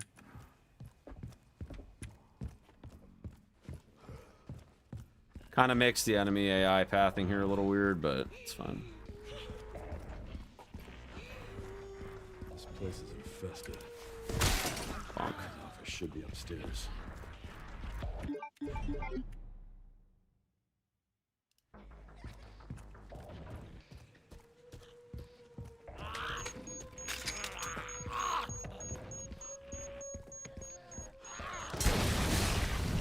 Here's my favorite line right here. Everyone, whenever they reset their run. What a fucking shame. What a fucking shame.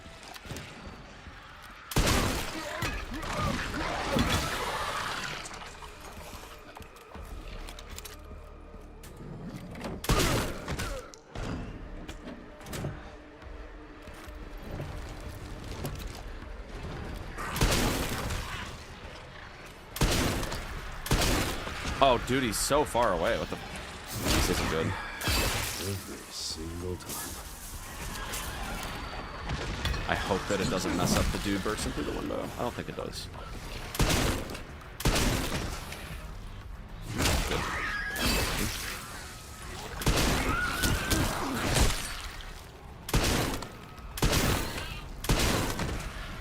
Still lost time, but enough.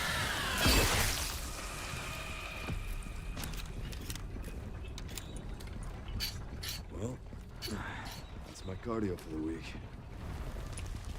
We got the insta gate open anyways, so it's not like when you lose time here, you don't actually lose that much time, because if it takes you too long, then this gate opens instantly. So that part's kind of nice. Like, see, I didn't lose time, and I would have only saved like a second anyway.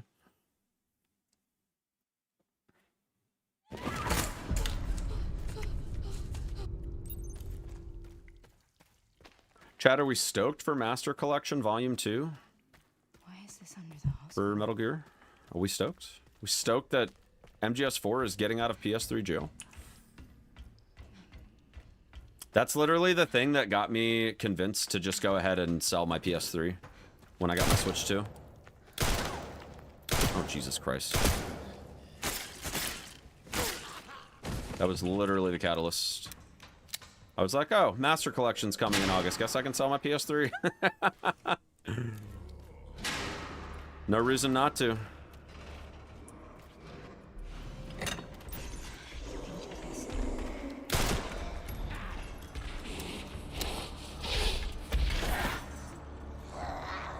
Is it necessary to play in first person for the speedrun? Yes. Obviously, you don't have to if you're just casual. MGS4 playable after 20 years. 20 years! Oh my god, it's actually been almost 20 years. Holy shit. I actually can't believe that. Holy shit. What, 18 years? Something like that? Wow. Bonk. That's two.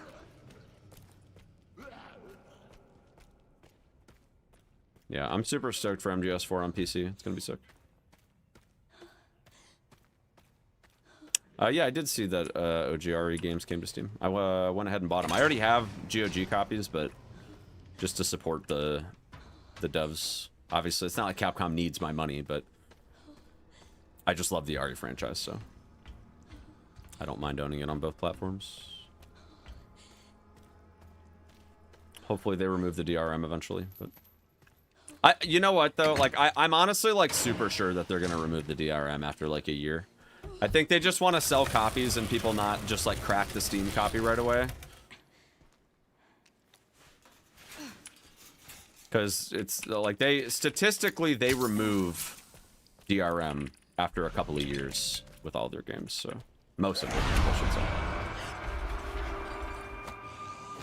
I think RE7 had it removed. Maybe I'm wrong.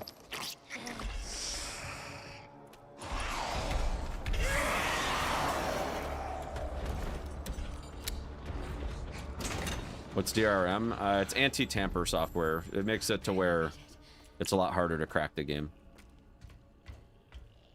Unfortunately, it comes at a very big cost of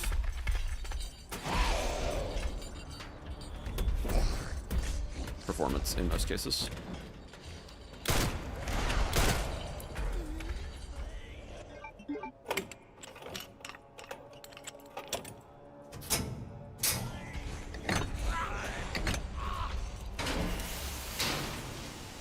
I'm down a shot, but it's not a big deal.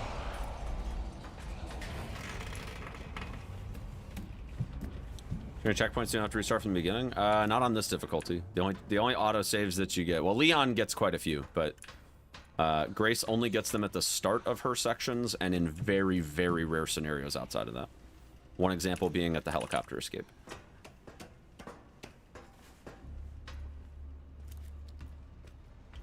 Which you actually get two there, I believe.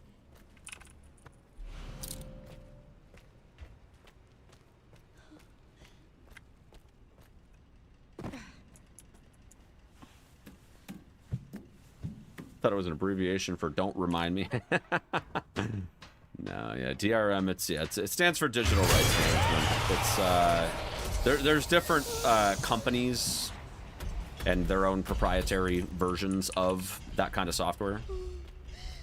Usually, Capcom uses Denuvo, but they've been trying out Enigma recently, which is somehow worse.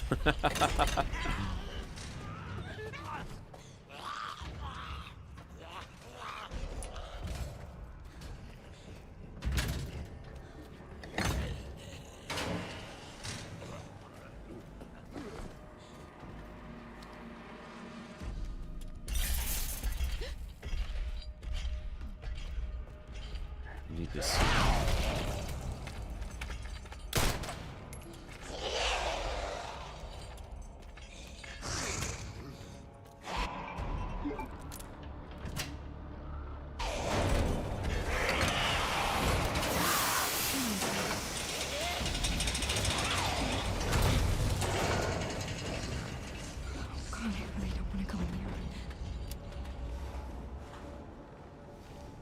I don't know what happens if it goes to 0. I don't even know if it's possible unless you were to like mod her HP somehow.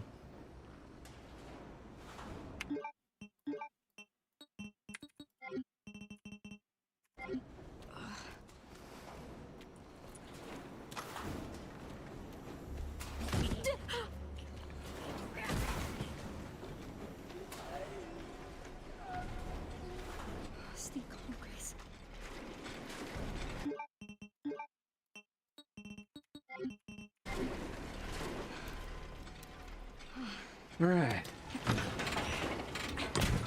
The goat of RE speedruns? Where? Where? Mod check.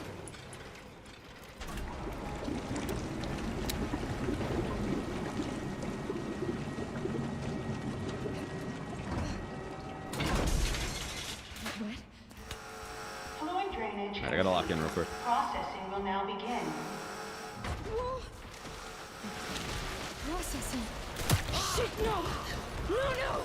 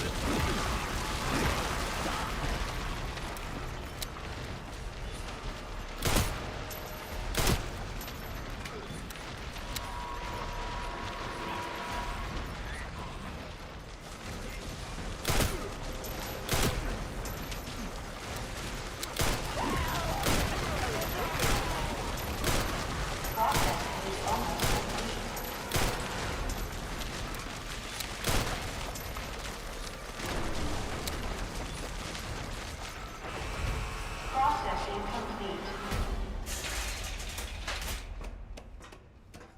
It stopped. It finally stopped. Thank God.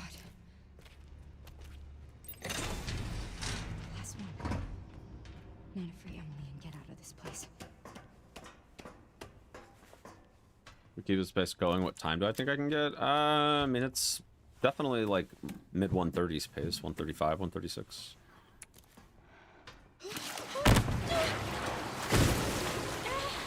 I have save in RC as well. It could be sub 135 pace actually. I don't know how far behind record pace I am, but I'm not doing world record strats everywhere right now, so I'm probably behind by like a good 30 or 40 seconds.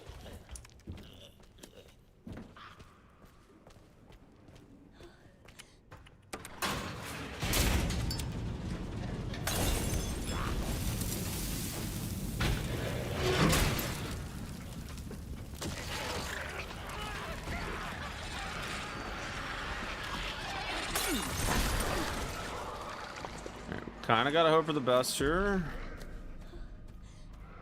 Shit gets super dicey.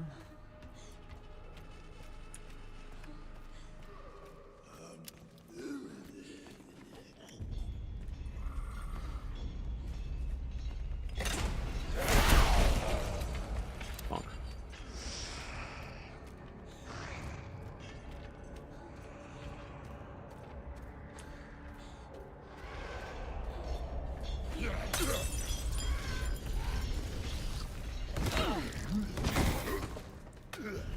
Oh god. No! Ah, that's unfortunate. Alright, I'm still alive, but this is not good. Oh, dude, I'm so dead. I'm stuck! I'm literally stuck. That's so cool. Goodbye. Rip. Rip run. So cool. I thought I could get by there. I was gonna try to bait the push there, because it actually worked for me once upon a time, but I don't think it's a consistent strat. I was hoping it would be, but it is what it is. Oh, that's so unfortunate. Is my first playthrough available? It is. It is on my main tube channel. That's so unfortunate.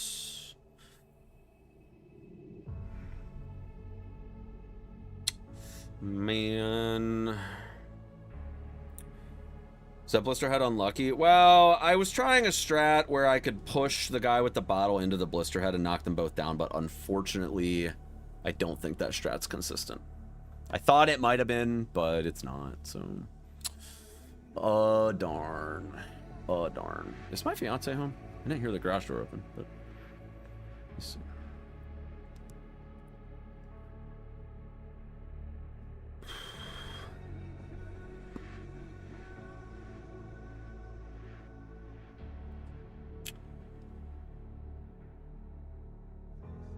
She is not.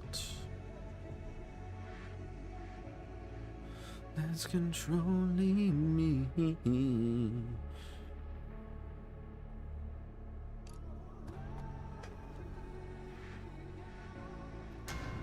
Unfortunate. Well, let's go again. We got time for like one more attempt.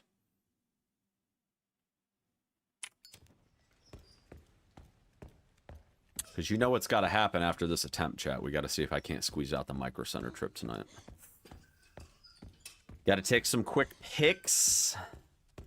Quick pics of the old GPU. Get a quick benchmark recording for prospective buyers.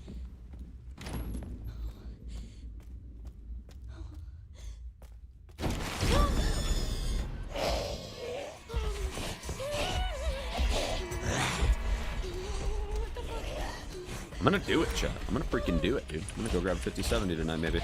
Possibly. Maybe not. I don't know. Let's see if it gets my fiance super smashed. She might get smashed. It's literally not gonna cost me any money just a trip over there, so I mean, it should be fine. Worst case scenario, if I'm not able to get my money's worth out of the...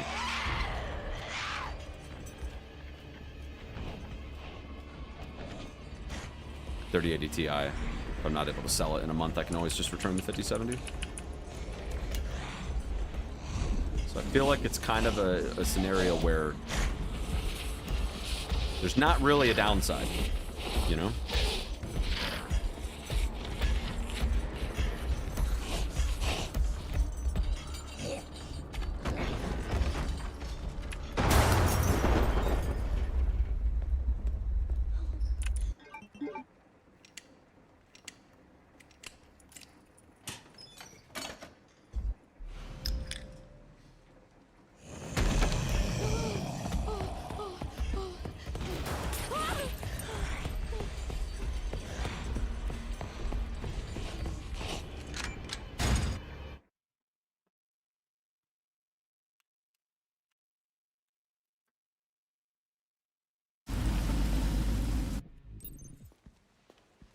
We care for quite a few long-term patients here. We care for quite a few long-term patients here. Experimental therapies developed by One of them goes by the name of Hazeblade.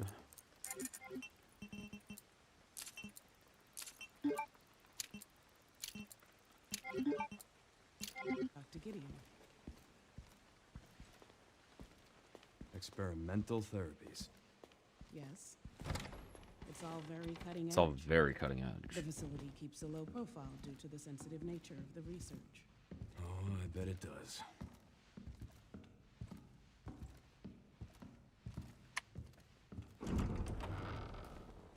Please, wait here.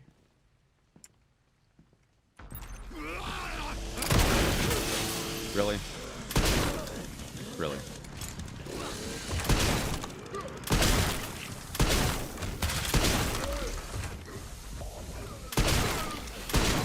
Sure.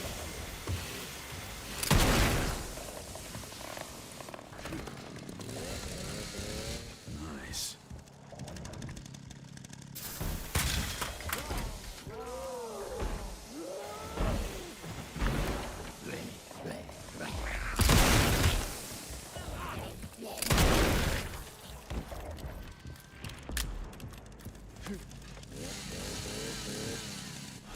Getting better at the chainsaw sequence here. A little better at it.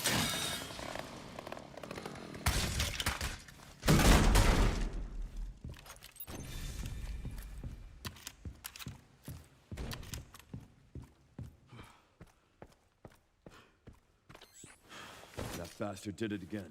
How are things on your end? I just hacked into the center's Why did I replay it? Because I lost like Good. a lot of time on dying to the blister head. I'll see what I can do. Well, in the meantime, I'll try to track him down. Keep me posted. Will do.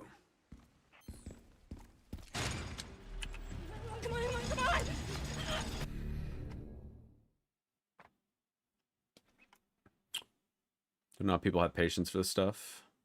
Well, the way I kind of look at it is like whenever you watch like John Wick, right? You know how like the combat is just like super mesmerizing every time you watch him just annihilate everything? It's kind of like that, except we get to like be John Wick. That's what speedrunning is to me. Like I feel like John Wick whenever I speedrun. I could be speedrunning Minecraft and I would still feel like John Wick. I'm not even gonna lie.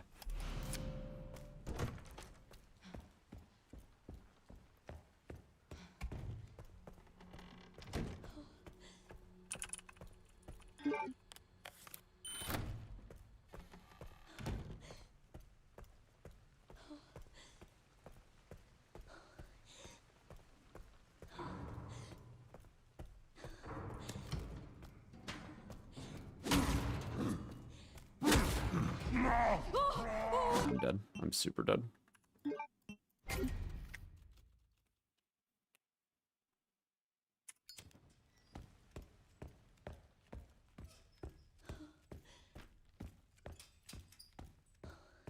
Just seems so stressful. If you screw up, you have to start over again. Well, I mean, it's fine. Like when you're first learning a run, you don't reset a lot. Like my first 2 weeks of running this game, like even if the run was complete garbage, I still finished it because it's better to like see the whole game and kind of get used to like, you know, seeing the end game. If you go into it like day one trying to go for like some really insanely good time, the problem is like you end up like not seeing the end game for like 2 weeks and then you forget half of it because you just haven't seen it in so long.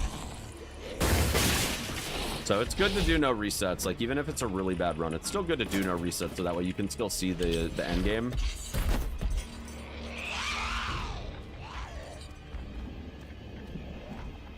And build the muscle memory for when you do actually get a good run there.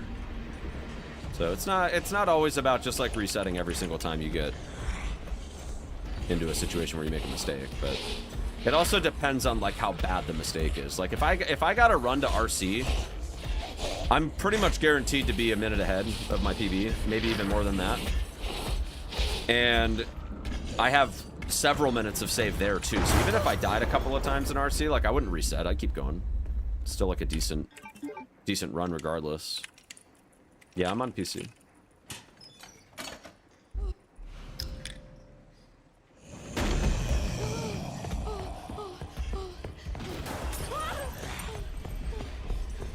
Yeah, no problem, Noah. We'll be here.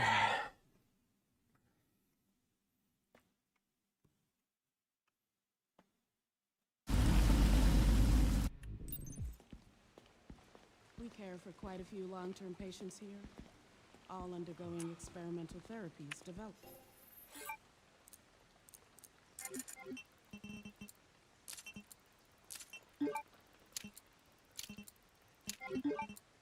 Booked by Dr. Gideon.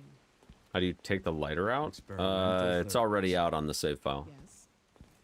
It's all very cutting edge. The facility keeps a low profile due to the sensitive nature of the research. Oh, I bet it does.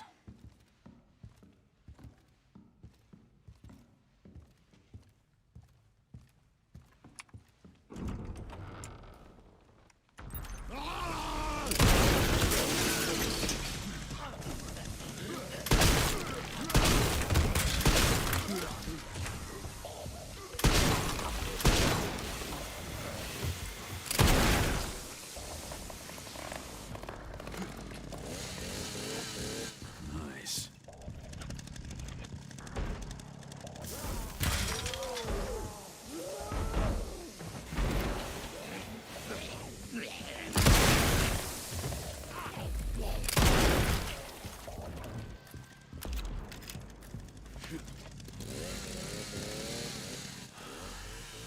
That went well.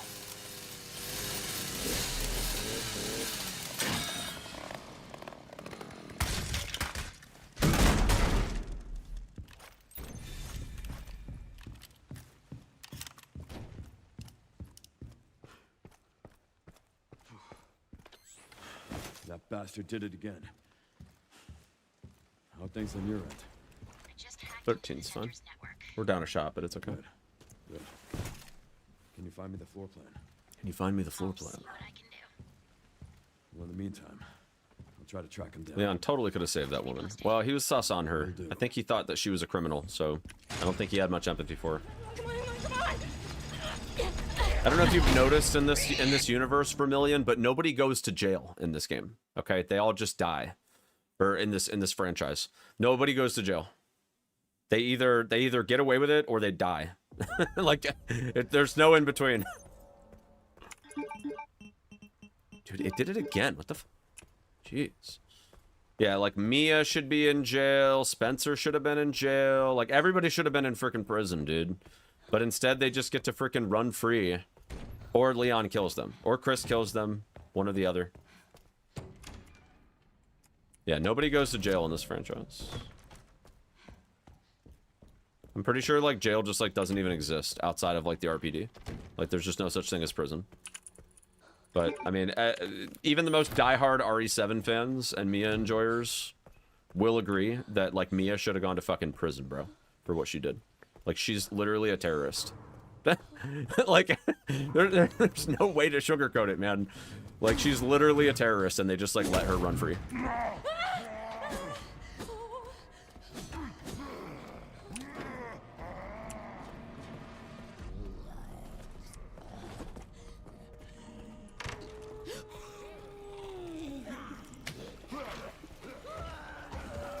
She gets put in jail in RE8. Yeah, it ain't a real one. It ain't a real jail. Honestly, they should have just freaking left her there, bro. Like...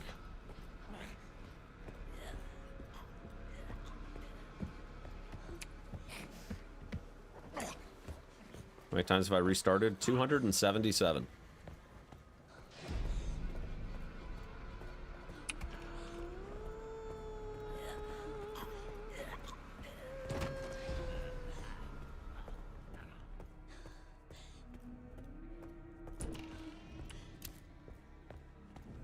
Pales in comparison to my RE2 remake resets.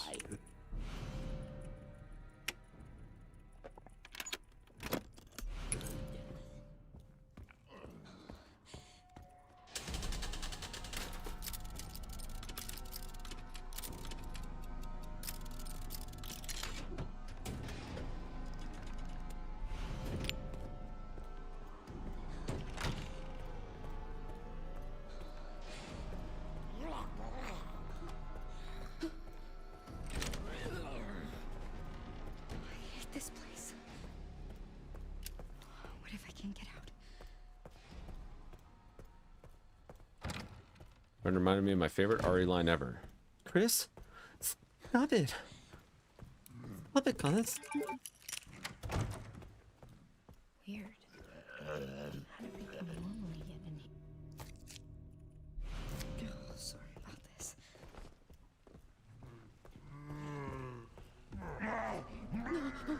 This is really beautiful.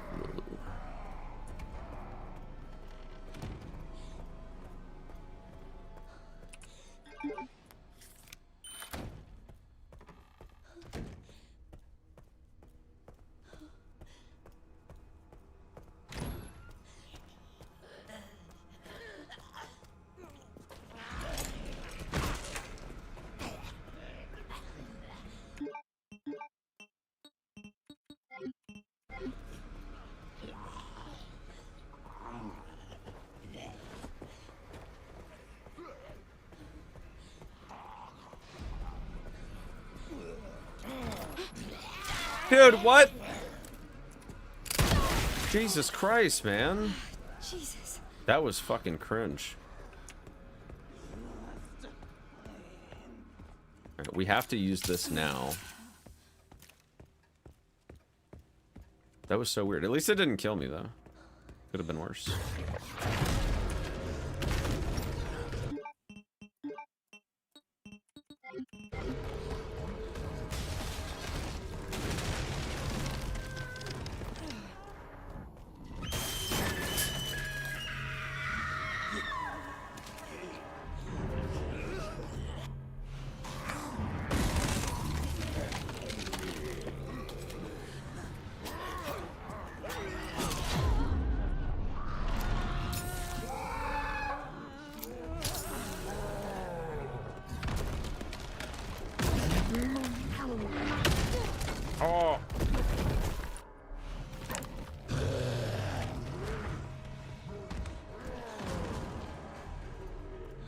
How do RE9 speedrunners?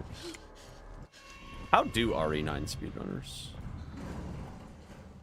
Very carefully and very fast.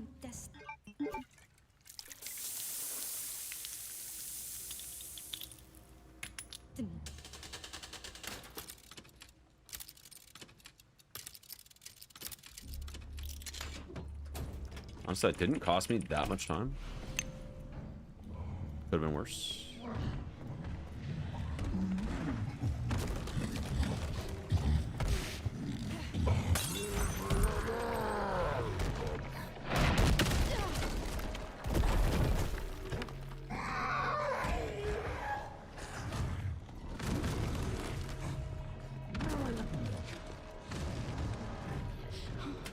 Oh, what?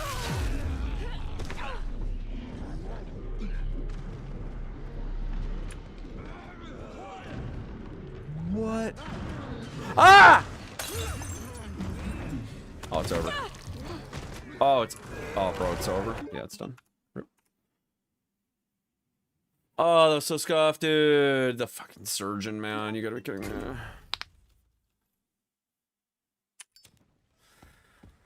$2026. If I could just forget what happened that night. The pain. Even for just 1 second. This time, it has to be different, chat. It can be different. It has to.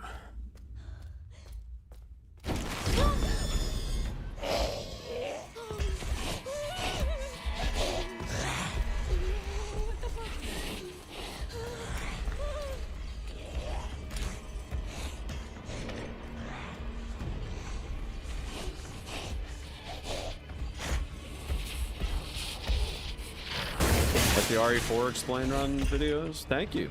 Appreciate it. Made those right before RE9 dropped. Just in time. Just in time for the RE9. How do RE4 remake speedrunners?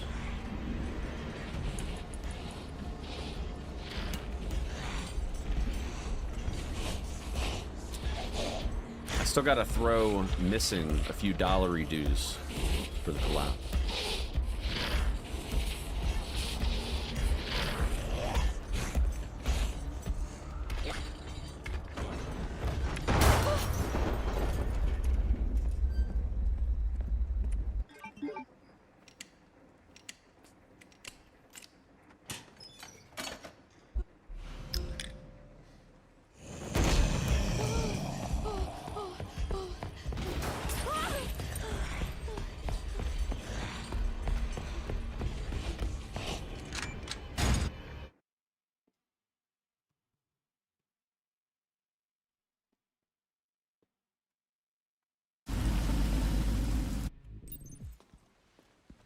We care for quite a few long-term patients here, all undergoing experimental therapies developed.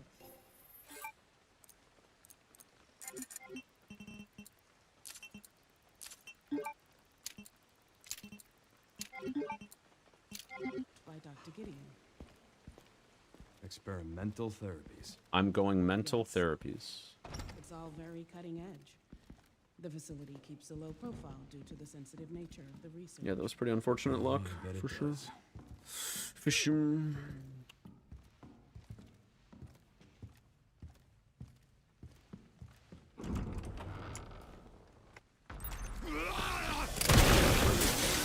Damn.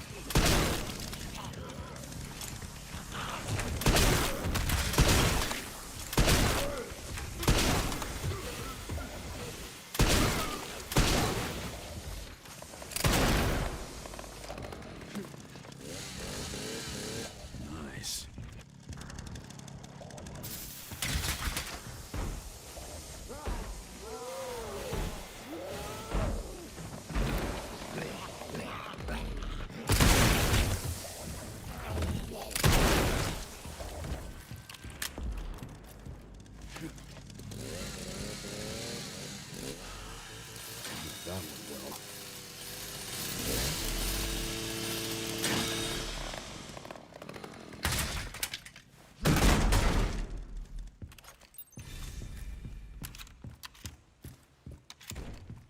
That's insanely hard. You guys make it look easy.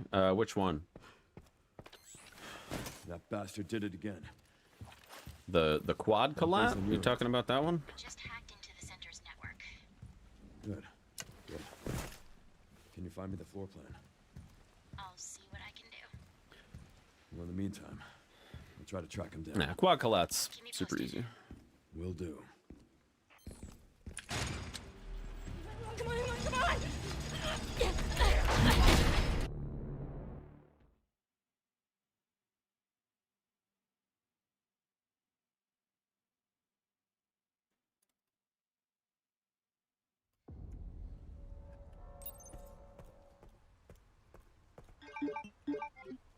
Sound is echoing. It shouldn't be. I have a single audio line going into the TikTok stream, so there should be no echo. If you're getting an echo, it's probably you.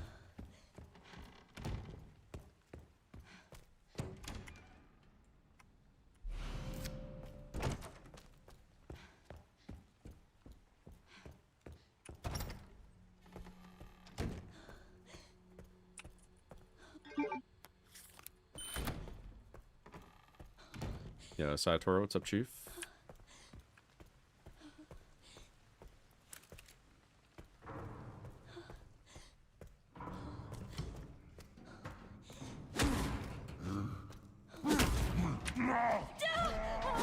Prime.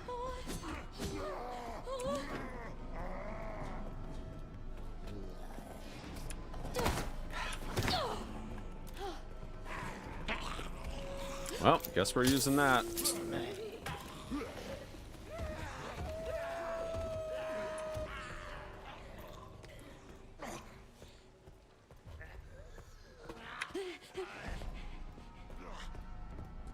Make a tutorial on how to down patch Requiem. I don't know. I might.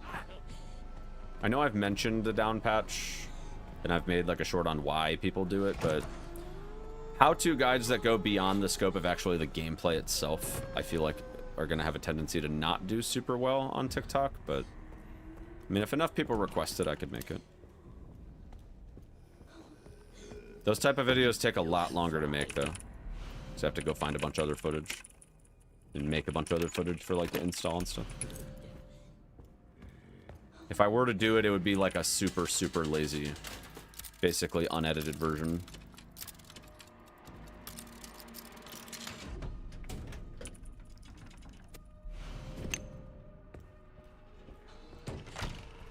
The only thing I would edit out would be like the waiting for the download part. Which doesn't take that long because you can actually stop the download like partway through. I hate this place. And like just take the exe, which is like literally the first thing that downloads.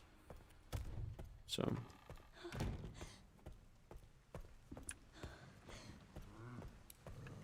Tell you what, man, this game is an easy aura farm. Weird. How do people normally... People that have like not seen the speedrun before.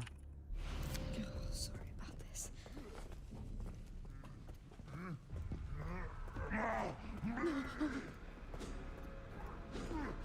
Oh, I should have grabbed the green herb. Sorry. It's not a big deal.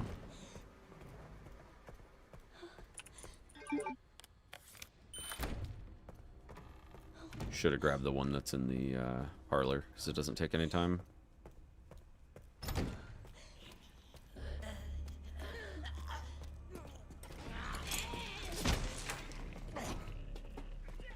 Let me see, can I actually get past this dude? Okay, so you don't actually need to do the 30 FPS right here.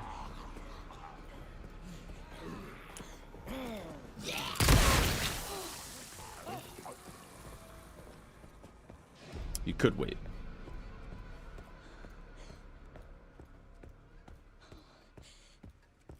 Honestly, the play at this point would probably be to go ahead and grab this.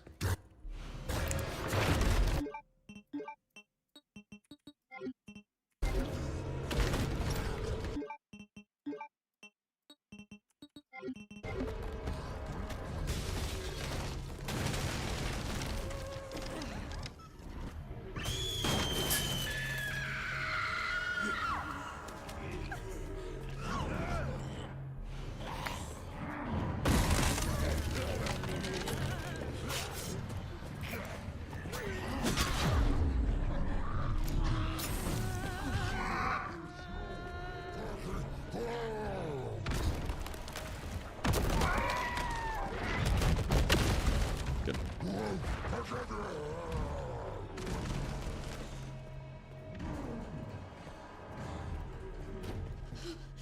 I mean, ideally, I'd like to keep making videos for RE9 for at least a few more weeks.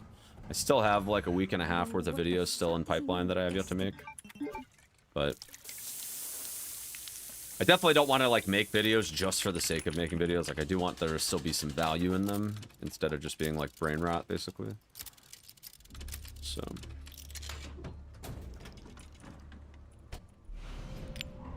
Well, I actually golded that. How in the world did I gold that? Interesting.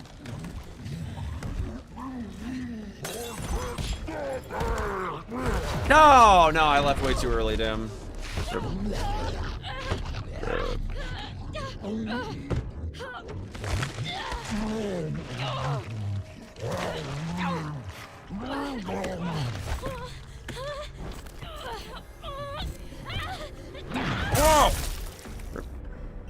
Time's it now? 4:45.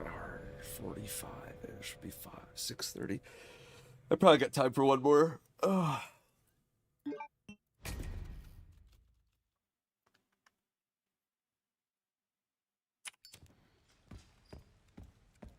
Death screens are diabolical. I agree. A lot of the deaths in this game are diabolical. Are you supposed to go to the right? Well, yeah, you do go to the right, but you gotta bait him left first so he's out of the way. If you go immediately to the right, then he just charges straight into you. You gotta bait him left, then go right, so he misses.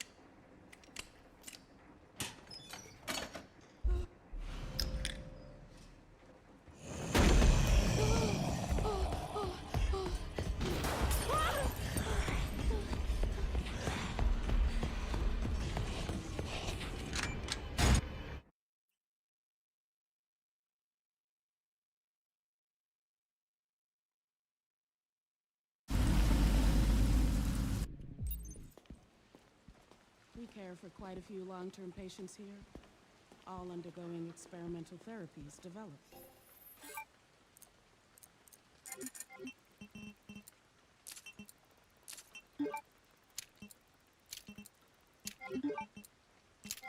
By Dr. Gideon. Experimental therapies. Yes. It's all very cutting edge. The facility keeps a low profile due to the sensitive nature of the research. Oh, I bet it does.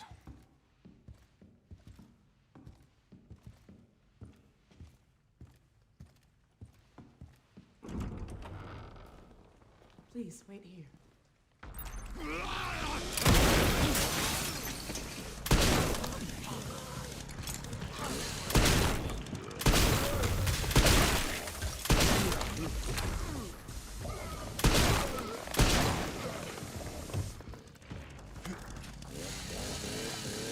Nice. Nice.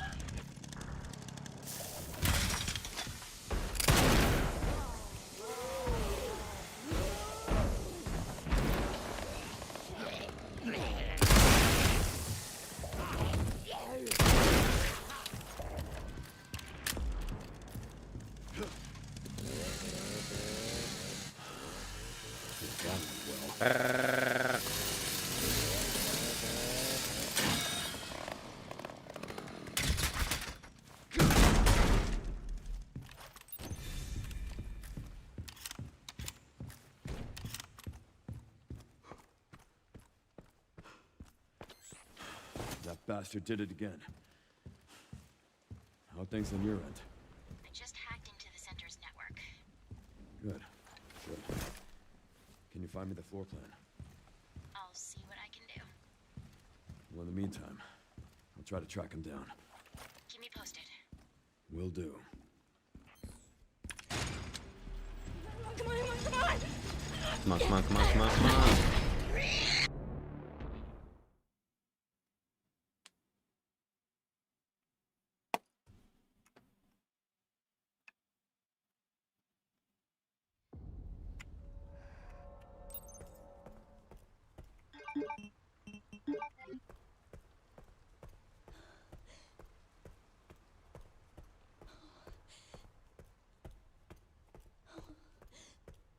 Am I close to my PB? I mean, I can PB by a lot with the new strats.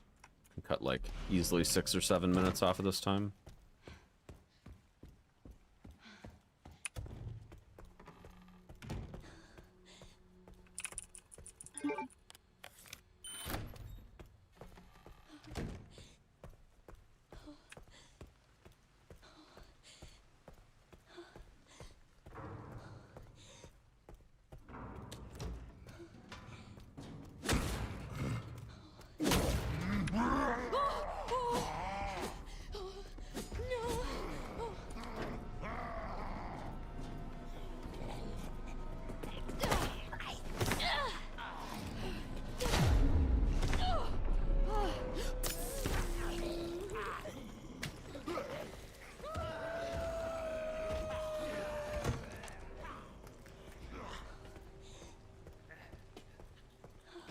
It's super clingy.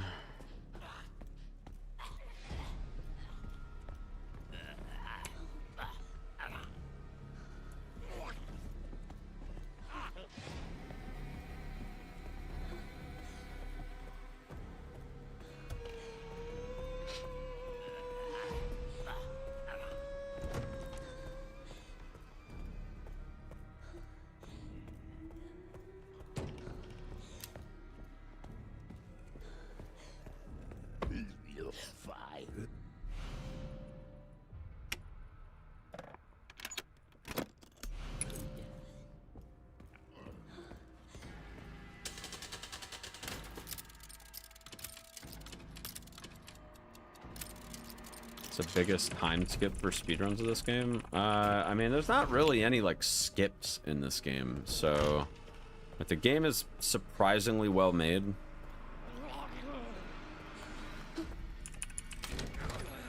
I hate this place. But like clipping past chunk definitely saves quite a bit of time, for instance. It's not really a skip though. Like you don't go out of bounds or anything. Weird. How do people normally get in? Oh, sorry about this.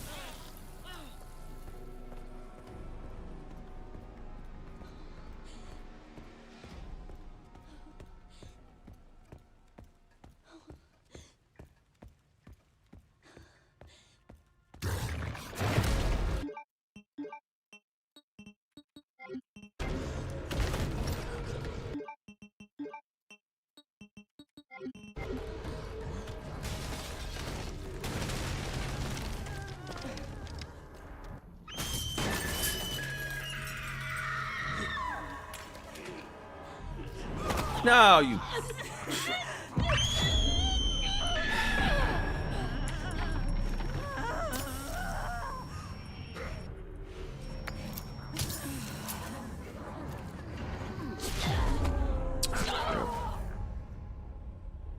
Ripperonskis, dude. Darn. Darn it. Super, super unfortunate. Alright, it's 5 o'clock. I don't think I have time to do another run.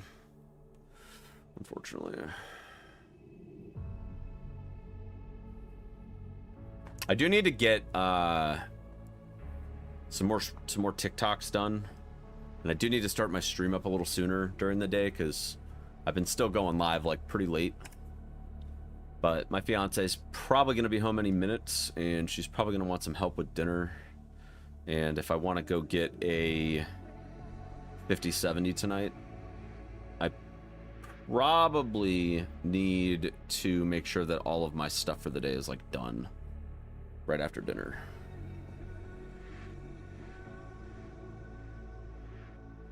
If I want any chance. So, I think I'm going to call it there, chat. Thank you all for hanging out. I appreciate it. Socials are coming into the chat. I'm going to spend my last hour or so of the day working on some new TikToks. I got a few that are in queue right now. But I appreciate it. Be sure to follow me, chat. Follow me on TikTok. Follow me on the Red and Purple app. Feel free to come on over.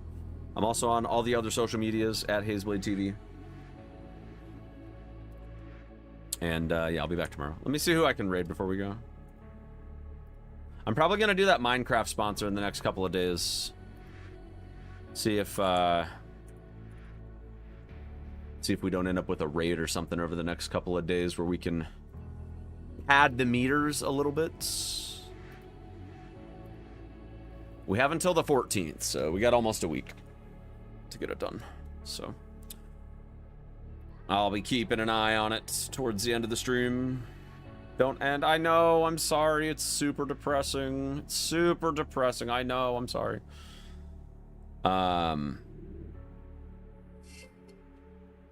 Speak of the angels in heaven.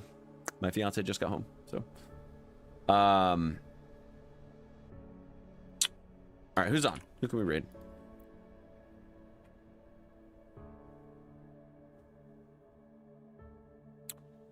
Send you guys over to Snee. She's doing insanity speedruns.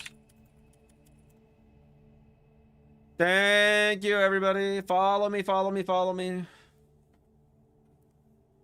Turn on the notifications, all that good stuff. I'll be back at it tomorrow.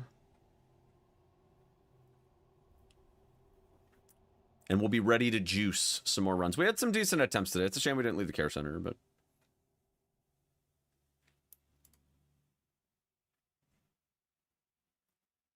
It's all good. It's all good. All right, thank you, y'all. Have a good night.